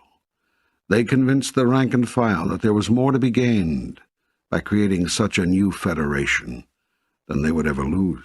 Merchants would save money and increase profits because individual states could no longer tax each other's goods. Governments would save money and have more to put into programs and services that truly helped people, because resources would not have to be used to protect individual states from each other. The people would have greater security and safety and greater prosperity, too, by cooperating with, rather than fighting with, each other. Far from losing their greatness, each state could become greater still. And that, of course, is exactly what has happened. The same could be made to happen with the 160 nation-states in the world today if they were to join together in a united federation. It could mean an end to war. How so? There would still be disagreements. So long as humans remain attached to outer things, that is true. There's a way to truly eliminate war and all experience of unrest and lack of peace. But that is a spiritual solution. We are here exploring a geopolitical one. Actually, the trick is to combine the two. Spiritual truth must be lived in practical life to change everyday experience. Until this change occurs, there would still be disagreements. You are right. Yet there need not be wars. There need not be killing. Are there wars between California and Oregon over water rights? Between Maryland and Virginia over fishing? Between Wisconsin and Illinois? Ohio and Massachusetts? No. And why not? Have not various disputes and differences arisen between them? Through the years, I suppose so. You can bet on it. But these individual states have voluntarily agreed. It was a simple, voluntary agreement to abide by certain laws and abide by certain compromises on matters common to them, while retaining the right to pass separate statutes on matters relating to each individually. And when disputes between states do arise due to differing interpretations of the federal law, or someone simply breaking that law, the matter is taken to a court, which has been granted the authority, that is, given the authority by the states, to resolve the dispute. And if the current body of law does not provide a precedent or a means by which the matter can be brought through the courts to a satisfactory resolution, the states and the people in them send their representatives to a central government to try to create agreement on new laws that will produce a satisfactory circumstance, or at the very least, a reasonable compromise. This is how your federation works. A system of laws, a system of courts, empowered by you to interpret those laws, and a justice system, backed by armed might if needed, to enforce the decisions of those courts. Although no one could argue that the system doesn't need improving, this political concoction has worked for more than 200 years. There is no reason to doubt that the same recipe will work between nation-states as well. If this is so simple, why hasn't it been tried? It has. Your League of Nations was an early attempt. The United Nations is the latest. Yet one failed and the other has been only minimally effective because, like the 13 states of America's original confederation, the member nation-states, particularly the most powerful, are afraid they have more to lose than to gain from the reconfiguration. That is because the people of power are more concerned with holding on to their power than with improving the quality of life for all people. The haves know that such a world federation would inevitably produce more for the have-nots, but the haves believe this would come at their expense, and they're giving up nothing. Isn't their fear justified? And is wanting to hold on to what you have so long struggled for unreasonable? First, it is not necessarily true that to give more to those who now hunger and thirst and live without shelter, others must give up their abundance. As I pointed out, all you would have to do is take the $1 trillion spent annually worldwide for military purposes and shift that to humanitarian purposes, and you will have solved the problem without spending an additional penny or shifting any of the wealth from where it now resides to where it does not. Of course, it could be argued that those international conglomerates whose profits come from war and tools for war would be losers, as would their employees and all those whose abundance is derived from the world's conflict consciousness. But perhaps your source of abundance is misplaced.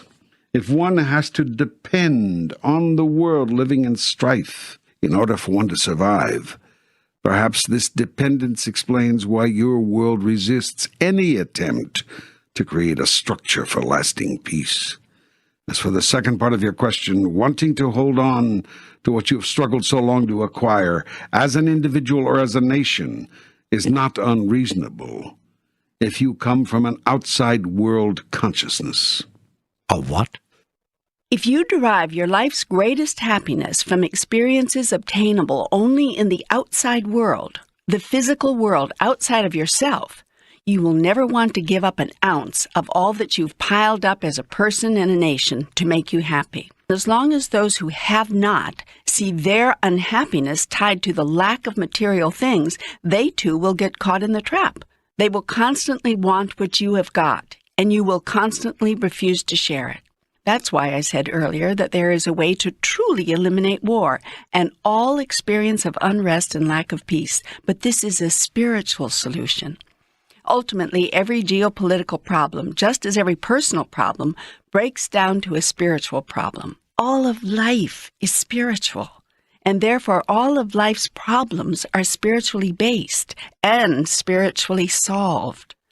Wars are created on your planet because somebody has something that somebody else wants. This is what causes someone to do something that somebody else does not want them to do. All conflict arises from misplaced desire. The only peace in all the world that is sustaining is internal peace. Let each person find peace within. When you find peace within, you also find that you can do without. This means simply that you no longer need the things of your outside world. Not needing is a great freedom. It frees you first from fear. Fear that there is something you won't have, fear that there is something you have that you will lose, and fear that without a certain thing, you won't be happy.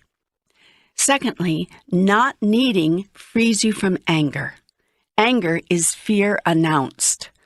When you have nothing to fear, you have nothing over which to be angry. You're not angry when you don't get what you want because your wanting it was simply a preference, not a necessity. You therefore have no fear associated with the possibility of not getting it, hence no anger. You are not angry when you see others doing what you don't want them to do because you don't need them to do or not do any particular thing, hence no anger. You're not angry when someone is unkind because you have no need for them to be kind. You have no anger when someone is unloving because you have no need for them to love you. You have no anger when someone is cruel or hurtful or seeks to damage you, for you have no need for them to behave any other way, and you are clear that you cannot be damaged. You do not even have anger should someone seek to take your life, because you do not fear death. When fear is taken from you, all else can be taken from you, and you will not be angry. You know inwardly, intuitively, that everything you've created can be created again, or more importantly, that it doesn't matter. When you find inner peace, neither the presence nor the absence of any person, place, or thing, condition, circumstances, or situation can be the creator of your state of mind or the cause of your experience of being. This doesn't mean that you reject all things of the body. Far from it. You experience being fully in your body and the delights of that as you never have before. Yet your involvement with things of the body will be voluntary, not mandatory. You will experience bodily sensations because you choose to, not because you're required to in order to feel happy or to justify sadness. This one simple change, seeking and finding peace within, could, were it undertaken by everyone, end all wars, eliminate conflict, prevent injustice, and bring the world to everlasting peace. There is no other formula necessary or possible. World peace is a personal thing. What is needed is not a change of circumstance, but a change of consciousness. How can we find inner peace when we're hungry, be at a place of serenity when we thirst, remain calm when we're wet and cold and without shelter, or avoid anger when our loved ones are dying without cause? You know, you speak so poetically, but is poetry practical? Does it have anything to say to the mother in Ethiopia who watches her emaciated child die for lack of one slice of bread? The man in Central America who feels a bullet rip his body because he tried to stop an army from taking over his village? And what does your poetry say to the woman in Brooklyn, raped 8 times by a gang? Or the family of 6 in Ireland, blown away by a terrorist bomb planted in a church on a Sunday morning? This is difficult to hear, but I tell you this. There is perfection in everything. Strive to see the perfection. This is the change of consciousness of which I speak. Need nothing. Desire everything. Choose what shows up. Feel your feelings. Cry your cries. Laugh your laughs. Honor your truth. Yet when all the emotion is done, be still and know that I am God. In other words, in the midst of the greatest tragedy, see the glory of the process. Even as you die with a bullet through your chest, even as you are being gang raped. Now, this sounds like such an impossible thing to do, yet when you move to God consciousness, you can do it.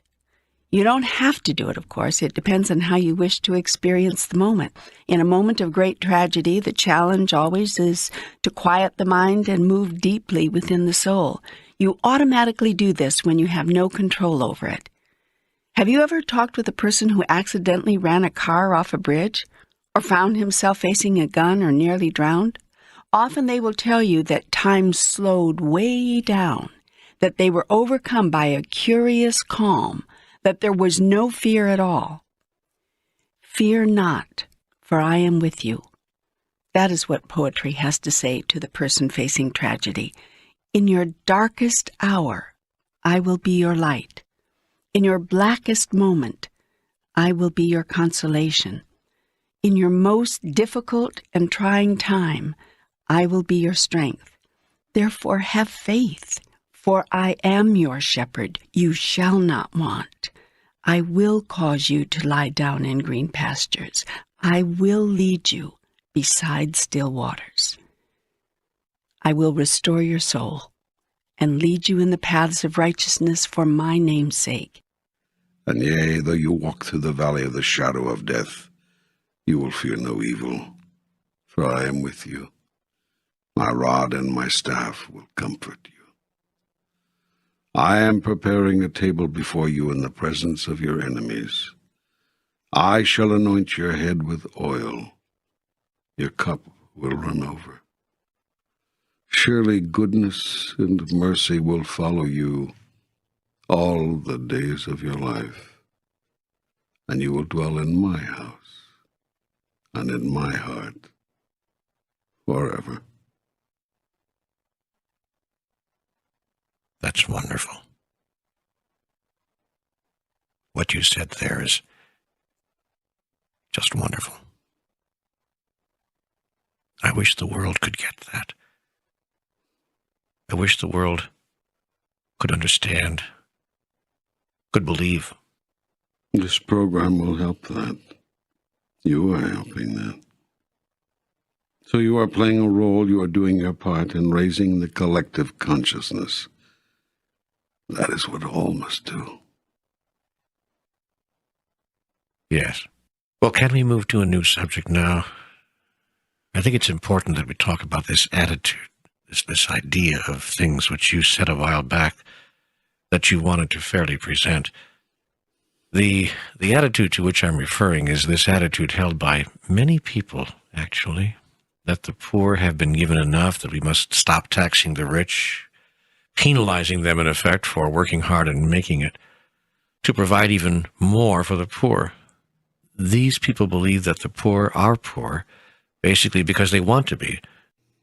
Many don't even attempt to pull themselves up. They would rather suckle at the government teat than assume responsibility for themselves. There are many people who believe that redistribution of the wealth, sharing, is a socialistic evil.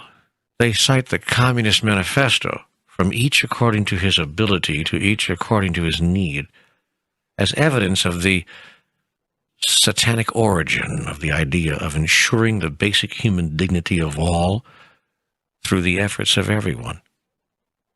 These people believe in every man for himself. And if they are told that this concept is cold or heartless, they take refuge in the statement that opportunity knocks at the door of everyone equally. They claim that no one man operates under an inherent disadvantage, that if they could make it, everyone can, and if someone doesn't, it's his own damn fault. You feel that is an arrogant thought, rooted in ungratefulness? Yes. But what do you feel? I have no judgment in the matter. It is simply a thought. There's only one question of any relevance regarding this or any other thought. Does it serve you to hold that? In terms of who you are and who you seek to be, does that thought serve you? Looking at the world, that is the question people have to ask. Does it serve us to hold this thought? I observe this. There are people, indeed entire groups of people, who have been born into what you call disadvantage. This is observably true. It is also true that at a very high metaphysical level, no one is disadvantaged, for each soul creates for itself the exact people, events, and circumstances needed to accomplish what it wishes to accomplish. You choose everything. Your parents, your country of birth, all the circumstances surrounding your re-entry. Similarly, throughout the days and times of your life, you continue to choose and to create people, events, and circumstances designed to bring you the exact, right, and perfect opportunities you now desire in order to know yourself as you truly are. In other words, no one is disadvantaged given what the soul wishes to accomplish. For example, the soul may wish to work with a handicapped body, or in a repressive society, or under enormous political or economic constraints, in order to produce the conditions needed to accomplish what it has set out to do. So we see that people do face disadvantages in the physical sense, but that these are actually the right and perfect conditions metaphysically. As a practical matter, what does that mean to us? Should we offer help to the disadvantaged, or simply see that, in truth, they are just where they want to be and thus allow them to work out their own karma? That's a very good and a very important question. Remember first that everything you think, say, and do is a reflection of what you've decided about yourself, a statement of who you are, an act of creation in your deciding who you want to be. I keep returning to that, because that is the only thing you are doing here. That is what you are up to. There's nothing else going on, no other agenda for the soul. You are seeking to be and to experience who you really are, and to create that, you are creating yourself anew in every moment of now. Now, within that context, when you come across a person who appears in relative terms, as observed within your world, to be disadvantaged, the first question you have to ask is, who am I and who do I choose to be in relationship to that? In other words, the first question when you encounter another in any circumstance should always be, what do I want here? Did you hear that? Your first question always must be, what do I want here? Not, what does the other person want here? That's the most fascinating insight I've ever received about the way to proceed in human relationships. It also runs against everything I've ever been taught. I know, but the reason your relationships are in such a mess is that you're always trying to figure out what the other person wants and what other people want, instead of what you truly want. Then you have to decide whether to give it to them. And here's how you decide. You decide by taking a look at what you may want from them. If there's nothing you think you'll want from them, your first reason for giving them what they want disappears. And so you very seldom do it.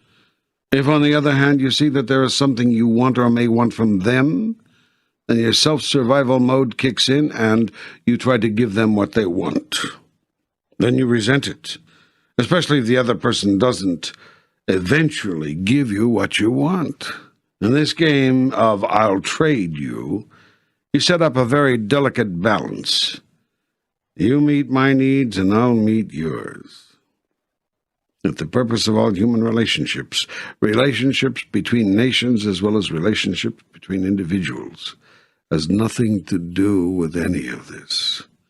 The purpose of your holy relationship with every other person, place, or thing is not to figure out what they want or need, but what you require or desire now in order to grow, in order to be who you want to be. That is why I created relationship to other things. If it weren't for this, you could have continued to live in a vacuum, a void, the eternal allness whence you came. Yet in the allness you simply are, and cannot experience your awareness as anything in particular, because in the allness there is nothing you are not. So I devised a way for you to create anew, and know who you are in your experience. I did this by providing you with relativity, a system wherein you could exist as a thing in relationship to something else. Forgetfulness, a process by which you willingly submit to total amnesia so that you can not know that relativity is merely a trick and that you are all of it. Consciousness, a state of being in which you grow until you reach full awareness, then becoming a true and living God, creating and experiencing your own reality, expanding and exploring that reality, changing and recreating that reality as you stretch your consciousness to new limits, or shall we say to no limit. In this paradigm, consciousness is everything. Consciousness, that of which you are truly aware, is the basis of all truth, and thus of all true spirituality. But what is the point of it all? First you make us forget who we are so that we can remember who we are? Not quite. So that you can create who you are and who you want to be. This is the act of God being God. It is me being me, through you. This is the point of all life. Through you, I experience being who and what I am. Without you, I could know it, but not experience it. Knowing and experiencing are two different things. I'll choose experiencing every time. Indeed, I do. Through you. I seem to have lost the original question here. Well, it's hard to keep God on one subject. I am kind of expansive. Let's see if we can get back. Oh, yes. What to do about the less fortunate. First, decide who and what you are in relationship to them. Second, if you decide you wish to experience yourself as being sukkar, as being help, as being love and compassion and caring, then look to see how you can best be those things. And notice that your ability to be those things has nothing to do with what others are being or doing. Sometimes the best way to love someone and the most help you can give is to leave them alone or empower them to help themselves. It's like a feast. Life is a smorgasbord, and you can give them a big helping of themselves. Remember that the greatest help you can give a person is to wake them up, to remind them of who they really are. There are many ways to do this, sometimes with a little bit of help, a push, a shove, a nudge, and sometimes with a decision to let them run their course, follow their path, walk their walk, without any interference or intervention from you. All parents know about this choice and agonize over it daily. What you have the opportunity to do for the less fortunate is to remind them. That is, cause them to be of a new mind about themselves. And you too have to be of a new mind about them, for if you see them as unfortunate, they will. Jesus' great gift was that he saw everyone as who they truly are. He refused to accept appearances. He refused to believe what others believed of themselves. He always had a higher thought, and he always invited others to it. Yet he also honored where others chose to be. He did not require them to accept his higher idea, merely held it out as an invitation. He dealt, too, with compassion, and if others chose to see themselves as beings needing assistance, he didn't reject them for their faulty assessment, but allowed them to love their reality, and lovingly assisted them in playing out their choice. For Jesus knew that for some, the fastest path to who they are was the path through who they are not. He didn't call this an imperfect path and thus condemn it. Rather, he saw this too as perfect, and thus supported everyone in being just who they wanted to be. Anyone, therefore, who asked Jesus for help received it. He denied no one, but was always careful to see that the help he gave supported a person's full and honest desire. If others genuinely sought enlightenment, honestly expressing readiness to move to the next level, Jesus gave them the strength, the courage, the wisdom to do so. He held himself out, and rightly so, as an example, and encouraged people, if they could do nothing else, to have faith in him. He would not, he said, lead them astray. Many did put their faith in him, and to this day he helps those who call upon his name. For his soul is committed to waking up those who seek to be fully awake and fully alive in me. Yet Christ had mercy on those who did not. He therefore rejected self-righteousness and, as do I, made no judgments ever. Jesus' idea of perfect love was to grant all persons exactly the help they requested, after telling them the kind of help they could get. He never refused to help anyone, and least of all would he do so out of a thought that you made your bed, now lie in it. Jesus knew that if he gave people the help they asked for, rather than merely the help he wanted to give, that he was empowering them at the level at which they were ready to receive empowerment. This is the way of all great masters, those who have walked your planet in the past and those who are walking it now. Now I am confused. When is it disempowering to offer help? When does it work against, rather than for, another's growth? When your help is offered in such a way that it creates continued dependence rather than rapid independence. When you allow another, in the name of compassion, to begin to rely on you rather than rely on themselves, that is not compassion, that is compulsion. You have a power compulsion, because that sort of helping is really power tripping. Now, this distinction can be very subtle here, and sometimes you don't even know you are power tripping. You really believe you are simply doing your best to help another. Yet be careful that you're not simply seeking to create your own self-worth.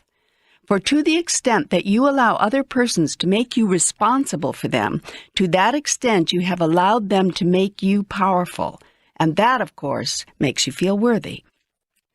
Yet this kind of help is an aphrodisiac which seduces the weak. The goal is to help the weak grow strong, not to let the weak become weaker. This is the problem with many government assistance programs, for they often do the latter rather than the former. Government programs can be self-perpetuating. Their objective can be every bit as much to justify their existence as to help those they are meant to assist. If there were a limit to all government assistance, people would be helped when they genuinely need help, but could not become addicted to that help, substituting it for their own self-reliance. Governments understand that help is power. That is why governments offer as much help to as many people as they can get away with. For the more people government helps, the more people help the government. Whom the government supports, supports the government. Then there should be no redistribution of wealth. The Communist Manifesto is satanic. Of course, there is no Satan, but I understand your meaning. The idea behind the statement, from each according to his ability, to each according to his need, is not evil. It is beautiful. It is simply another way of saying you are your brother's keeper. It's the implementation of this beautiful idea that can become ugly. Sharing must be a way of life, not an edict imposed by government. Sharing should be voluntary, not forced. But here we go again. At its best, government is the people, and its programs are simply mechanisms by which the people share with many others as a way of life. And I would argue that people, collectively through their political systems, have chosen to do so because people have observed, and history has shown, that the haves do not share with the have-nots. The Russian peasant could have waited until hell froze over for the Russian nobility to share its wealth, which was usually gained and enlarged, by the way, through the hard work of the peasants. The peasants were given just enough to subsist on as the incentive to keep working the land and make the land barons richer. Talk about a dependency relationship. This was an I'll help you only if you help me arrangement, more exploitive and more obscene than anything ever invented by government. It was this obscenity against which the Russian peasants revolted. A government which ensured that all people were treated equally was born out of the people's frustration that the haves would not give to the have-nots of their own accord. It was as Marie Antoinette said of the starving masses clamoring beneath her window in rags while she lounged in a gold-inlaid tub on a bejeweled pedestal munching imported grapes. Let 'em eat cake. This is the attitude against which the downtrodden have railed. This is the condition causing revolution and creating governments of so-called oppression. Governments which take from the rich and give to the poor are called oppressive, while governments which do nothing while the rich exploit the poor are called repressive. Ask the peasants of Mexico, even today. It's said that 20 or 30 families, the rich and powerful elite, literally run Mexico, principally because they own it, while 20 or 30 million live in utter deprivation. So the peasants in 1993 and 94 undertook a revolt seeking to force the elitist government to recognize its duty to help the people provide the means for a life of at least meager dignity. There's a difference between elitist governments and governments of, by, and for the people. Are not people's governments created by angry people, frustrated over the basic selfishness of human nature? Are not government programs created as a remedy for man's unwillingness to provide a remedy himself? Is this not the genesis of fair housing laws, child labor statutes, support programs for mothers with dependent children? Wasn't Social Security government's attempt to provide for older people something that their own families would not or could not provide? How do we reconcile our hatred of government control with our lack of willingness to do anything we don't have to do when there are no controls? You know, it's said that some coal miners worked under horrible conditions before governments required the filthy rich mine owners to clean up their filthy mines. Why didn't the owners do so themselves? Because it would have cut into their profits. And the rich didn't care how many of the poor died in unsafe mines to keep the profits flowing and growing. Businesses paid slave wages to beginning workers before governments imposed minimum wage requirements. Those who favor going back to the good old days say, so what? They provided jobs, didn't they? And who's taking the risk anyway? The worker? No, the investor, the owner takes the risks. So let him get the biggest reward. Anyone who thinks that the workers on whose labors the owners depend should be treated with dignity is called a communist. Anyone who thinks that a person should not be denied housing because of skin color is called a socialist. Anyone who thinks that a woman should not be denied employment opportunities or promotion simply because she's the wrong sex is called a radical feminist. And when governments, through their elected representatives, move to solve these problems that people of power in society steadfastly refuse to solve themselves, those governments are called oppressive. Never by the people they help, incidentally, only by the people who refuse to provide the help themselves. Nowhere is this more evident than in healthcare. In 1992, an American president and his wife decided it was unfair and inappropriate for millions of Americans to have no access to preventative health care. That simple notion started a healthcare debate which catapulted even the medical profession and the insurance industry into the fray.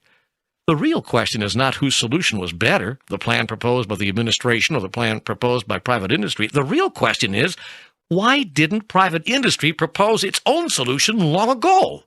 I'll tell you why. Because it didn't have to. No one was complaining, and the industry was driven by profits. Profits, profits, profits. My point, therefore, is this. We can rail and cry and complain all we want. The plain truth is governments provide solutions when the private sector won't. We can also claim that governments are doing what they're doing against the wishes of the people, but so long as people control the government, as they still do to a large extent in the United States, the government will continue to produce and require solutions to social ills because the majority of the people are not rich and powerful, and therefore legislate for themselves what society will not give them voluntarily. Only in countries where the majority of people do not control the government does government do little or nothing about inequities. So then, the problem. How much government is too much government? And how much is too little? And where and how do we strike the balance? Whew! I've never seen you go on like this. That's as long as you've ever held the floor. Well, you said we were going to address some of the larger global problems facing the family of man. I think I've laid out a big one. Eloquently, yes. Everyone from Toynbee to Jefferson to Marx has been trying to solve it for hundreds of years. Okay, what's your solution? We are going to have to go backwards here. We're going to have to go over some old ground. Go ahead. Maybe I need to hear it twice. Then we'll start with the fact that I have no solution, and that is because I see none of this as problematical. It just is what it is, and I have no preferences regarding that. I'm merely describing here what is observable, what anyone can plainly see. Okay, you have no solution and you have no preference. Can you offer me an observation? I observe that the world has yet to come up with a system of government which provides a total solution, although the government in the United States has come the closest so far. The difficulty is that goodness and fairness are moral issues, not political ones. Government is the human attempt to mandate goodness and ensure fairness. Yet there's only one place where goodness is born, and that is in the human heart. There's only one place where fairness can be conceptualized, and that is in the human mind. There's only one place where love can be experienced truly, and that is in the human soul. Because the human soul is love. You cannot legislate morality. You cannot pass a law saying love each other. We are now going around in circles as we have covered all of this before. Still, the discussion is good, so keep plugging away at it. Even if we cover the same ground twice or three times, that is okay. The attempt here is to get to the bottom of it. See how you want to create it now. Well, then I'll ask the same question I asked before. Aren't all laws simply man's attempt to codify moral concepts? Is not legislation simply our combined agreement as to what is right and wrong? Yes, and certain civil laws, rules, and regulations are required in your primitive society. You understand that in non-primitive societies, such laws are unnecessary. All beings regulate themselves. In your society, you are still confronted with some very elementary questions. Shall you stop at the street corner before proceeding? Shall you buy and sell according to certain terms? Will there be any restrictions on how you behave with one another? But truly, even these basic laws, prohibitions against murdering, damaging, cheating, or even running a red light, shouldn't be needed and wouldn't be needed if all people everywhere simply followed the laws of love. That is God's law. What is needed is a growth in consciousness, not a growth of government. You mean if we just followed the Ten Commandments, we'd be all right? There's no such thing as the Ten Commandments. God's law is no law. This is something you cannot understand. I require nothing. Is that what you're suggesting for this world? Complete anarchy? I am suggesting nothing. I am merely observing what works. I am telling you what is observably so. And no, I do not observe that anarchy, the absence of governance, rules, regulations, or limitations of any kind would work. Such an arrangement is only practical with advanced beings, which I do not observe human beings to be. So some level of governance is going to be required until your race evolves to the point where you naturally do what is naturally right. You're very wise to govern yourselves in the interim. The points you made a moment ago are salient, unassailable. People often do not do what is right when left to their own devices. The real question is not why do governments impose so many rules and regulations on the people, but why do governments have to? The answer has to do with your separation consciousness. The fact that we see ourselves as separate from one another. Yes. But if we aren't separate, then we are one. And doesn't that mean we are responsible for each other? Yes. But doesn't that disempower us from achieving individual greatness? I mean, if I'm responsible for all others, Then the Communist Manifesto was right, from each according to his ability to each according to his need. That is, as I've already said, a very noble idea. But it is robbed of its nobility when it is ruthlessly enforced. That was the difficulty with communism. Not the concept, but its implementation. But there are those who say that the concept had to be enforced, because the concept violates the basic nature of man. You've hit the nail on the head. What needs to be changed is the basic nature of man. That's where the work must be done. To create the consciousness shift of which you've spoken. Yes. But we're going around in circles again. Would not a group consciousness cause individuals to be disempowered? Let's look at it. If every person on the planet had basic needs met, if the mass of the people could live in dignity and escape the struggle of simple survival, would this not open the way for all of humankind to engage in more noble pursuits? Would individual greatness really be suppressed if individual survival were guaranteed? Must universal dignity be sacrificed to individual glory? What kind of glory is obtained when it is achieved at the expense of another? I have placed more than sufficient resources on your planet to ensure adequate supplies for all. How can it be that thousands starve to death each year, that hundreds go homeless, that millions cry out for simple dignity? The kind of help that would end this is not the kind of help which disempowers. If you're well off, say they do not want to help the starving and the homeless because they do not want to disempower them. Then your well-off are hypocrites. For no one is truly well-off if they are well-off while others are dying. The evolution of a society is measured by how well it treats the least among its members. As I've said, the challenge is to find the balance between helping people and hurting them. Okay, are there any guidelines you can offer? An overall guideline might be this: when in doubt, always err on the side of compassion. The test of whether you are helping or hurting: are your fellow humans enlarged or reduced as a result of your help? Have you made them bigger or smaller, more able or less able? It has been said that if you give everything to individuals, they'll be less willing to work for it themselves. Yet why should they have to work for the simplest dignity? Is there not enough for all? Why should working for it have to do with anything? Isn't basic human dignity the birthright of everyone? Oughtn't it be? If one seeks more than minimum levels, more food, bigger shelters, finer coverings for the body, one can seek to achieve these goals. But ought one have to struggle to even survive on a planet where there is more than enough for everyone? That's the central question facing humankind. The challenge is not to make everyone equal, but to give everyone at least the assurance of basic survival with dignity, so that each may then have the chance to choose what more they want from there. There are those who would argue that some don't even take that chance. I mean, even when it's given to them. And they observe correctly. This raises yet another question. To those who don't take the opportunities presented to them, do you owe another chance and another? No.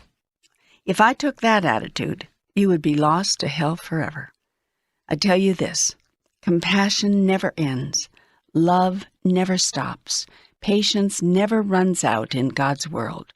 Only in the world of man is goodness limited.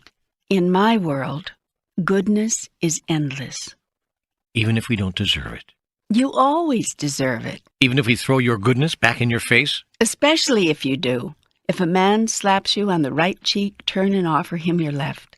And if a man asks you to go 1 mile with him, go with him twain. When you throw my goodness back in my face, which, by the way, the human race has done to God for millennia, I see that you are merely mistaken.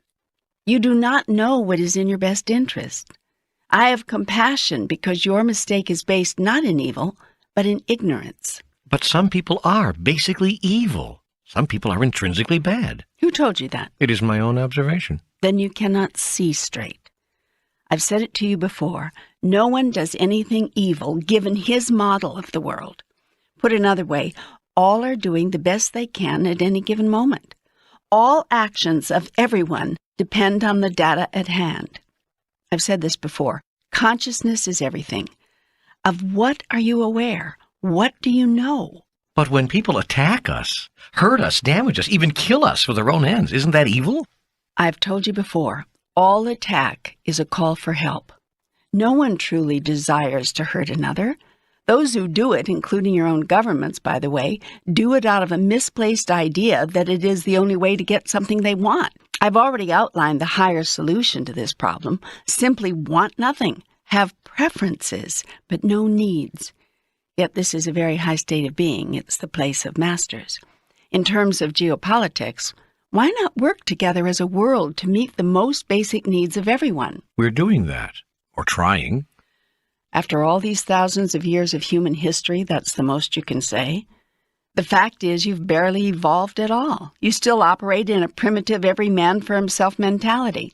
You plunder the earth, rape her of her resources, exploit her people, and systematically disenfranchise those who disagree with you for doing all of this, calling them the radicals.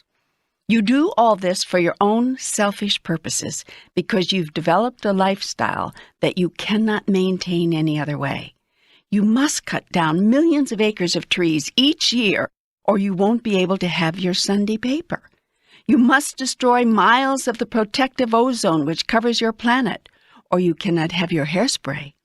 You must pollute your rivers and streams beyond repair, or you cannot have your industries to give you bigger, better, and more. And you must exploit the least among you, the least advantaged, the least educated, the least aware, or you cannot live at the top of the human scale in unheard of and unnecessary luxury. Finally, you must deny that you are doing this, or you cannot live with yourself. You cannot find it in your heart to live simply so that others may simply live. That bumper sticker wisdom is too simple for you. It is too much to ask, too much to give. After all, you've worked so hard for what you've got. You ain't given up none of it. And if the rest of the human race, to say nothing of your own children's children, have to suffer for it, tough bananas, right? You did what you had to do to survive, to make it. They can do the same. After all, it is every man for himself, is it not? Oh, man, is there any way out of this mess? Yeah. Shall I say it again? A shift of consciousness. You can't solve the problems which plague humankind through governmental action or by political means. You've been trying that for thousands of years. The change that must be made can be made only in the hearts of people. Can you put that change into just one sentence? I already have several times. You must stop seeing God as separate from you, and you as separate from each other. The only solution is the ultimate truth. Nothing exists in the universe that is separate from anything else. Everything is intrinsically connected, irrevocably interdependent, interactive, interwoven into the fabric of all of life. All government, all politics must be based on this truth. All laws must be rooted in it. This is the future hope of your race, the only hope for your planet. How does the law of love you spoke of earlier work? Love gives all and requires nothing. How can we require nothing? If everyone in your race gave all, what would you require? The only reason you require anything is because someone else is holding back. Stop holding back. Well, this couldn't work unless we all did it at once. Indeed, a global consciousness is what is required. Yet how will that come about? Somebody has to start. The opportunity is here for you. You can be the source of this new consciousness. You can be the inspiration. Indeed, you must be. I must? Who else is there? Try to wrap yourself around this idea. People have a right to basic survival, even if they do nothing, even if they contribute nothing. Survival with dignity is one of the basic rights of life. I have given you enough resources to be able to guarantee that to everyone. All you have to do is share. But what would happen to people? I mean, what would stop people from simply wasting their lives, lollygagging around, collecting benefits? First of all, it's not yours to judge what is a life wasted. Is a life wasted if a person does nothing but lie around thinking of poetry for 70 years, then comes up with a single sonnet which opens a door of understanding and insight for thousands of people? Is a life wasted if a person lies, cheats, schemes, damages, manipulates, and hurts others all his life, but then remembers something of his true nature as a result of it? Remembers perhaps something he has been spending lifetimes trying to remember, and thus evolves at last to the next level? Is that life wasted? It's not for you to judge the journey of another soul. It's for you to decide who you are, not who another has been or has failed to be. So you ask what would stop people from simply wasting their lives, lollygagging around collecting benefits, and the answer is nothing. But do you really think this would work? You don't think those who are contributing wouldn't begin to resent those who are not? Yes, they would, if they're not enlightened. Yet enlightened ones would look upon the non-contributors with great compassion, not resentment. Compassion? Yes, because the contributors would realize that non-contributors are missing the greatest opportunity and the grandest glory, the opportunity to create and the glory of experiencing the highest idea of who they really are. And the contributors would know that this was punishment enough for their laziness, if indeed punishment were required, which it's not. But wouldn't those who are really contributing be angry at having the fruits of their labor taken from them and given to the lazy ones? You're not listening. All would be given minimal survival portions. Those who have more would be given an opportunity to contribute 10% of their earnings in order to make this possible.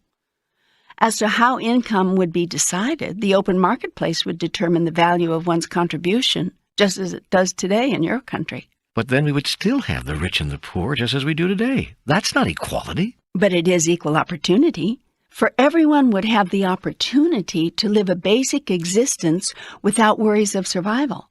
And everyone would be given an equal opportunity to acquire knowledge, develop skills, and use his or her natural talents in the joy place. The joy place? Yeah, that's what the workplace will then be called. But wouldn't there still be envy? Envy, yes. Jealousy, no. Envy is a natural emotion urging you to strive to be more. It is the 2-year-old child yearning and urging herself to reach that doorknob which your big brother can reach. There's nothing wrong with that. There's nothing wrong with envy. It is a motivator. It is pure desire. It gives birth to greatness.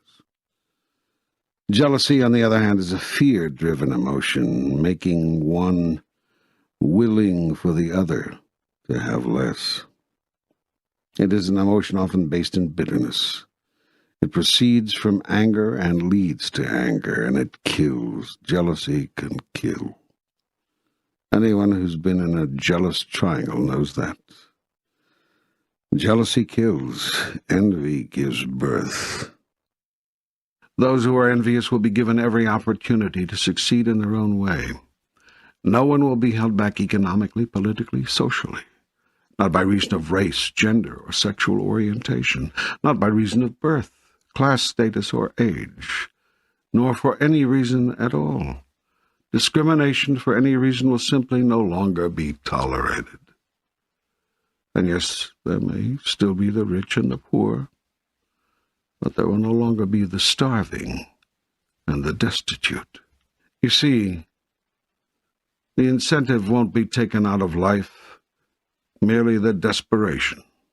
But what will guarantee that we'll have enough contributors to carry the non-contributors? The greatness of the human spirit. Oh? Contrary to your apparent dire belief, the average person will not be satisfied with subsistence levels and nothing more. In addition, the whole incentive for greatness will change when the second paradigm shift, the spiritual shift, takes place. What would cause such a shift? It hasn't occurred yet in the 2,000-year history Try 2 billion-year history. of the planet, so why should it occur now?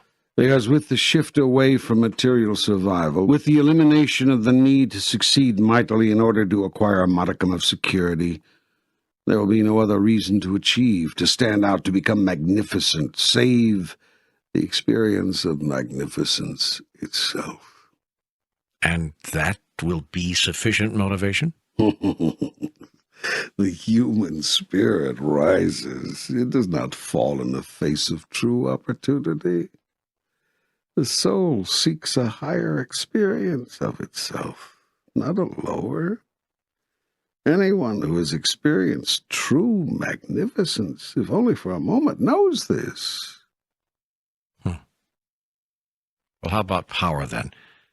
In this special reordering, there would still be those with inordinate wealth and power.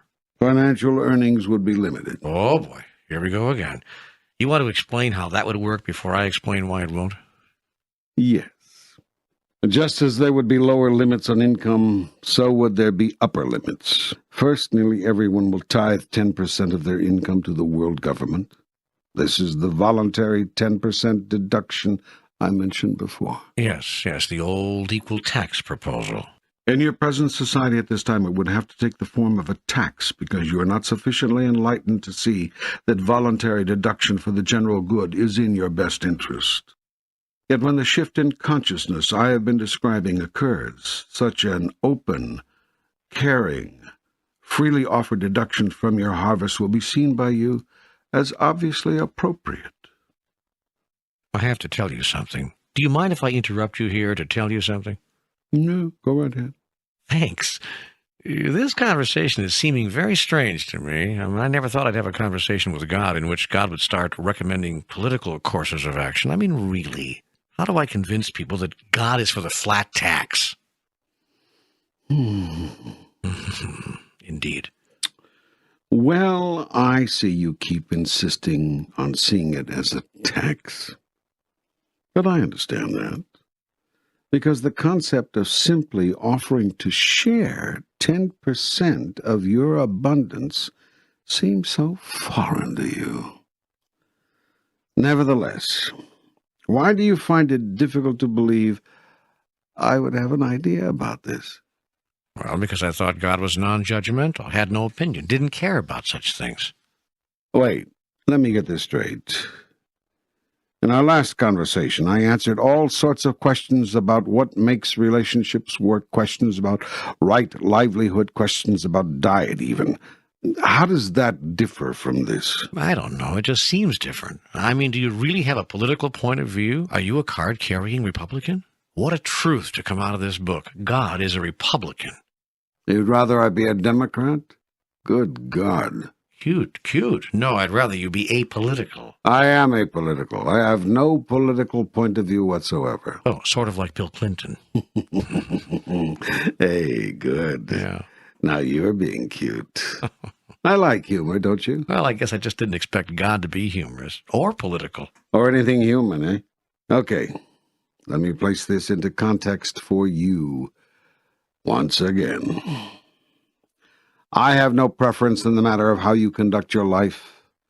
My only desire is that you experience yourself fully as a creative being so that you might know who you really are. Good, I understand that. So far, so good. Every question I have answered here and every inquiry to which I responded in Book 1 has been heard, responded to, within the context of what you, as a creative being, say you are attempting to be and do. For instance, in Book 1, you asked me many questions about how you could finally make relationships work. Do you remember? Yes, of course. Did you find my answers so problematic? Did you find it difficult to believe that I would have a point of view on this? I never thought about it. I just listened to the answers. Yes, you see, I was placing my answers within the context of your questions. That is, given that you desire to be or do so-and-so, what is a way to go about that? And I showed you a way. Yes, you did. I'm doing the same thing here. It's just, well, I don't know, more difficult to believe that God would say these things than it was to believe that God would say those things.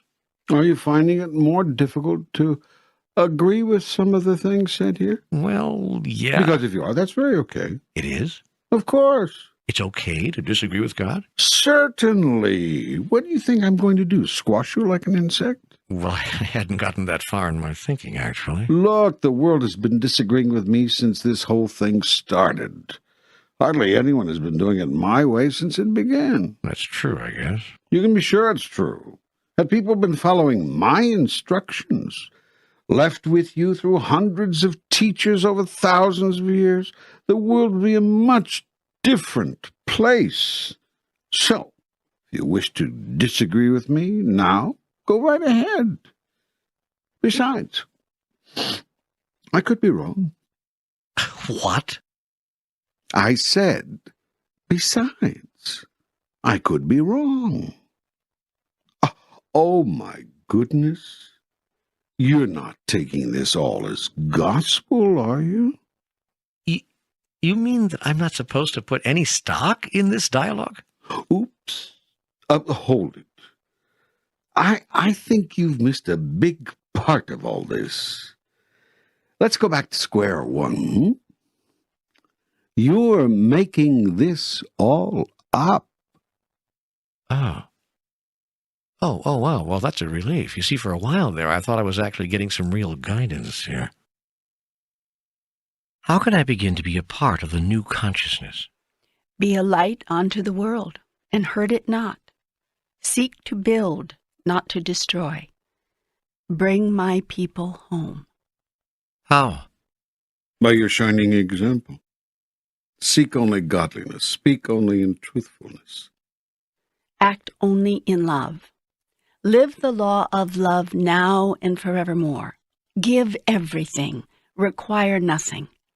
Avoid the mundane. Do not accept the unacceptable. Teach all who seek to learn of me.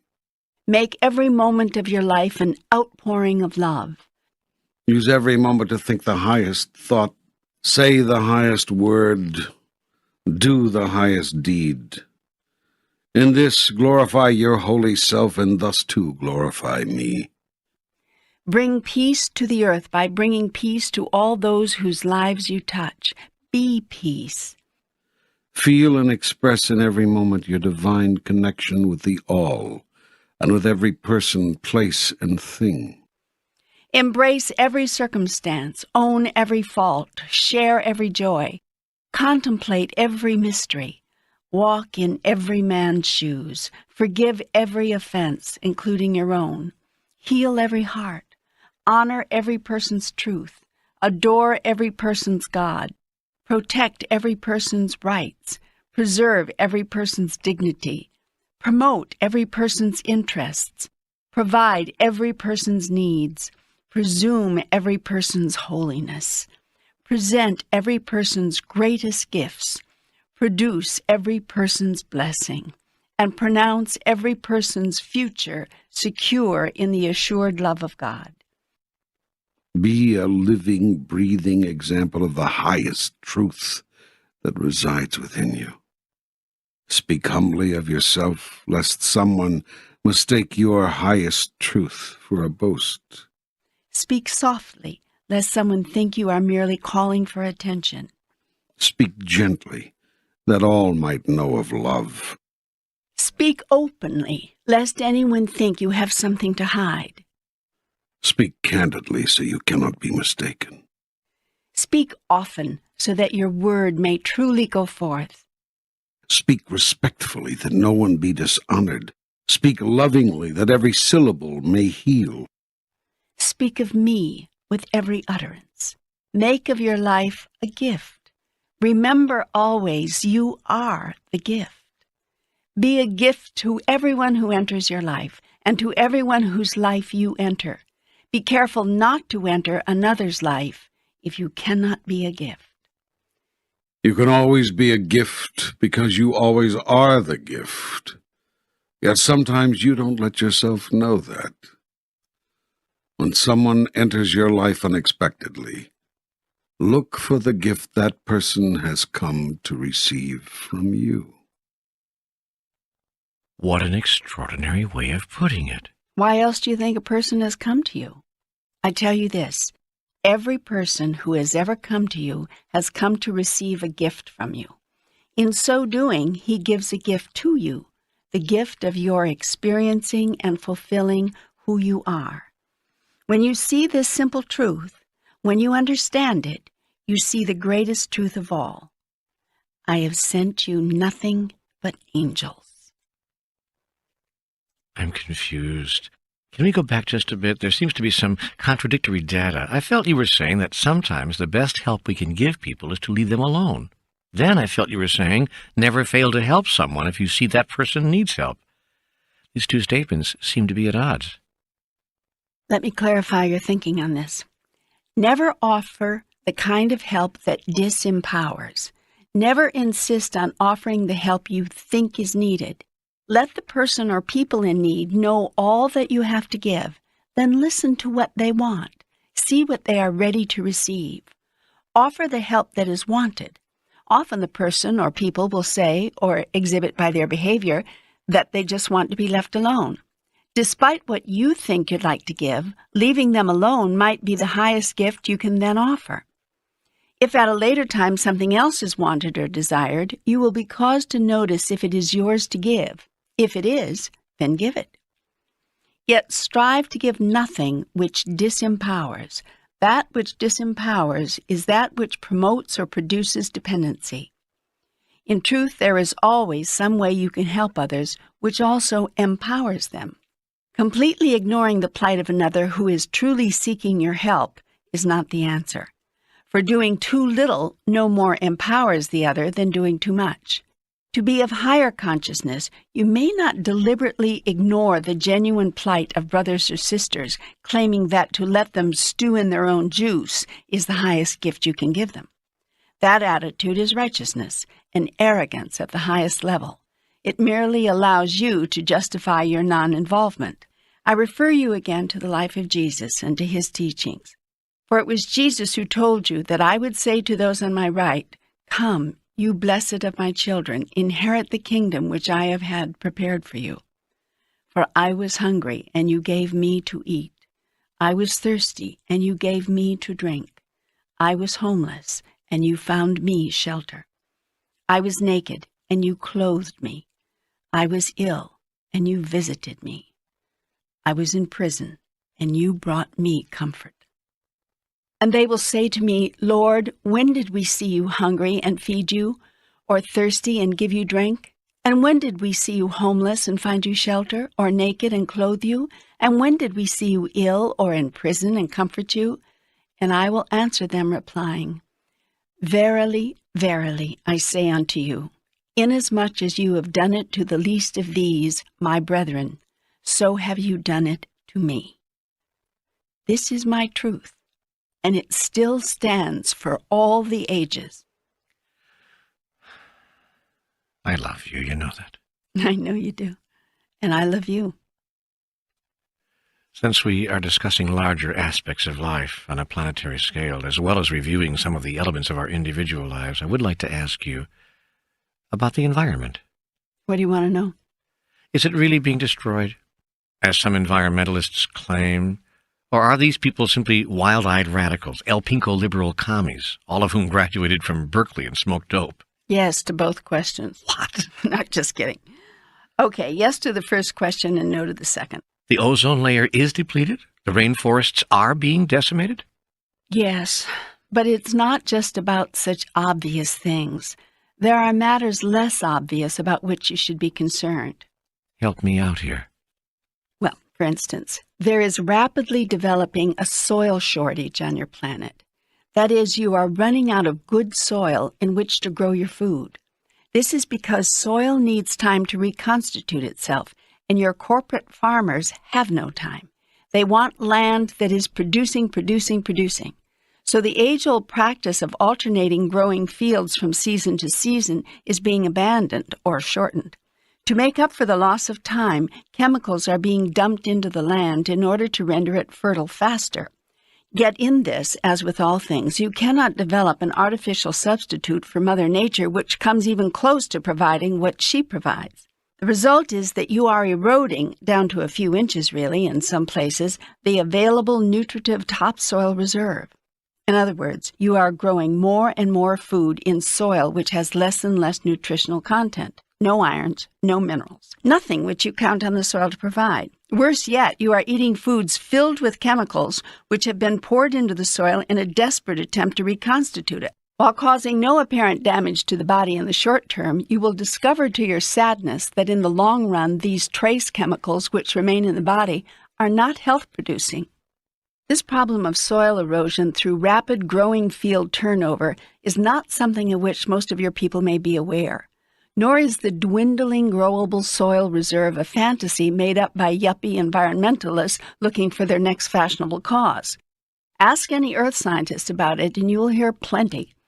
It is a problem of epidemic proportions. It is worldwide, and it is serious. This is just one example of the many ways you are damaging and depleting your mother, the earth, the giver of all life, out of a complete disregard for her needs and natural processes. You are concerned about little on your planet except the satisfying of your own passions, the meeting of your own immediate and mostly bloated needs, and quenching the endless human desire for bigger, better, more. Yet you might do well as a species to ask, when is enough enough? Why do we not listen to our environmentalists? Why do we not heed their warnings? In this, as in all really important matters affecting the quality and style of life on your planet, there is a pattern which is easily discernible. You have coined a phrase in your world which answers the question perfectly. Follow the money trail. Oh, man, how can we ever hope to solve these problems when fighting something as massive and insidious as that? Simple. Eliminate money. Eliminate money? Yes. Or at the very least, eliminate its invisibility. I don't understand. Most people hide the things they are ashamed of or don't want other people to know about. That is why the largest number of you hide your sexuality, and that is why nearly all of you hide your money. That is to say, you are not open about it. You consider your money to be a very private matter, and therein lies the problem. If everyone knew everything about everybody's money situation, there would be an uprising in your country and on your planet, the likes of which you have never seen. And in the aftermath of that, there would be fairness and equity, honesty, and true for the good of all priority in the conduct of human affairs. It's now not possible to bring fairness or equity, honesty, or the common good to the marketplace because money is so easy to hide. You can actually physically take it and hide it. There are also all manner of means by which creative accountants can cause corporate money to be hidden or to disappear. Since money can be hidden, there's no way for anyone to know exactly how much anyone else has or what they are doing with it. This makes it possible for a plethora of inequity, if not to say double dealing, to exist. Corporations can pay two people vastly different wages for doing the same job, for instance. They can pay one person $57,000 a year, while paying the other $42,000 a year for performing the exactly identical function, giving one employee more than the other simply because the first employee has something the second employee does not. What's that? A penis. Oh. Yes. Oh, indeed. But you don't understand. Having a penis makes the first employee more valuable than the second. Quicker-witted, smarter by half, obviously more capable. I don't remember constructing you that way. I mean, so unequal in abilities. Well, you did, and I'm surprised you don't know it. Everyone on this planet knows it. We better stop this now or people will think we're really serious. You mean we're not? Well, we are. I mean, the people on the planet are. That's why women can't be Roman Catholic or Mormon priests, or show up on the wrong side of the Wailing Wall in Jerusalem, or climb to the top job in Fortune 500 companies, or pilot airliners. Yes, we get the point. And my point is that pay discrimination, at least, would be much more difficult to get away with if all money transactions were made visible instead of hidden. Can you imagine what would happen in every workplace on the globe if all companies were forced to publish all the salaries of all the employees? Not the salary ranges for particular job classifications, but the actual compensation awarded to each individual. Well, there goes playing two ends against the middle right out the window. Yep. And there goes what he doesn't know won't hurt him. Yep. And there goes, hey, if we can't get it for 1/3 less, why should we pay more? And there goes apple polishing and kissing up to the boss and the inside track and company politics. And much, much more would disappear from the workplace and from the world through the simple expedient of uncovering the money trail. Think of it. If you knew exactly how much money each of you holds and the real earnings of all your industries and corporations and each of their executives, as well as how each person and corporation is using the money it has, don't you think that would change things? Think about this. In what ways do you think things would change? The plain fact is that people would never put up with 90% of what is going on in the world if they knew what was going on. Society would never sanction the extraordinarily disproportionate distribution of wealth, much less the means by which it is gained, or the manner in which it is used to gain more, were these facts known, specifically and immediately, by all people everywhere. Nothing breeds appropriate behavior faster than exposure to the light of public scrutiny. That is why your so-called sunshine laws have done so much good in clearing away some of the awful mess of your political and governance system. Public hearings and public accountability has gone far toward eliminating the kinds of backroom antics that went on in the 20s, 30s, 40s, and 50s in your town halls and school boards and political precincts and national government as well. Now it's time to bring some sunshine to the way you deal with compensation for goods and services on your planet. What are you suggesting? This is not a suggestion, it is a dare. I dare you to throw out all your money, all your papers and coins and individual national currencies and start over. Develop an international monetary system that is wide open, totally visible, immediately traceable, completely accountable. Establish a worldwide compensation system by which people would be given credits for services rendered and products produced, and debits for services used and products consumed. Everything would be on the system of credits and debits. Returns on investments, inheritances, winnings of wagers, salaries and wages, tips and gratuities, everything. And nothing could be purchased without credits. There would be no other negotiable currency, and everyone's records would be open to everyone else. It has been said, show me a man's bank account and I'll show you the man. This system comes close to that scenario. People would, or at least could, know a great deal more about you than they know now. But not only would you know more about each other, you would know more about everything. More about what corporations are paying and spending, and what their cost is on an item, as well as their price. Can you imagine what corporations would do if they had to put 2 figures on every price tag? The price and their cost? Would that bring prices down, or what? Would that increase competition and boost fair trade? You can't even imagine the consequences of such a thing. Under the new Worldwide Compensation System, WCS, the transfer of debits and credits would be immediate and totally visible. That is, anybody and everybody could inspect the account of any person or organization at any time. Nothing would be kept secret. Nothing would be private. The WCS would deduct 10% of all earnings each year from the incomes of those voluntarily requesting such a deduction. There would be no income tax, no forms to file, no deductions to figure, no escape hatch to construct, or obfuscation to manufacture. Since all records would be open, everyone in the society would be able to observe who was choosing to offer the 10% for the general good of all, and who was not. This voluntary deduction would go towards support of all the programs and services of the government, as voted on by the people. The whole system would be all very simple, all very visible. And the world would never agree to such a thing. Of course not. And do you know why? Because such a system would make it impossible for anyone to do anything they didn't want someone else to know about. Yet why would you want to do something like that anyway? I'll tell you why. Because currently you live within an interactive social system based on taking advantage, getting the edge, making the most, and the survival of the so-called fittest. And the chief aim and goal of your society, as it is in all truly enlightened societies, is the survival of all, the benefit equally of all, the providing of a good life for all. Then your need for secrecy and quiet dealings and under-the-table maneuverings and money which can be hidden will disappear. You realize how much good old-fashioned corruption, to say nothing of lesser unfairnesses and inequities, would be eliminated through the implementation of such a system. The secret here, the watchword here, is visibility. Wow, what a concept, what an idea. Absolute visibility in the conduct of our monetary affairs. I keep trying to find a reason why that would be wrong, why that would not be okay, but I can't find one. Of course you can't, because you've got nothing to hide.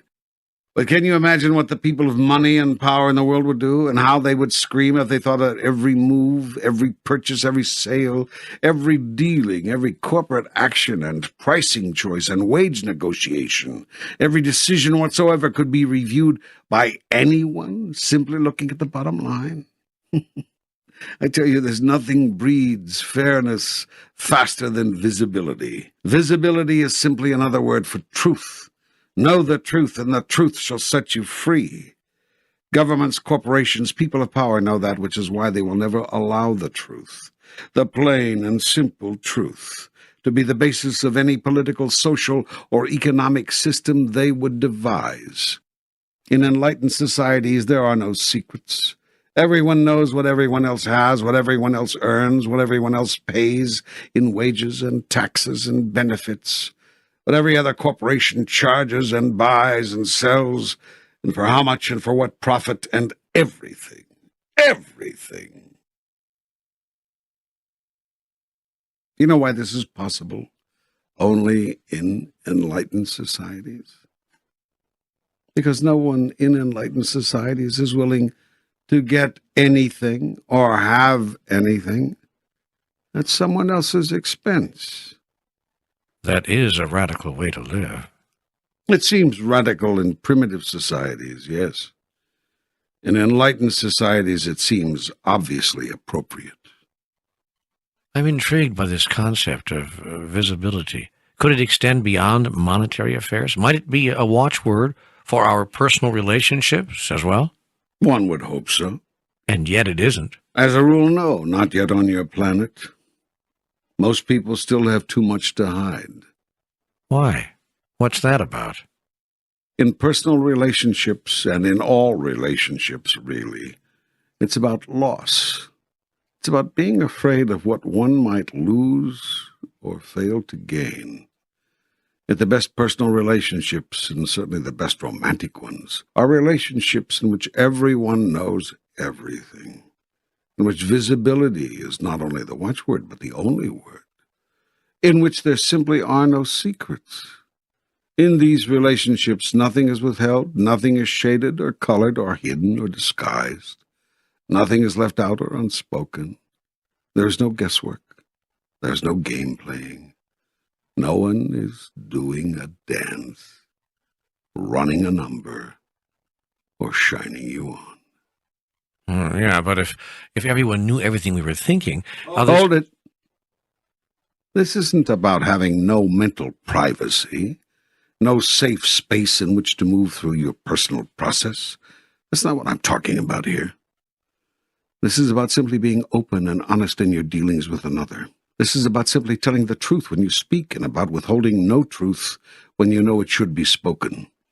This is about never again lying or shading or verbally or mentally manipulating or twisting your truth into the 101 other contortions which typify the largest number of human communications. This is about coming clean, telling it like it is, giving it to them straight. This is about ensuring that all individuals have all the data and know everything they need to know on a subject. This is about fairness and openness and, well, visibility. Yet this does not mean that every single thought, every private fear, every darkest memory, every fleeting judgment, opinion, or reaction must be placed on the table for discussion and examination. That is not visibility. That is insanity. And it will make you crazy. We are talking here about simple, direct, straightforward, open, honest, complete communication. Yet even at that, it is a striking concept and a little used one. You can say that again. Yet even at that, it is a striking concept. A little used one, yeah. You should have been in vaudeville. Are you kidding? I am. Well, seriously, this is a magnificent idea. I mean, imagine an entire society built around the principle of visibility. Are you sure it would work? I'll tell you something. Half the world's ills would go away tomorrow. Half the world's worries, half the world's conflicts, half the world's anger, half the world's frustration. Oh, there would be anger and frustration at first, make no mistake about that, when it was finally discovered just how much the average person is being played like a fiddle, used like a disposable commodity, manipulated, lied to, and downright cheated. There would be plenty of frustration and anger. But visibility would clean most of that up within 60 days, make it go away. Let me invite you again. Just think about it. Do you think you could live a life like this? No more secrets, absolute visibility? If not, why not? What are you keeping from others that you don't want them to know? What are you saying to someone that isn't true? What are you not saying to someone that is? Has lying by omission or commission brought your world where you really want it to be? Has manipulation of the marketplace, of a particular situation, or simply of a person, through silence and secrecy really benefited us? Is privacy really what makes our governmental, corporate, and individual lives work? What would happen if everybody could see everything? Now, there is an irony here. Don't you see that this is the one thing you fear about your first meeting with God? Don't you get that what you've been afraid of is that the gig is up, the game is over, the tap dance is finished, the shadow boxing is done, and the long, long trail of deceits, big and small, has come to, quite literally, a dead end? Yet the good news is that there is no reason for fear, no cause to be scared. No one is going to judge you, no one is going to make you wrong. No one is going to throw you into the everlasting fires of hell. And to you Roman Catholics, no, you won't even go to purgatory. And to you Mormons, no, you won't be trapped forever in the lowest heaven, unable to get to the highest heaven, nor will you be labeled sons of perdition and banished forever to realms unknown. And to you, well, you get the picture. Each of you has constructed within the framework of your own particular theology some idea, some concept of God's worst punishment. I hate to tell you this, because I see the fun you're having with the drama of it all, but, well, just ain't no such thing. Perhaps when you lose the fear of having your life become totally visible at the moment of your death, you can get over the fear of having your life become totally visible while you are living it. Boy, wouldn't that be something? Yeah, wouldn't it, though? So here's the formula to help you get started. Go back to the first volume of this audio program and review again the 5 levels of truth-telling. Determine to memorize this model and implement it. Seek the truth, say the truth, live the truth every day. Do this with yourself and with every person whose life you touch. Then get ready to be naked. Stand by for visibility. Ooh, this feels scary. This feels real scary. Look to see what you're afraid of. I'm afraid everyone will leave the room. I'm afraid no one will like me anymore. I see. You feel you have to lie to get people to like you? Not lie exactly, just not tell them everything. Remember what I said before. This is not about blurting out every little feeling, thought, idea, fear, memory, confession, or whatever. This is simply about always speaking the truth, showing yourself completely. With your dearest loved one, you can be physically naked, can you not? Yes? Then why not be emotionally naked as well? Well, the second is much harder than the first. I understand that. That doesn't fail to recommend it, however, for the rewards are great. Well, you've certainly brought up some interesting ideas. Abolish hidden agendas, build a society on visibility, tell the truth all the time to everyone about everything. Whew. On these few concepts, entire societies have been constructed. Enlightened societies. I haven't found any. I wasn't speaking of your planet. Oh. Or even your solar system. Oh. But you don't have to leave the planet or even leave your house to begin experiencing what such a new thought system would be like. Start in your own family, in your own home. If you own a business, start in your own company. Tell everyone in your firm exactly what you make, what the company is making and spending, and what each and every employee makes. You'll shock the hell out of them. I mean that quite literally. You will shock the hell right out of them. If everyone who owned a company did this, work would no longer be a living hell for so many because a greater sense of equity, fair play, and appropriate compensation would automatically come to the workplace. Tell your customers exactly what a product or service costs you to provide. Put those two numbers on your price tag, your cost and your price. Can you still be proud of what you're asking? Do you encounter any fear that someone will think you are ripping them off should they know your cost-price ratio? If so, look to see what kind of adjustment you want to make in your pricing to bring it back down into the realm of basic fairness rather than get what you can while the getting's good.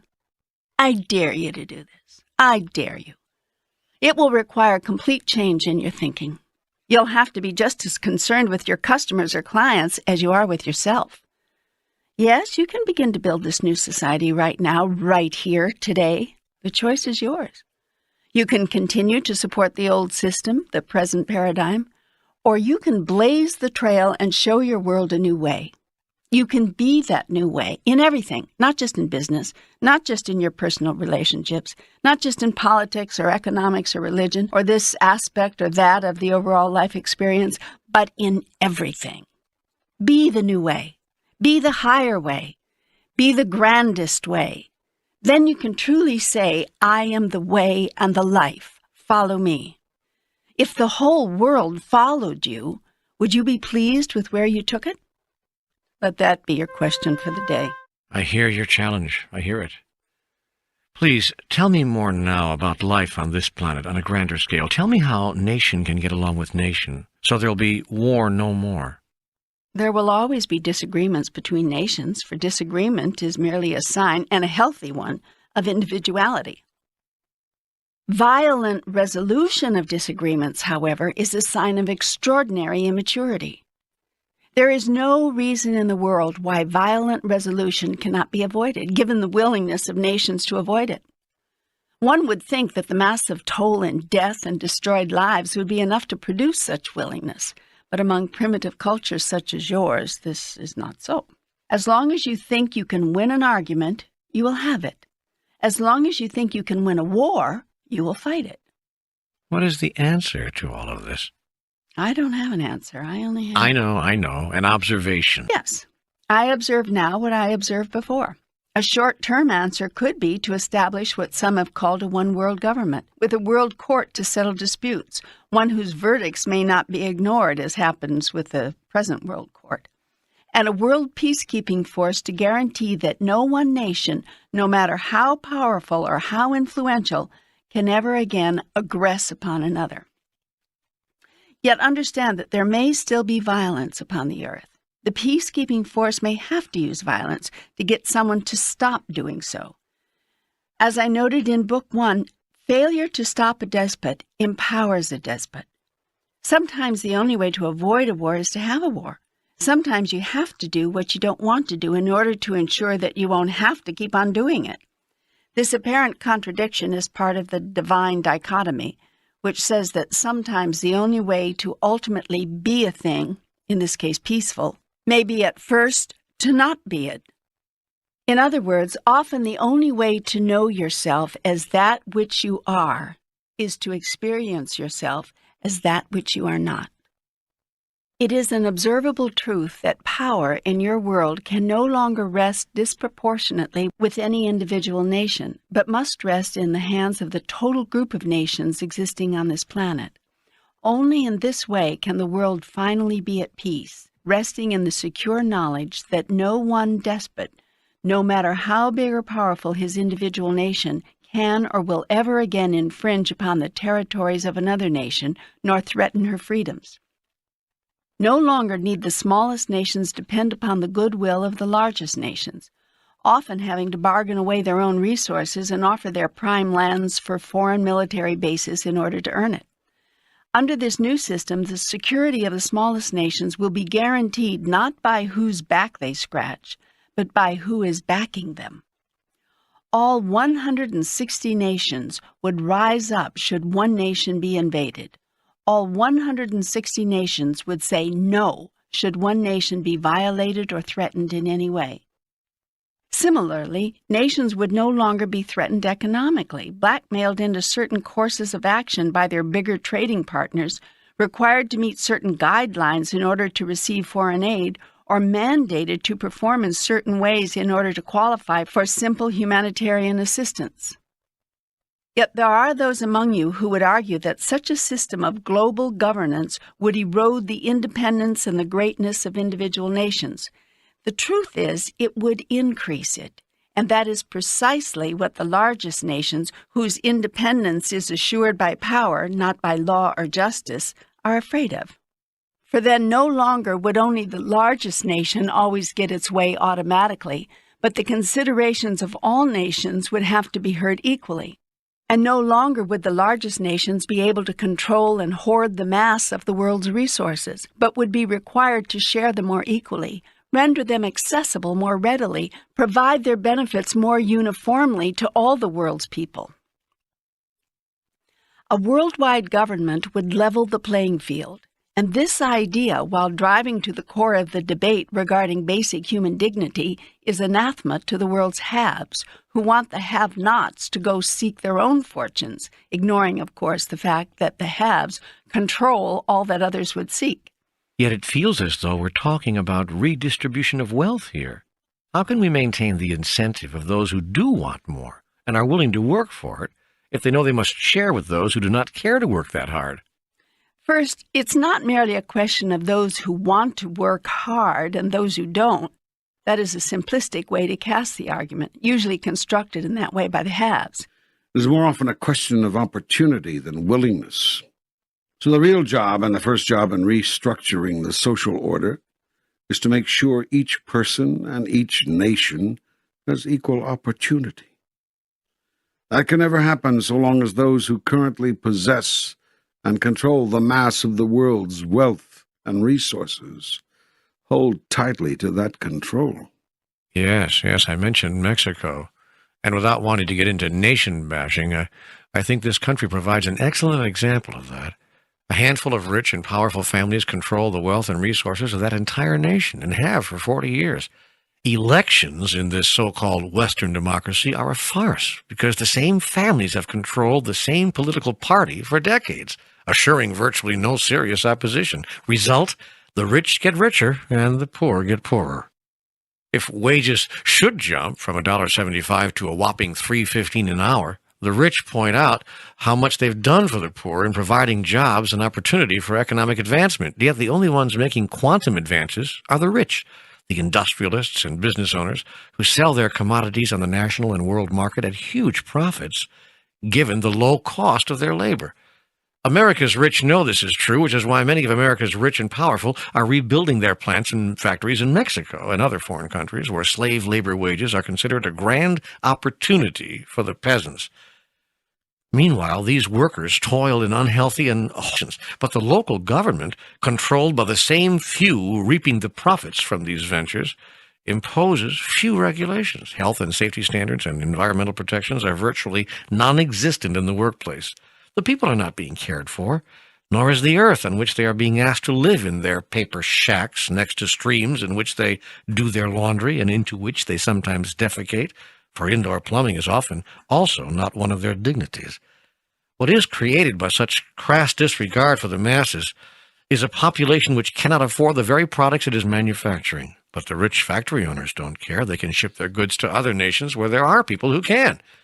Yet I believe that sooner or later this spiral will turn in upon itself with devastating consequences, not just in Mexico, but wherever humans are exploited. Revolutions and civil war are inevitable, as are wars between nations, so long as the haves continue seeking to exploit the have-nots under the guise of providing opportunity. Holding on to the wealth and the resources has become so institutionalized that it almost now appears acceptable, even to some fair-minded people who see it as simply open market economics. Yet only the power held by the world's wealthy individuals and nations makes that illusion of fairness possible. The truth is, it is not fair to the largest percentage of the world's people and nations who are held down from even attempting to achieve what the powerful have achieved. The system of governance described here would drastically shift the balance of power away from the resource-rich to the resource-poor, forcing the resources themselves to be fairly shared. That is what the powerful fear. Yes. So the short-term solution to the world's foment may be a new social structure, a new worldwide government. There have been those leaders among you who have been insightful enough and brave enough to propose the beginnings of such a new world order. George Bush, whom history will judge to be a man of far greater wisdom, vision, compassion, and courage than contemporary society was willing or able to acknowledge, was such a leader.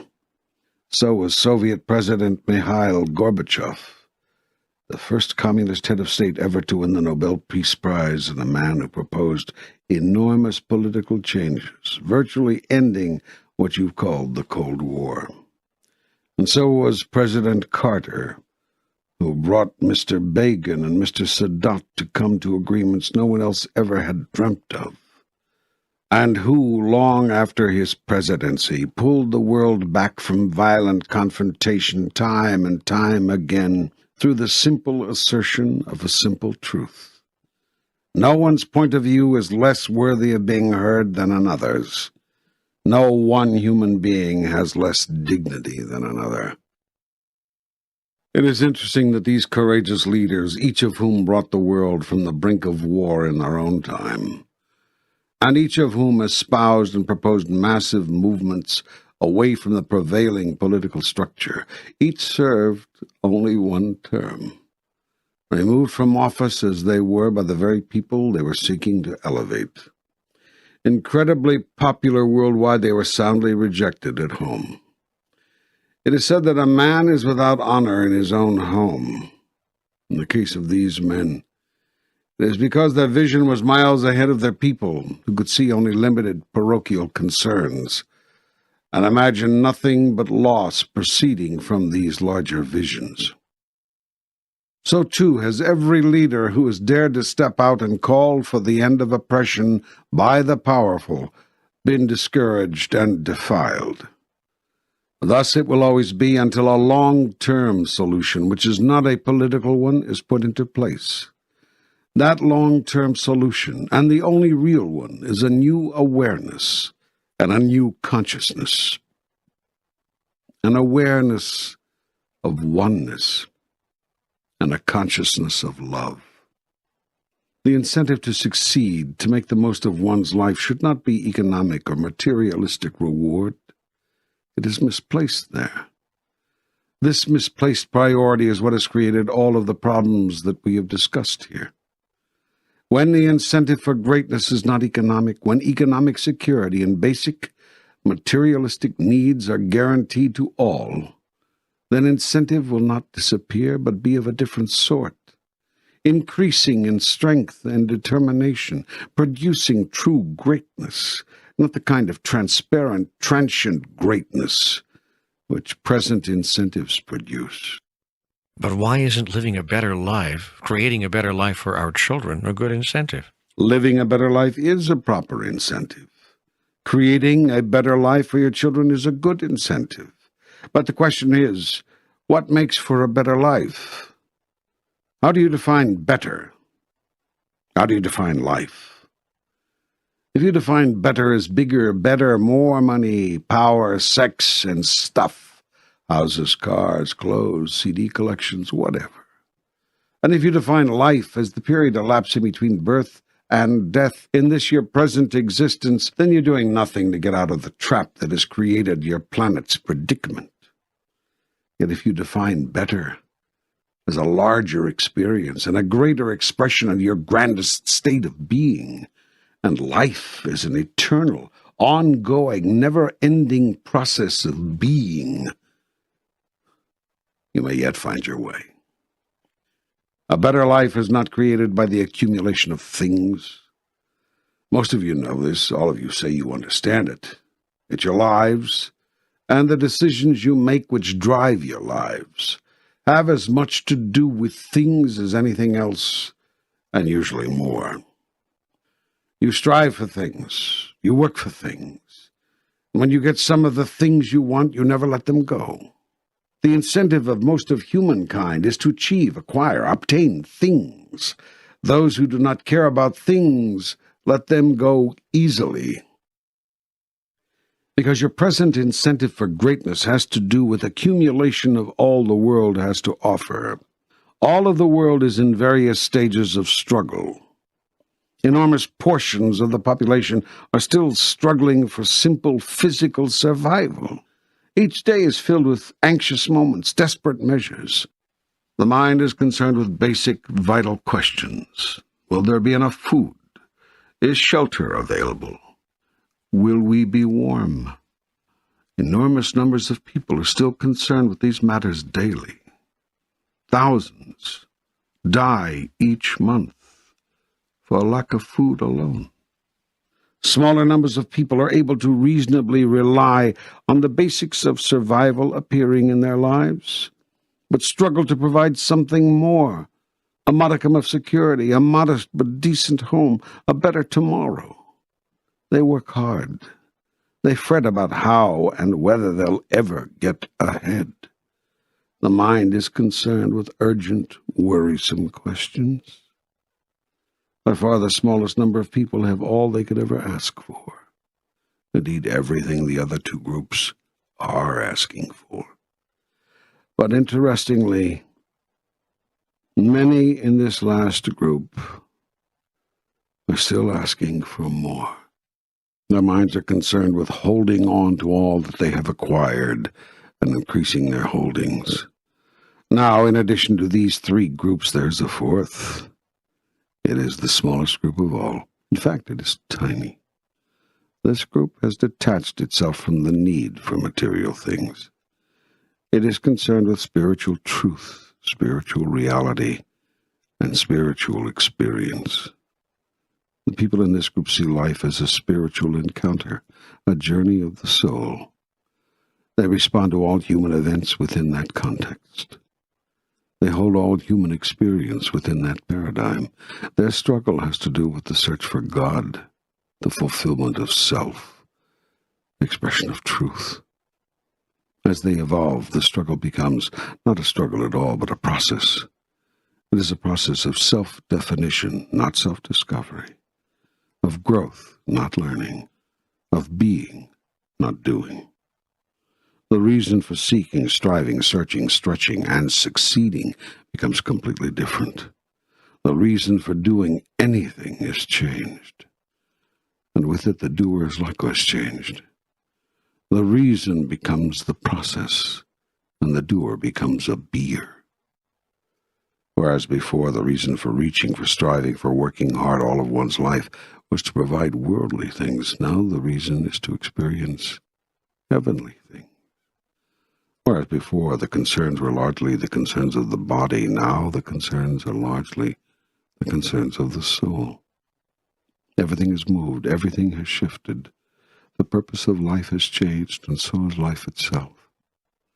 The incentive for greatness has shifted, and with it the need for coveting, acquiring, protecting, and increasing worldly possessions has disappeared. Greatness will no longer be measured by how much one has accumulated. The world's resources will rightly be seen as belonging to all the world's people. In a world blessed with sufficient abundance to meet the basic needs of all, the basic needs of all will be met. Everyone will want it that way. There will no longer be a need to subject anyone to an involuntary tax. You will all volunteer to send 10% of your harvest and your abundance to programs supporting those whose harvest is less. It will no longer be possible for thousands to stand by watching thousands of others starve, not for lack of food, but for lack of sufficient human will to create a simple political mechanism by which people can get the food.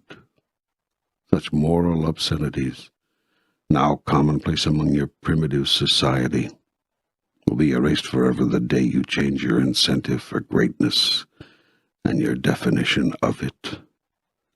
your new incentive to become what I created you to be, the physical outpicturing of deity itself. When you choose to be who you really are, God made manifest, you will never again act in an ungodly manner. No longer will you have to display bumper stickers which read, God save me from your followers. Let me see if I'm tracking this. What seems to be emerging here is a world view of equality and equanimity, where all nations submit to one world government and all people share in the world's riches. Remember, when you talk about equality, that we're meaning equal opportunity, not equality in fact. Actual equality will never be achieved, and be grateful that's so. Why? Because equality is sameness, and the last thing the world needs is sameness. No, I'm not arguing here for a world of automatons, each receiving identical allotments from a big brother central government. I am speaking of a world in which two things are guaranteed: the meeting of basic needs and the opportunity to go higher. With all your world's resources, with all your abundance, you have not yet managed those two simple things. Instead, you have trapped millions on the lowest end of the socioeconomic scale and devised a worldview that systematically keeps them there. You are allowing thousands to die each year for lack of simple basics. For all the world's magnificence, you have not found a way to be magnificent enough to stop people from starving to death, much less stop killing each other. You actually let children starve to death right in front of you. You actually kill people because they disagree with you. You are primitive. And we think we're so advanced. The first mark of a primitive society is that it thinks itself advanced. The first mark of a primitive consciousness is that it thinks itself enlightened. So let's summarize it. The way we get to the first step on the ladder, where these two fundamental guarantees are accorded everyone, is through two shifts, two changes, one in your political paradigm, one in your spiritual. The movement to a unified world government would include a greatly empowered world court to resolve international disputes and a peacekeeping force to give power to the laws by which you choose to govern yourself. The world government would include a Congress of Nations, 2 representatives from every nation on earth, and a People's Assembly, with representation in direct proportion to a nation's population. Exactly the way the U.S. government is set up, with 2 houses, one providing proportional representation and one providing equal voice to all of the states. Yes, your U.S. Constitution was God-inspired. The same balance of power should be built into the new World Constitution. There would be, likewise, an executive branch, legislative branch, and a judicial branch. Each nation would keep its internal peacekeeping police, but all national armies would be disbanded, exactly as each of your individual states disbanded their armies and navies in favor of a federal peacekeeping force serving the entire group of states you now call a nation. Nations would reserve the right to form and call up their own militia on a moment's notice, just as your states each have the constitutional right to keep and activate a state militia. And just as your states do now, each of the 160 nation-states in the Union of Nations would have the right to secede from the Union based upon a vote of the people, though why it would want to do so is beyond me, given that its people would be more secure and more abundant than ever before. And once more, for those of us who are slow, such a unified world federation would produce an end to wars between nations and the settling of disputes by killing, an end to abject poverty, death by starvation, and mass exploitation of people and resources by those of power, an end to the systematic environmental destruction of the earth, an escape from the endless struggle for bigger, better, more, an opportunity truly equal for all people to rise to the highest expression of self, an end to all limitations and discriminations holding people back, whether in housing, in the workplace, or in the political system, or in personal sexual relationships. Would your New World Order require a redistribution of wealth? It would require nothing. It would produce voluntarily and quite automatically a redistribution of resources. All people would be offered a proper education, for instance. All people would be offered open opportunity to use that education in the workplace, to follow careers which bring them joy. All people would be guaranteed access to health care whenever and however needed. All people would be guaranteed they won't starve to death or have to live without sufficient clothing or adequate shelter. All people would be granted the basic dignities of life so that survival would never again be the issue, so that simple comforts and basic dignities were provided all human beings.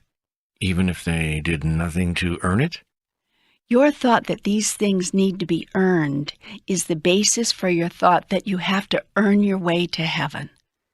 Yet you cannot earn your way into God's good graces, and you do not have to, because you are already there.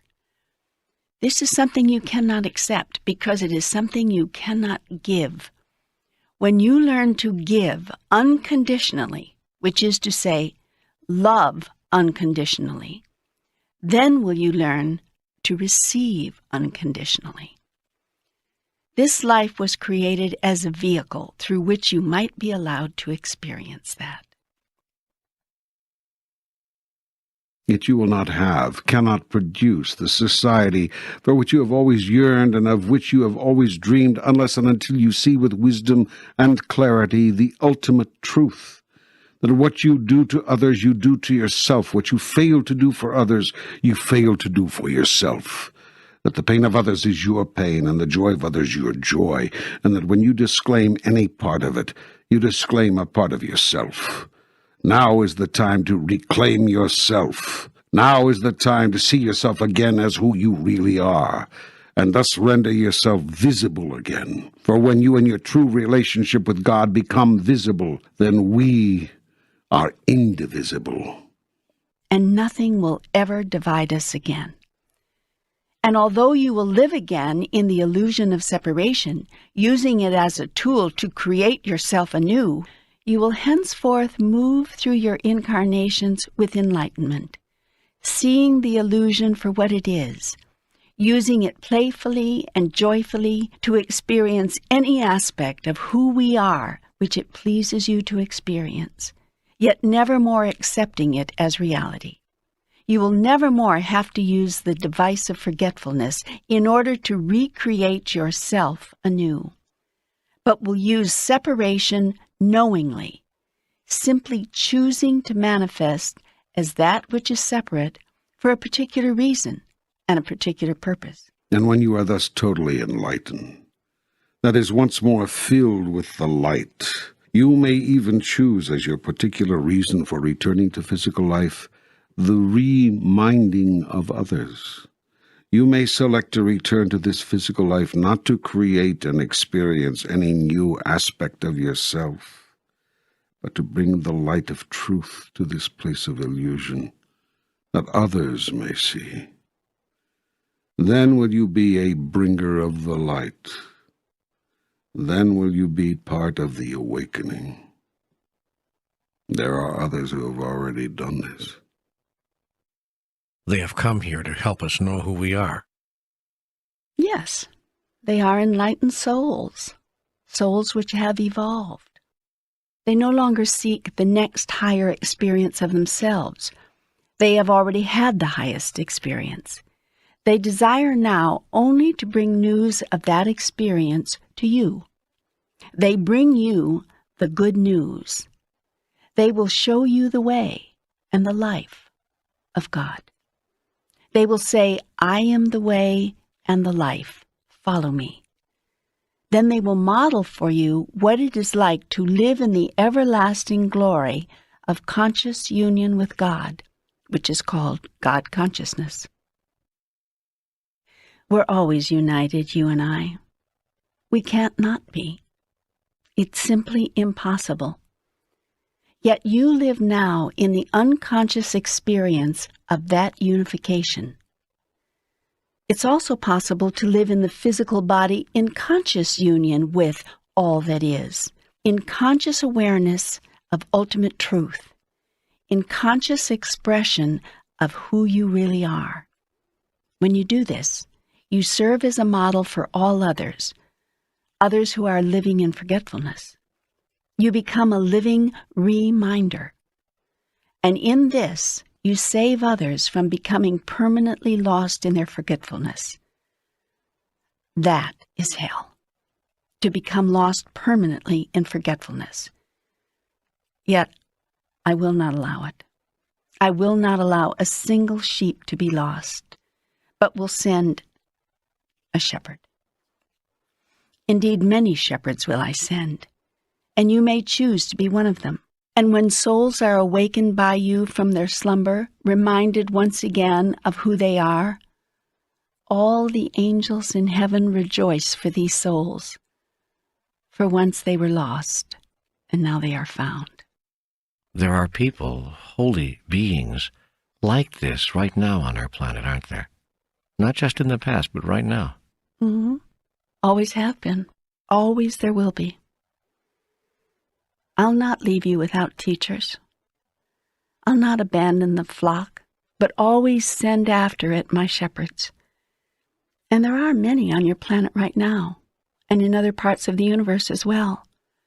And in some parts of the universe, these beings live together in constant communion and in constant expression of the highest truth. These are the enlightened societies of which I have spoken. They exist.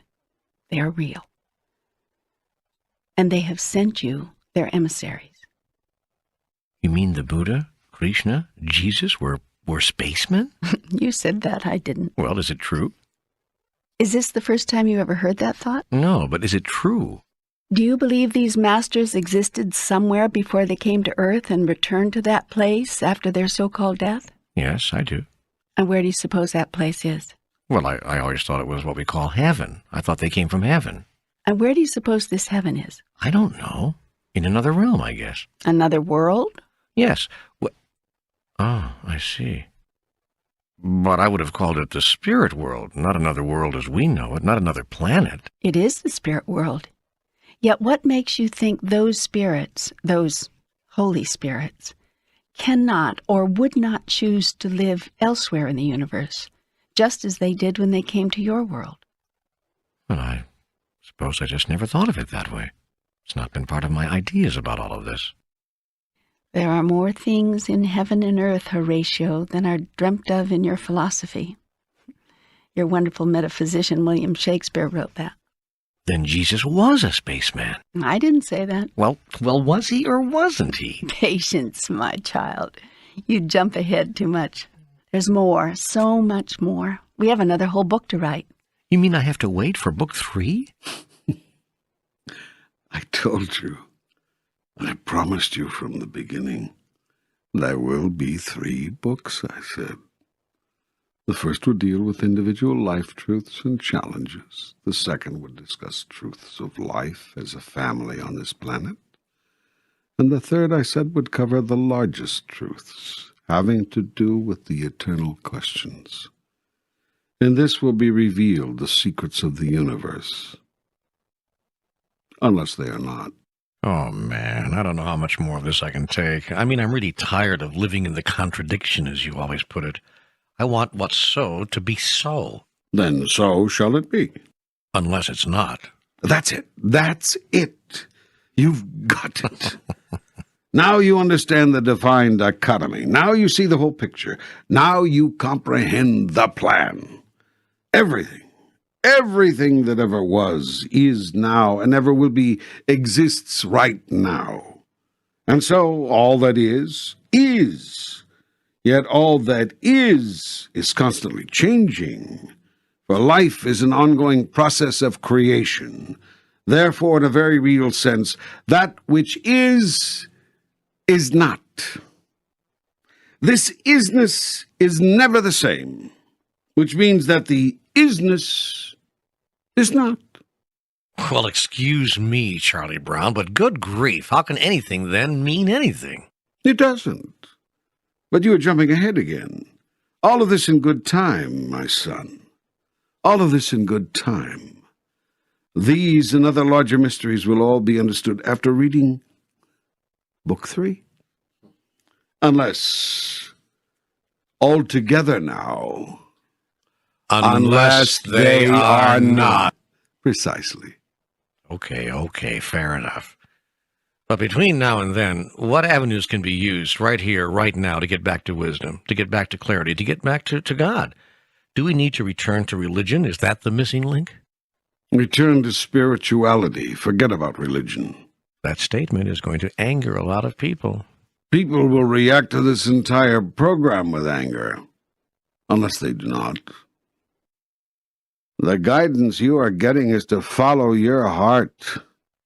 Listen to your soul. Hear yourself. Even when I present you with an option, an idea, a point of view, you are under no obligation to accept that as your own. If you disagree, then disagree. That is the whole point of this exercise. The idea wasn't for you to substitute your dependency on everything and everyone else with a dependency on this book. The idea was to cause you to think for yourself. And that is who I am right now. I am you thinking. I am you thinking out loud. You mean this material is not coming from the highest source? Of course it is. Yet here's the one thing you still cannot believe. You are the highest source. And here's the one thing you still apparently do not grasp. You are creating it all of your life, right here, right now. You are creating it, not me. You. So are there some answers to these purely political questions that you do not like? Then change them. Do it now, before you start hearing them as gospel, before you start making them real, before you start calling your last thought about something more important, more valid, more true than your next thought. Remember, it's always your new thought that creates your reality, always. Now, do you find anything in this political discussion of ours that you want to change? Well, not really. I'm sort of agreeing with you as it happens. I just didn't know what to make of all of this. Make of it what you wish. Don't you get it? That's what you're doing with all of life. Okay. All right. I think I've got it. I would like to continue with this conversation, if only to see where it's going. Fine, then let's do that. Well, you were about to say... I was about to say that in other societies, enlightened societies, the putting aside of a set amount of what one receives, what you call income, to be used for the general good of the society itself is a rather common practice. Under the new system we have been exploring for your society, everyone would earn as much each year as they could, and they would retain what they earn up to a certain limit. What limit? An arbitrary limit agreed to by everyone.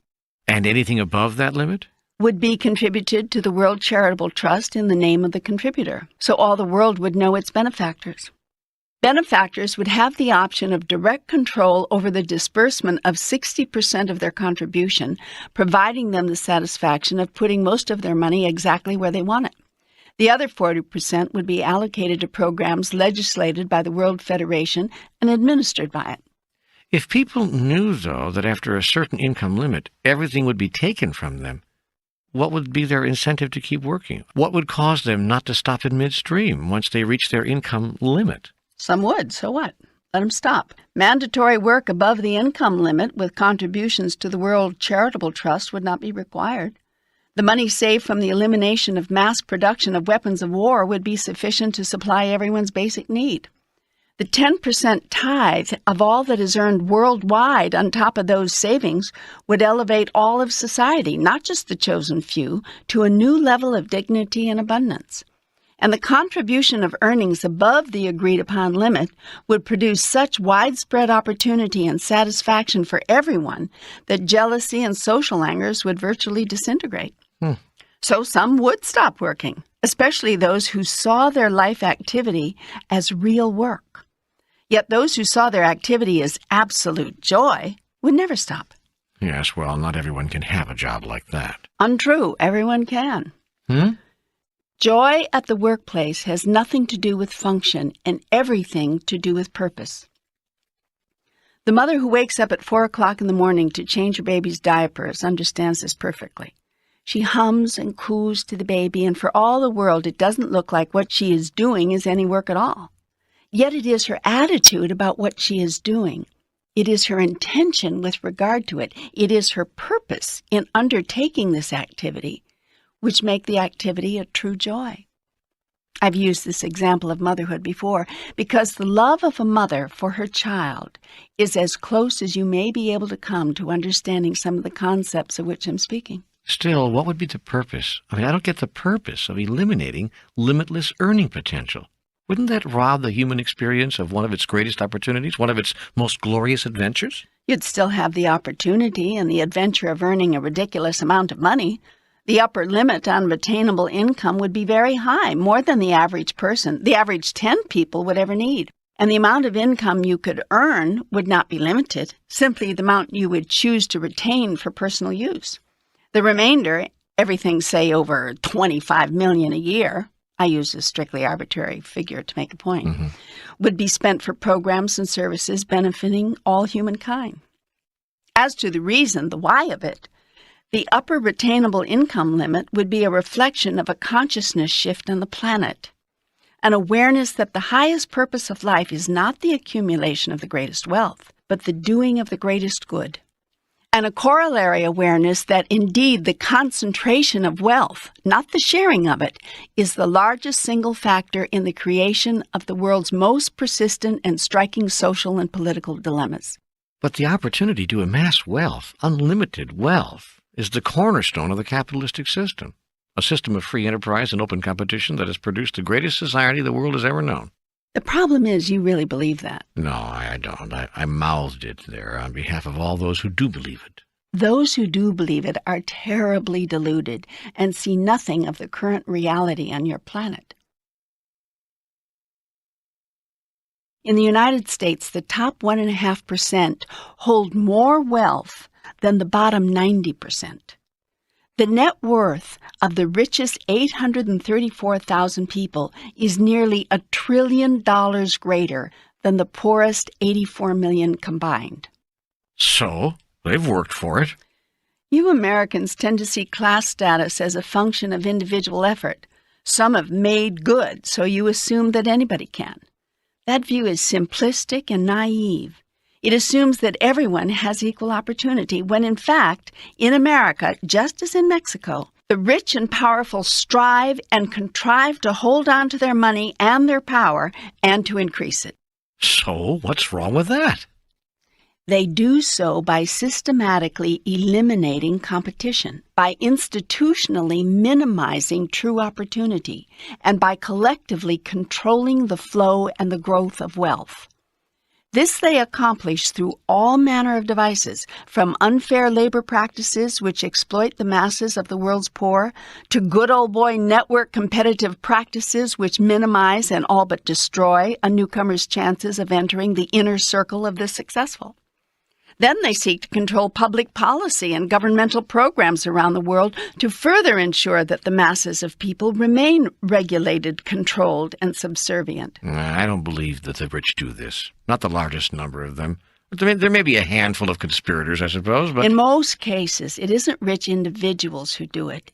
It's the social systems and institutions they represent. Those systems and institutions were created by the rich and powerful, and it is the rich and powerful who continue to support them.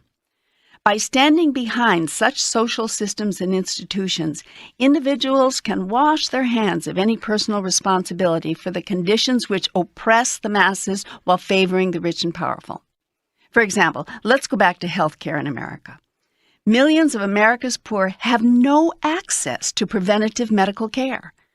One cannot point to any individual doctor and say, this is your doing, it's your fault, that in the richest nation on earth, millions cannot get in to see a doctor unless they're in dire straits in an emergency room. No individual doctor is to blame for that, yet all doctors benefit. The entire medical profession and every allied industry enjoys unprecedented profits from a delivery system which has institutionalized discrimination against the working poor and the unemployed. And that's just one example of how the system keeps the rich rich and the poor poor. The point is that it is the rich and powerful who support such social structures and staunchly resist any real effort to change them. They stand against any political or economic approach which seeks to provide true opportunity and genuine dignity to all people. Most of the rich and powerful, taken individually, are certainly nice enough people with as much compassion and sympathy as anyone. But mention a concept as threatening to them as yearly income limits, even ridiculously high limits such as $25 million annually, and they start whining about usurpation of individual rights, erosion of the American way, and lost incentives. Yet what about the right of all people to live in minimally decent surroundings, with enough food to keep from starving, enough clothing to stay warm? What about the right of people everywhere to have adequate health care? The right not to have to suffer or die from relatively minor medical complications, which those with money overcome with a snap of a finger.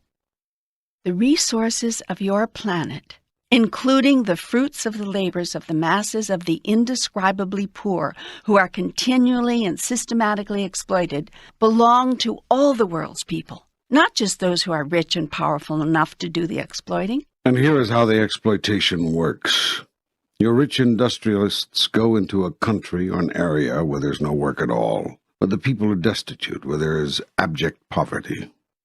The rich set up a factory there, offering those poor people jobs, sometimes 10, 12, and 14-hour-a-day jobs at substandard, if not to say subhuman wages. Not enough, mind you, to allow those workers to escape the rat-infested villages, but just enough to let them live that way as opposed to having no food or shelter at all. And when they are called on it, these capitalists say, "Hey, they've got it better than before, don't they? We've improved their lot. The people are taking the jobs, aren't they? Why, we've brought them opportunity, and we're taking all the risk."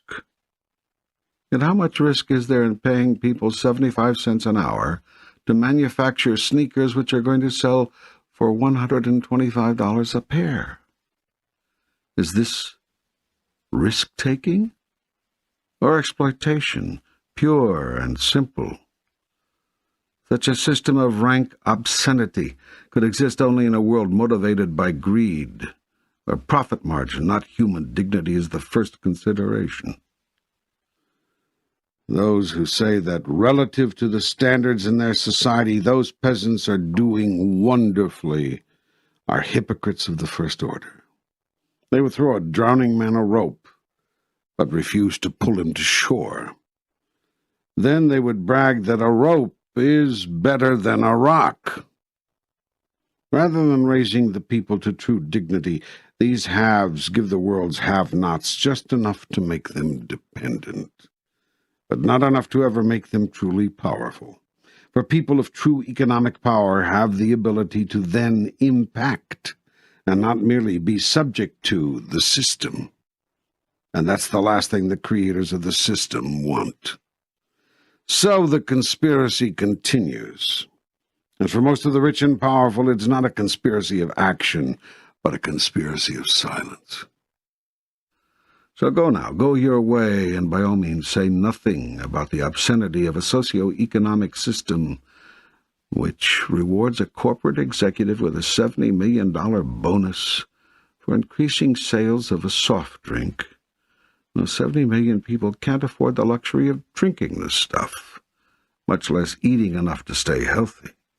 Don't see the obscenity of it. Call this the world's free market economy, and tell everyone how proud you are of it.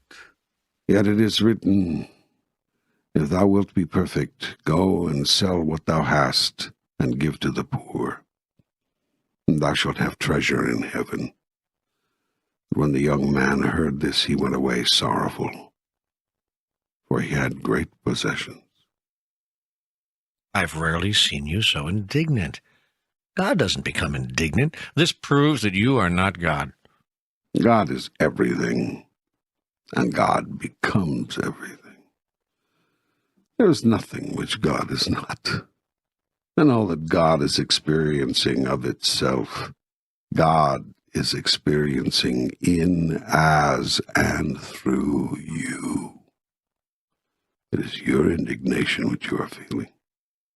You're right, because I agree with everything you've said.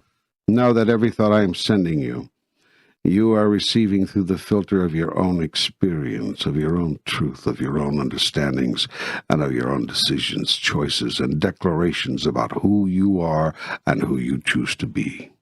There's no other way you can receive it. There's no other way you should.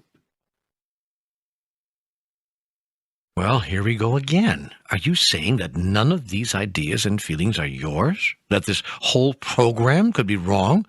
Are you telling me that this entire experience of my conversation with you could be nothing more than a compilation of my thoughts and feelings on a thing? Consider the possibility that I am giving you your thoughts and feelings on a thing. Where do you suppose these are coming from? That I am co-creating with you your experiences. That I am part of your decisions, choices, and declarations. Consider the possibility that I have chosen you, along with many others, to be my messenger long before this conversation came to be.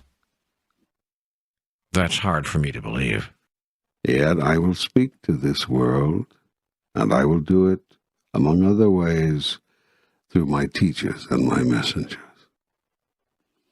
And in this book I will tell your world that its economic, political, social, and religious systems are primitive.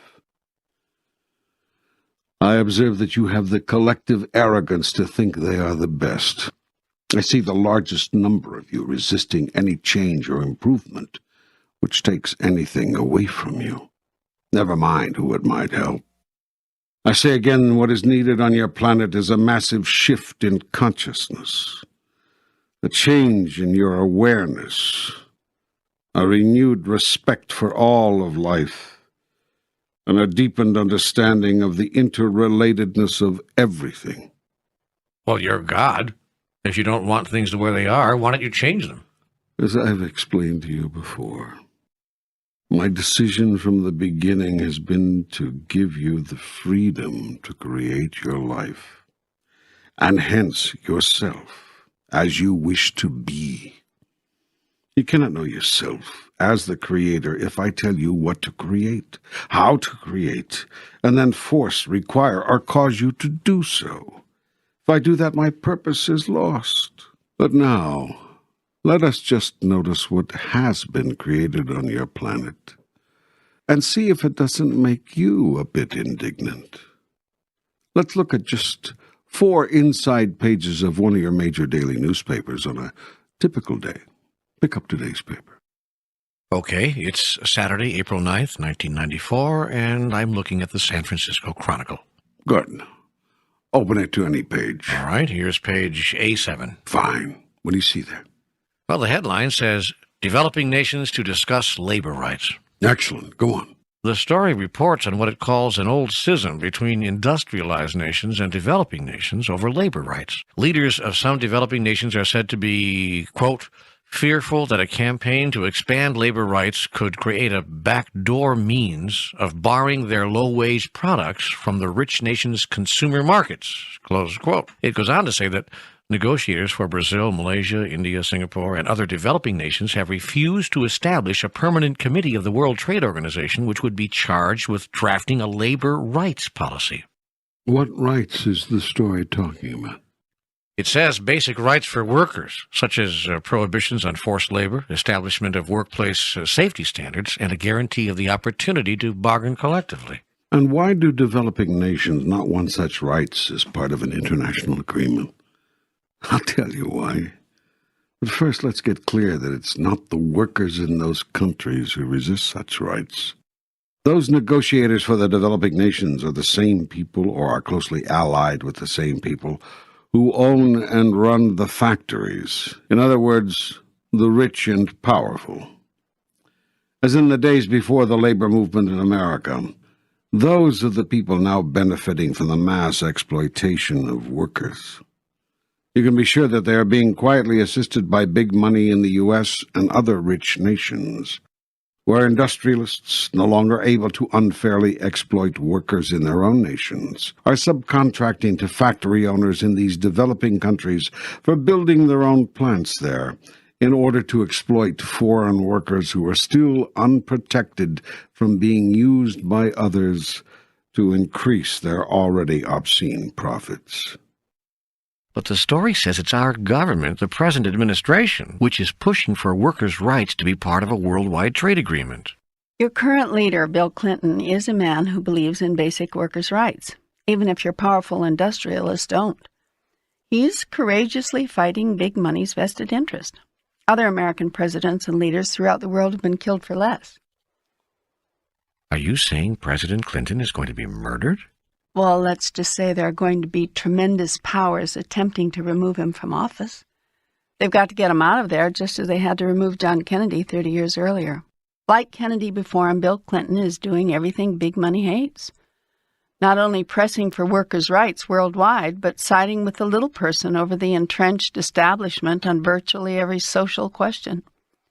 He believes it's the right of every person, for instance, to have access to adequate health care, whether or not he or she can afford to pay the exorbitant prices and fees that America's medical community has come to enjoy.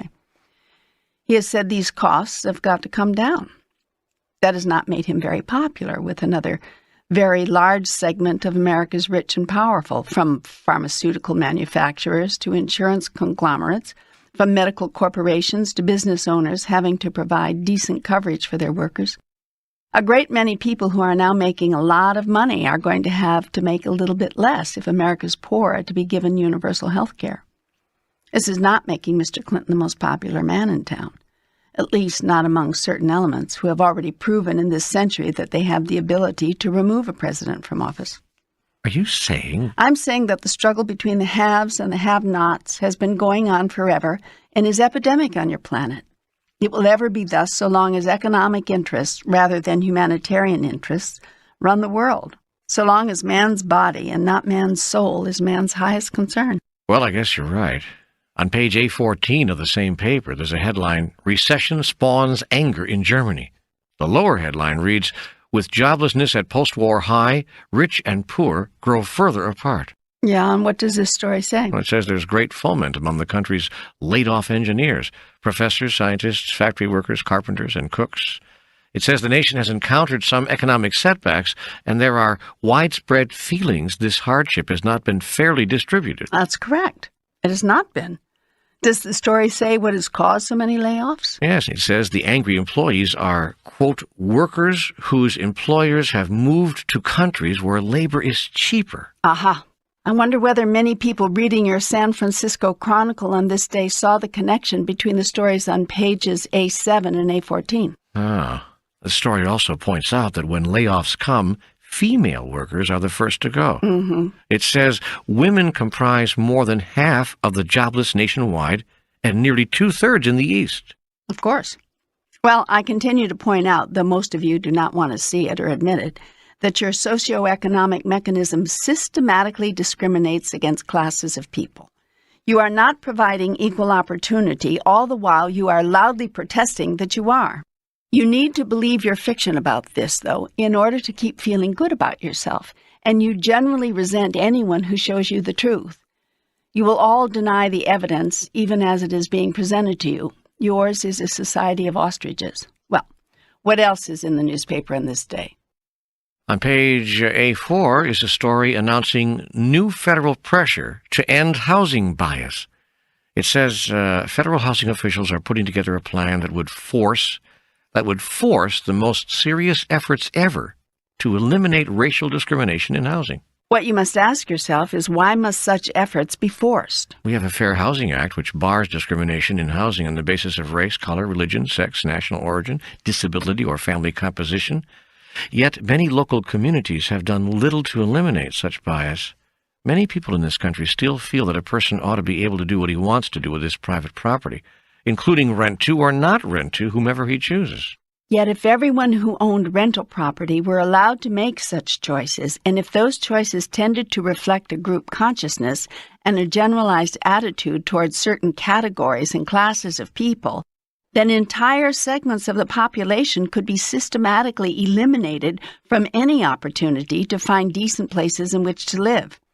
And in the absence of decent, affordable housing, land barons and slumlords would be able to charge exorbitant prices for terrible dwellings, providing little or no upkeep.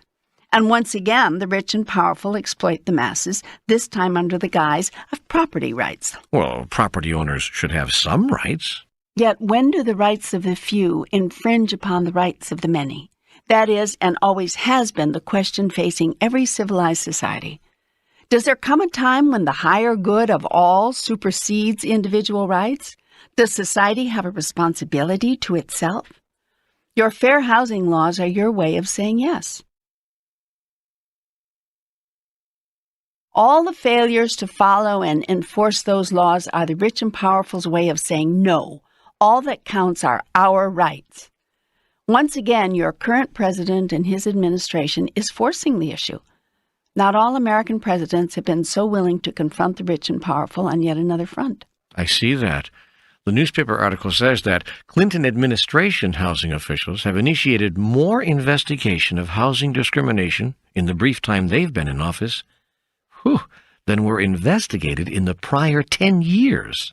A spokesperson for the Fair Housing Alliance, that's a national advisory group in Washington, said the Clinton administration's insistence that fair housing statutes be obeyed was something they had tried to get other administrations to do for years. And so this current president makes even more enemies among the rich and powerful, manufacturers and industrialists, drug companies and insurance firms, doctors and medical conglomerates, and investment property owners, all people with money and influence. As observed earlier, it looked for Clinton to have a tough time staying in office. Even at this time, April 1994, the pressure is mounting against him. Does your April 9th, 1994 edition of the newspaper tell you anything else about the human race? Well, on page A14, here's a picture of a Russian political leader brandishing his fists. Underneath the photograph is a news story headline, Zhirinovsky assaults colleagues in parliament. The article notes that Vladimir Zhirinovsky got into another fistfight yesterday, beating up a political opponent and screaming in his face, "I'll have you rot in jail.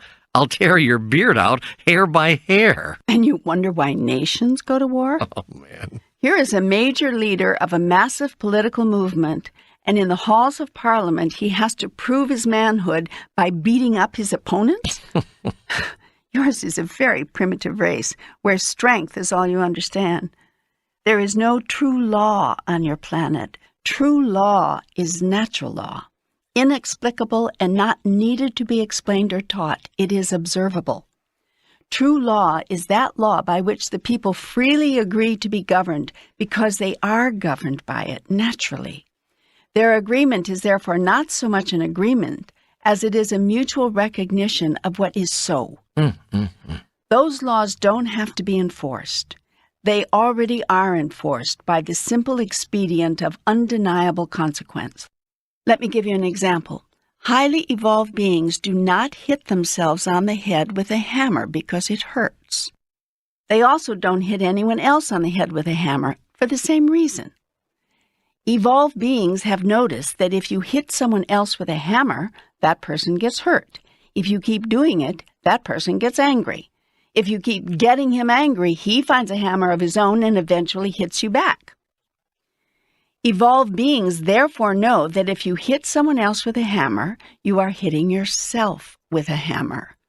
It makes no difference if you have more hammers or a bigger hammer. Sooner or later, you're going to get hurt. This result is observable. Now, unevolved beings, primitive beings, observe the same thing. They simply don't care. Evolved beings are not willing to play the one with the biggest hammer wins. Primitive beings play nothing else. Incidentally, this is largely a male game. Among your species, very few women are willing to play hammers hurt. They play a new game. They say, if I had a hammer, I'd hammer out justice. I'd hammer out freedom. I'd hammer out love between my brothers and my sisters all over this land. Are you saying women are more evolved than men? I'm making no judgment one way or the other on that. I simply observe. You see, truth, like natural law, is observable. Now, any law that is not natural law is not observable, and so has to be explained to you. You have to be told why it's for your own good. It has to be shown to you. This is not an easy task, because if a thing is for your own good, it is self-evident.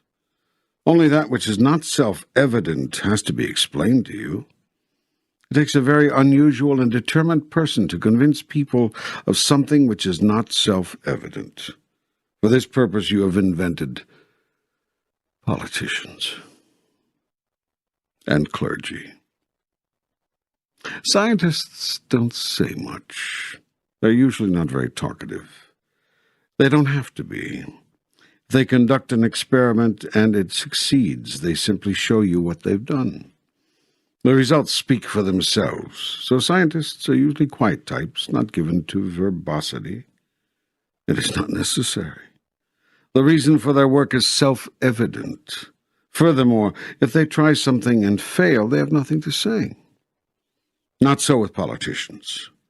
Even if they failed, they talk. In fact, sometimes the more they fail, the more they talk.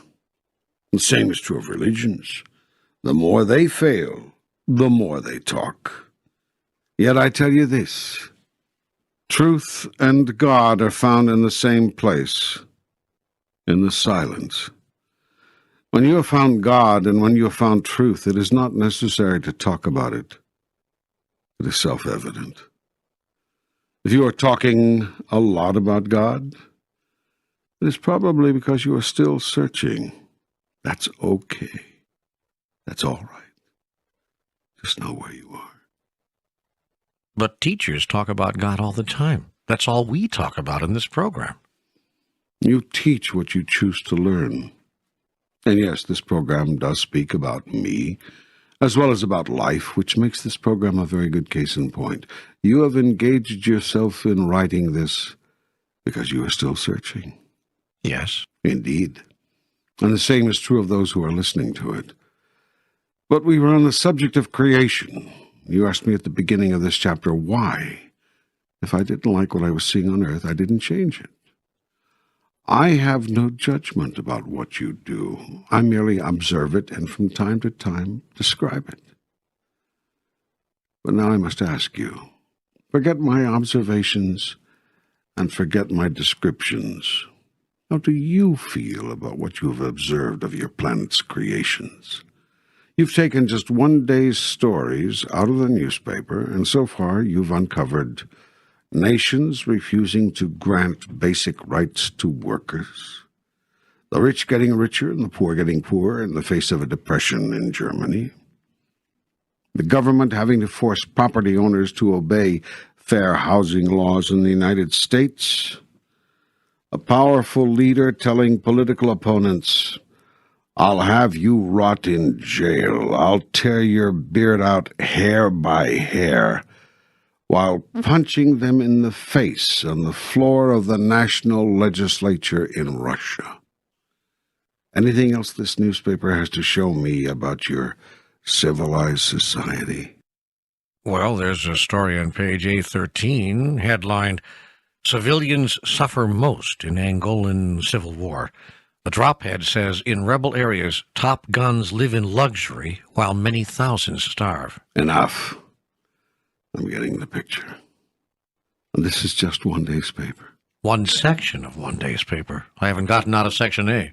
And so I say again, your world's economic, political, social, and religious systems are primitive.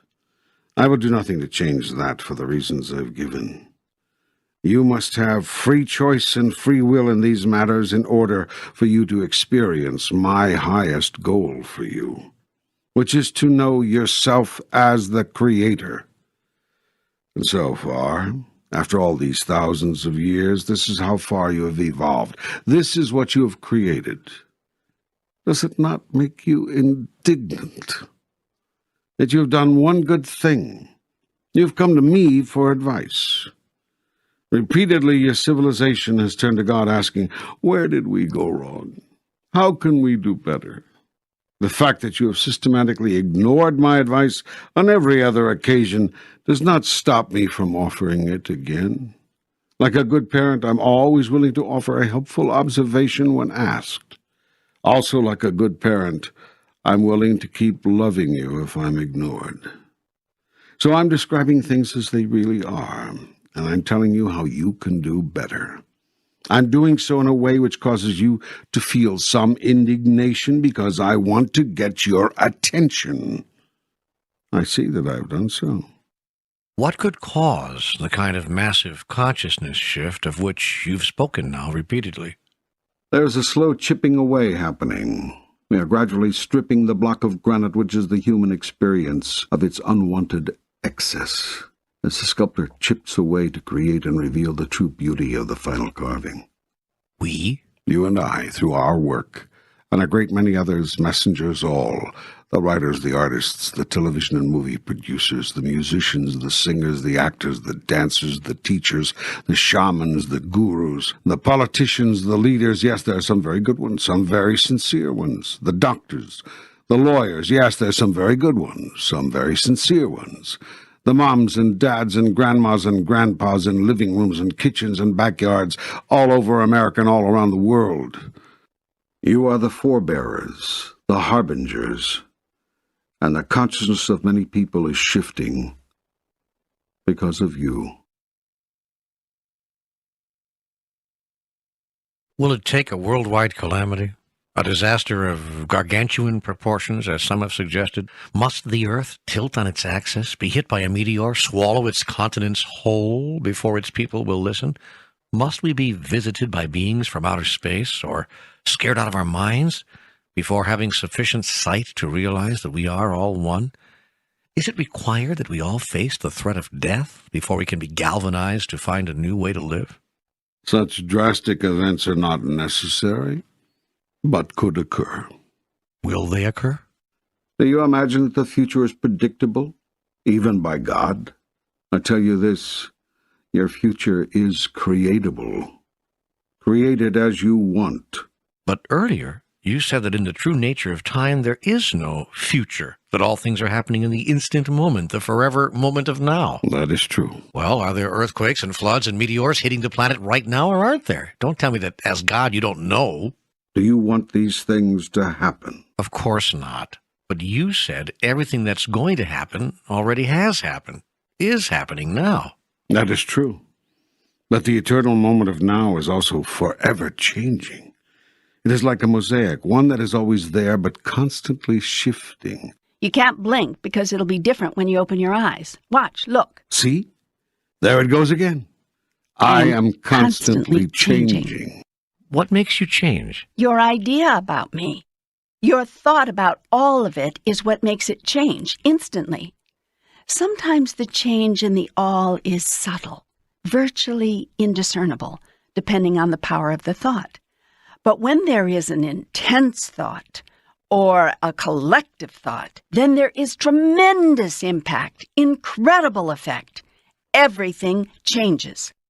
So will there be the kind of major earth-wide calamity you speak of? I don't know.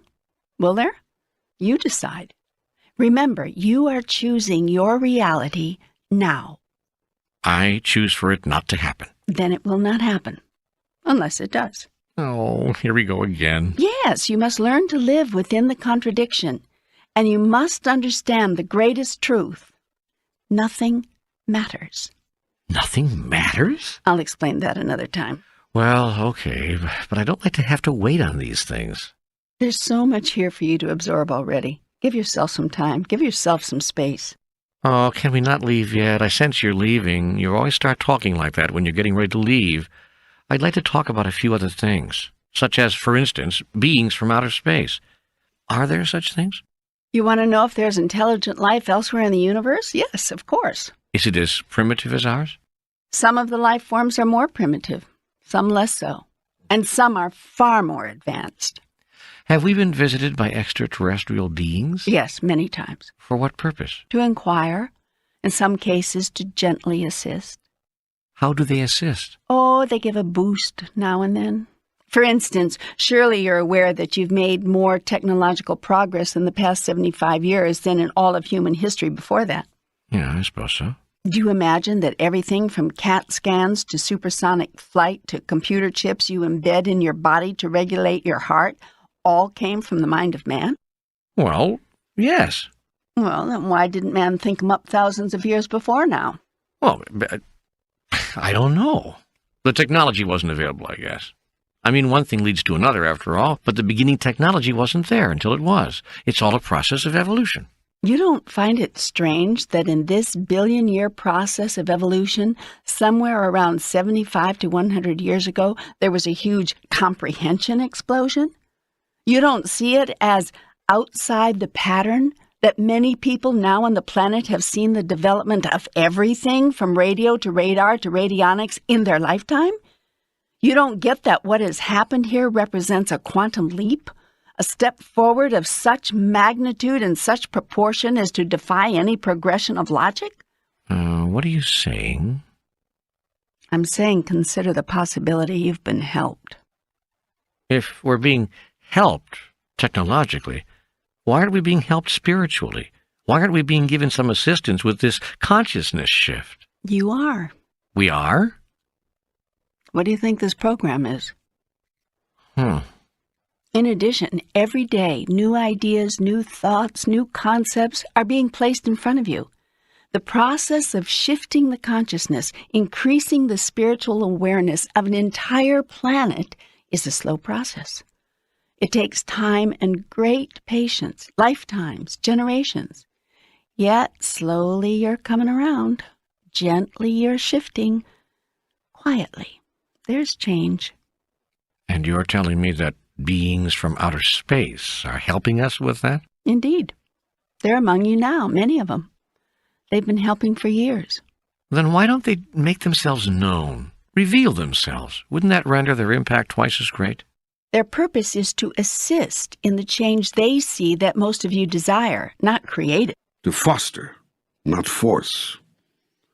Were they to reveal themselves, you would be forced, by the sheer power of their presence, to accord them great honor and give their words great weight. It is preferred that the mass of people come to their own wisdom. Wisdom which comes from within is not nearly so easily discarded as wisdom which comes from another. You tend to hang on a lot longer to that which you've created than to that which you've been told. Will we ever see them? Ever come to know these extraterrestrial visitors as who they really are? Oh, yes. The time will come when your consciousness will rise and your fear will subside, and then they will reveal themselves to you. Some of them have already done so, with a handful of people. What about the theory, now becoming more and more popular, that these beings are actually malevolent? Are there some who mean us harm? Are there some human beings who mean you harm?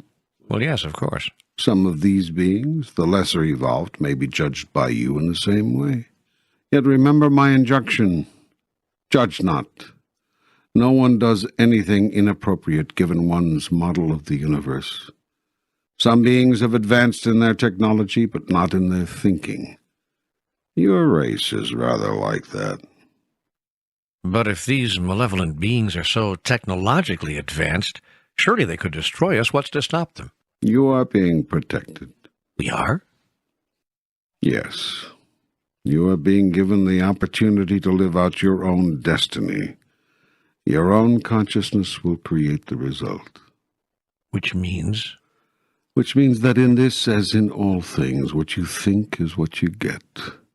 What you fear is what you will draw to you. What you resist persists. What you look at disappears, giving you a chance to recreate it all over again, if you wish, or banish it forever from your experience. What you choose, you experience. Somehow it doesn't seem that way in my life. Because you doubt the power, you doubt me. Probably not a good idea. Definitely not. Why do people doubt you? Because they doubt themselves. Why do they doubt themselves? Because they've been told to, taught to. By whom? People who claim to be representing me. I don't get it. Why? Because it was a way, is the only way to control people. You must doubt yourself, you see, or you would claim all your power. That would not do. That would not do at all. Not for the people who currently hold the power. They are holding the power which is yours, and they know it. And the only way to hold on to it is to stave off the world's movement toward seeing, and then solving, the two biggest problems in the human experience. Which are? Well, I've discussed them over and over again.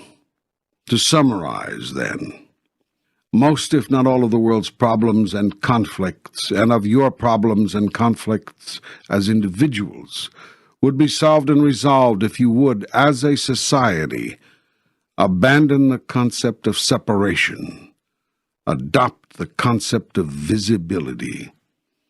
Never see yourself again as separate from one another, and never see yourself as separate from me. Never tell anything but the whole truth to anyone, and never again accept anything less than your grandest truth about me. The first choice will produce the second.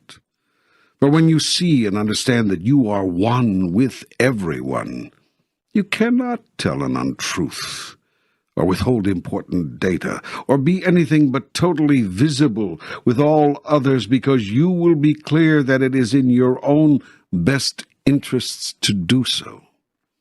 But this paradigm shift will take great wisdom, great courage, and massive determination. For fear will strike at the heart of these concepts and call them false. Fear will eat at the core of these magnificent truths and make them appear hollow. Fear will distort, disdain, destroy, and so fear will be your greatest enemy. Why do you say forget religion? Because it is not good for you. Understand that in order for organized religion to succeed, is to make people believe they need it. In order for people to put faith in something else, they must first lose faith in themselves. So the first task of organized religion is to make you lose faith in yourself. The second task is to make you see that it has the answers you do not. And the third and most important task is to make you accept its answers without question. If you question, you start to think. If you think, you start to go back to that source within. Religion can't have you do that, because you're liable to come up with an answer different from what it has contrived. So religion must make you doubt yourself, must make you doubt your own ability to think straight. The problem for religion is that very often this backfires, for if you cannot accept without doubt your own thoughts, how can you not doubt the new ideas about God which religion has given you? Pretty soon you even doubt my existence, which ironically you never doubted before. When you were living by intuitive knowing, you may not have had me all figured out, but you definitely knew I was there. It is religion which has created agnostics. Any clear thinker who looks at what religion has done must assume religion has no God. For it is religion which has filled the hearts of men with fear of God, or once man loved that which is in all its splendor. It is religion which has ordered men to bow down before God, where once man rose up in joyful outreach. It is religion which has burdened man with worries about God's wrath, where once man sought God to lighten his burden. It is religion which told man to be ashamed of his body and its most natural functions, where once man celebrated those functions as the greatest gifts of life. It is religion which taught you that you must have an intermediary in order to reach God, where once you thought yourself to be reaching God by the simple living of your life in goodness and in truth.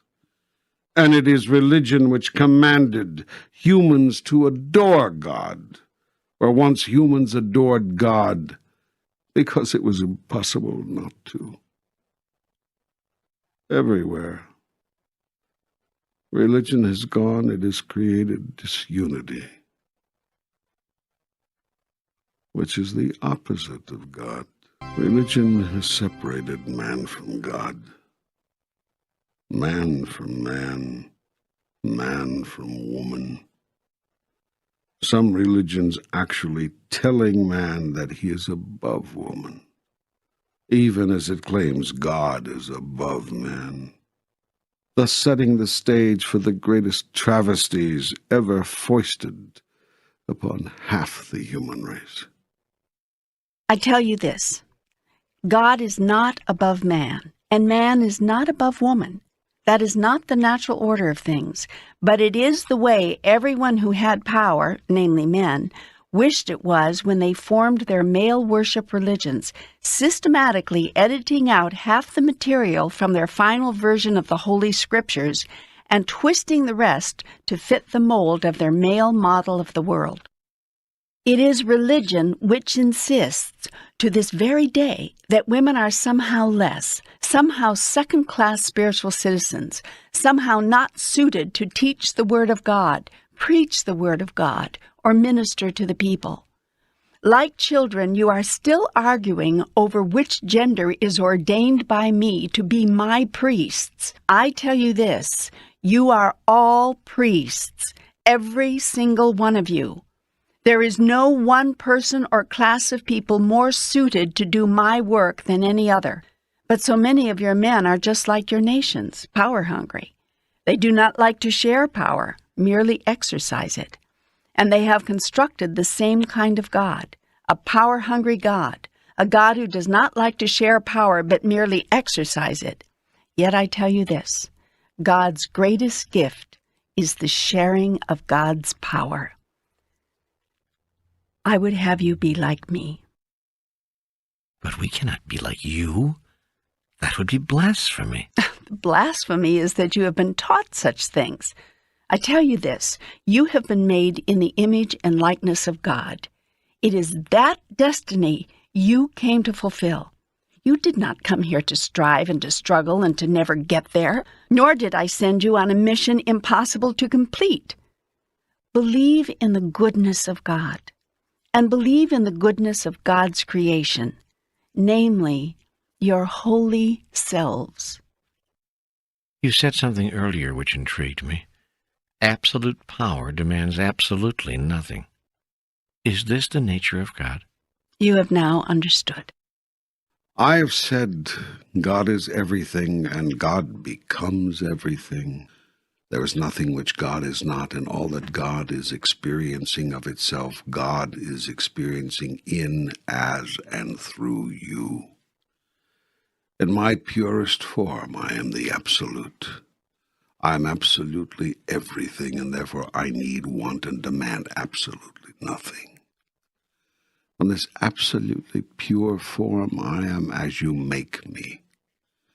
It is as if you were finally to see God and say, well, what do you make of that? Yet no matter what you make of me, I cannot forget, and will always return to my purest form. All the rest is a fiction. It is something you are making up. There are those who would make me a jealous God. But who could be jealous when one has and is everything? There are those who would make me a wrathful God. But what could cause me to be angry when I cannot be hurt or damaged in any way? There are those who would make me a vengeful God. But on whom would I take vengeance, since all that exists is me? And why would I punish myself for simply creating? Or if you must think of us as separate, why would I create you, give you the power to create, give you the freedom of choice to create what you wish to experience, then punish you forever for making the wrong choice? I tell you this, I would not do such a thing. And in that truth lies your freedom from the tyranny of God. In truth, there is no tyranny, except in your imagination. You may come home whenever you wish. We can be together again whenever you want. The ecstasy of your union with me is yours to know again.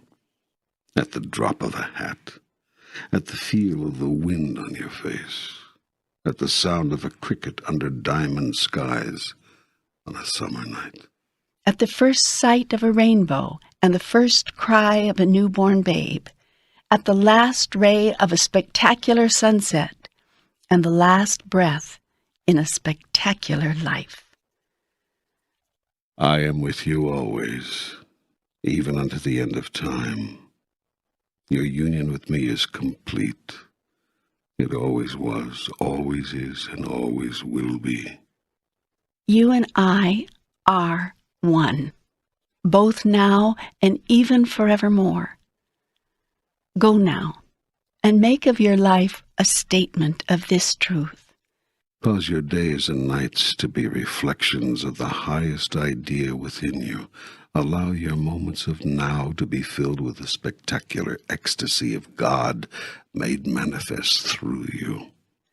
Do it through the expression of your love, eternal and unconditional, for all those whose lives you touch. Be a light unto the darkness and curse it not. Be a bringer of the light. You are that. So be it.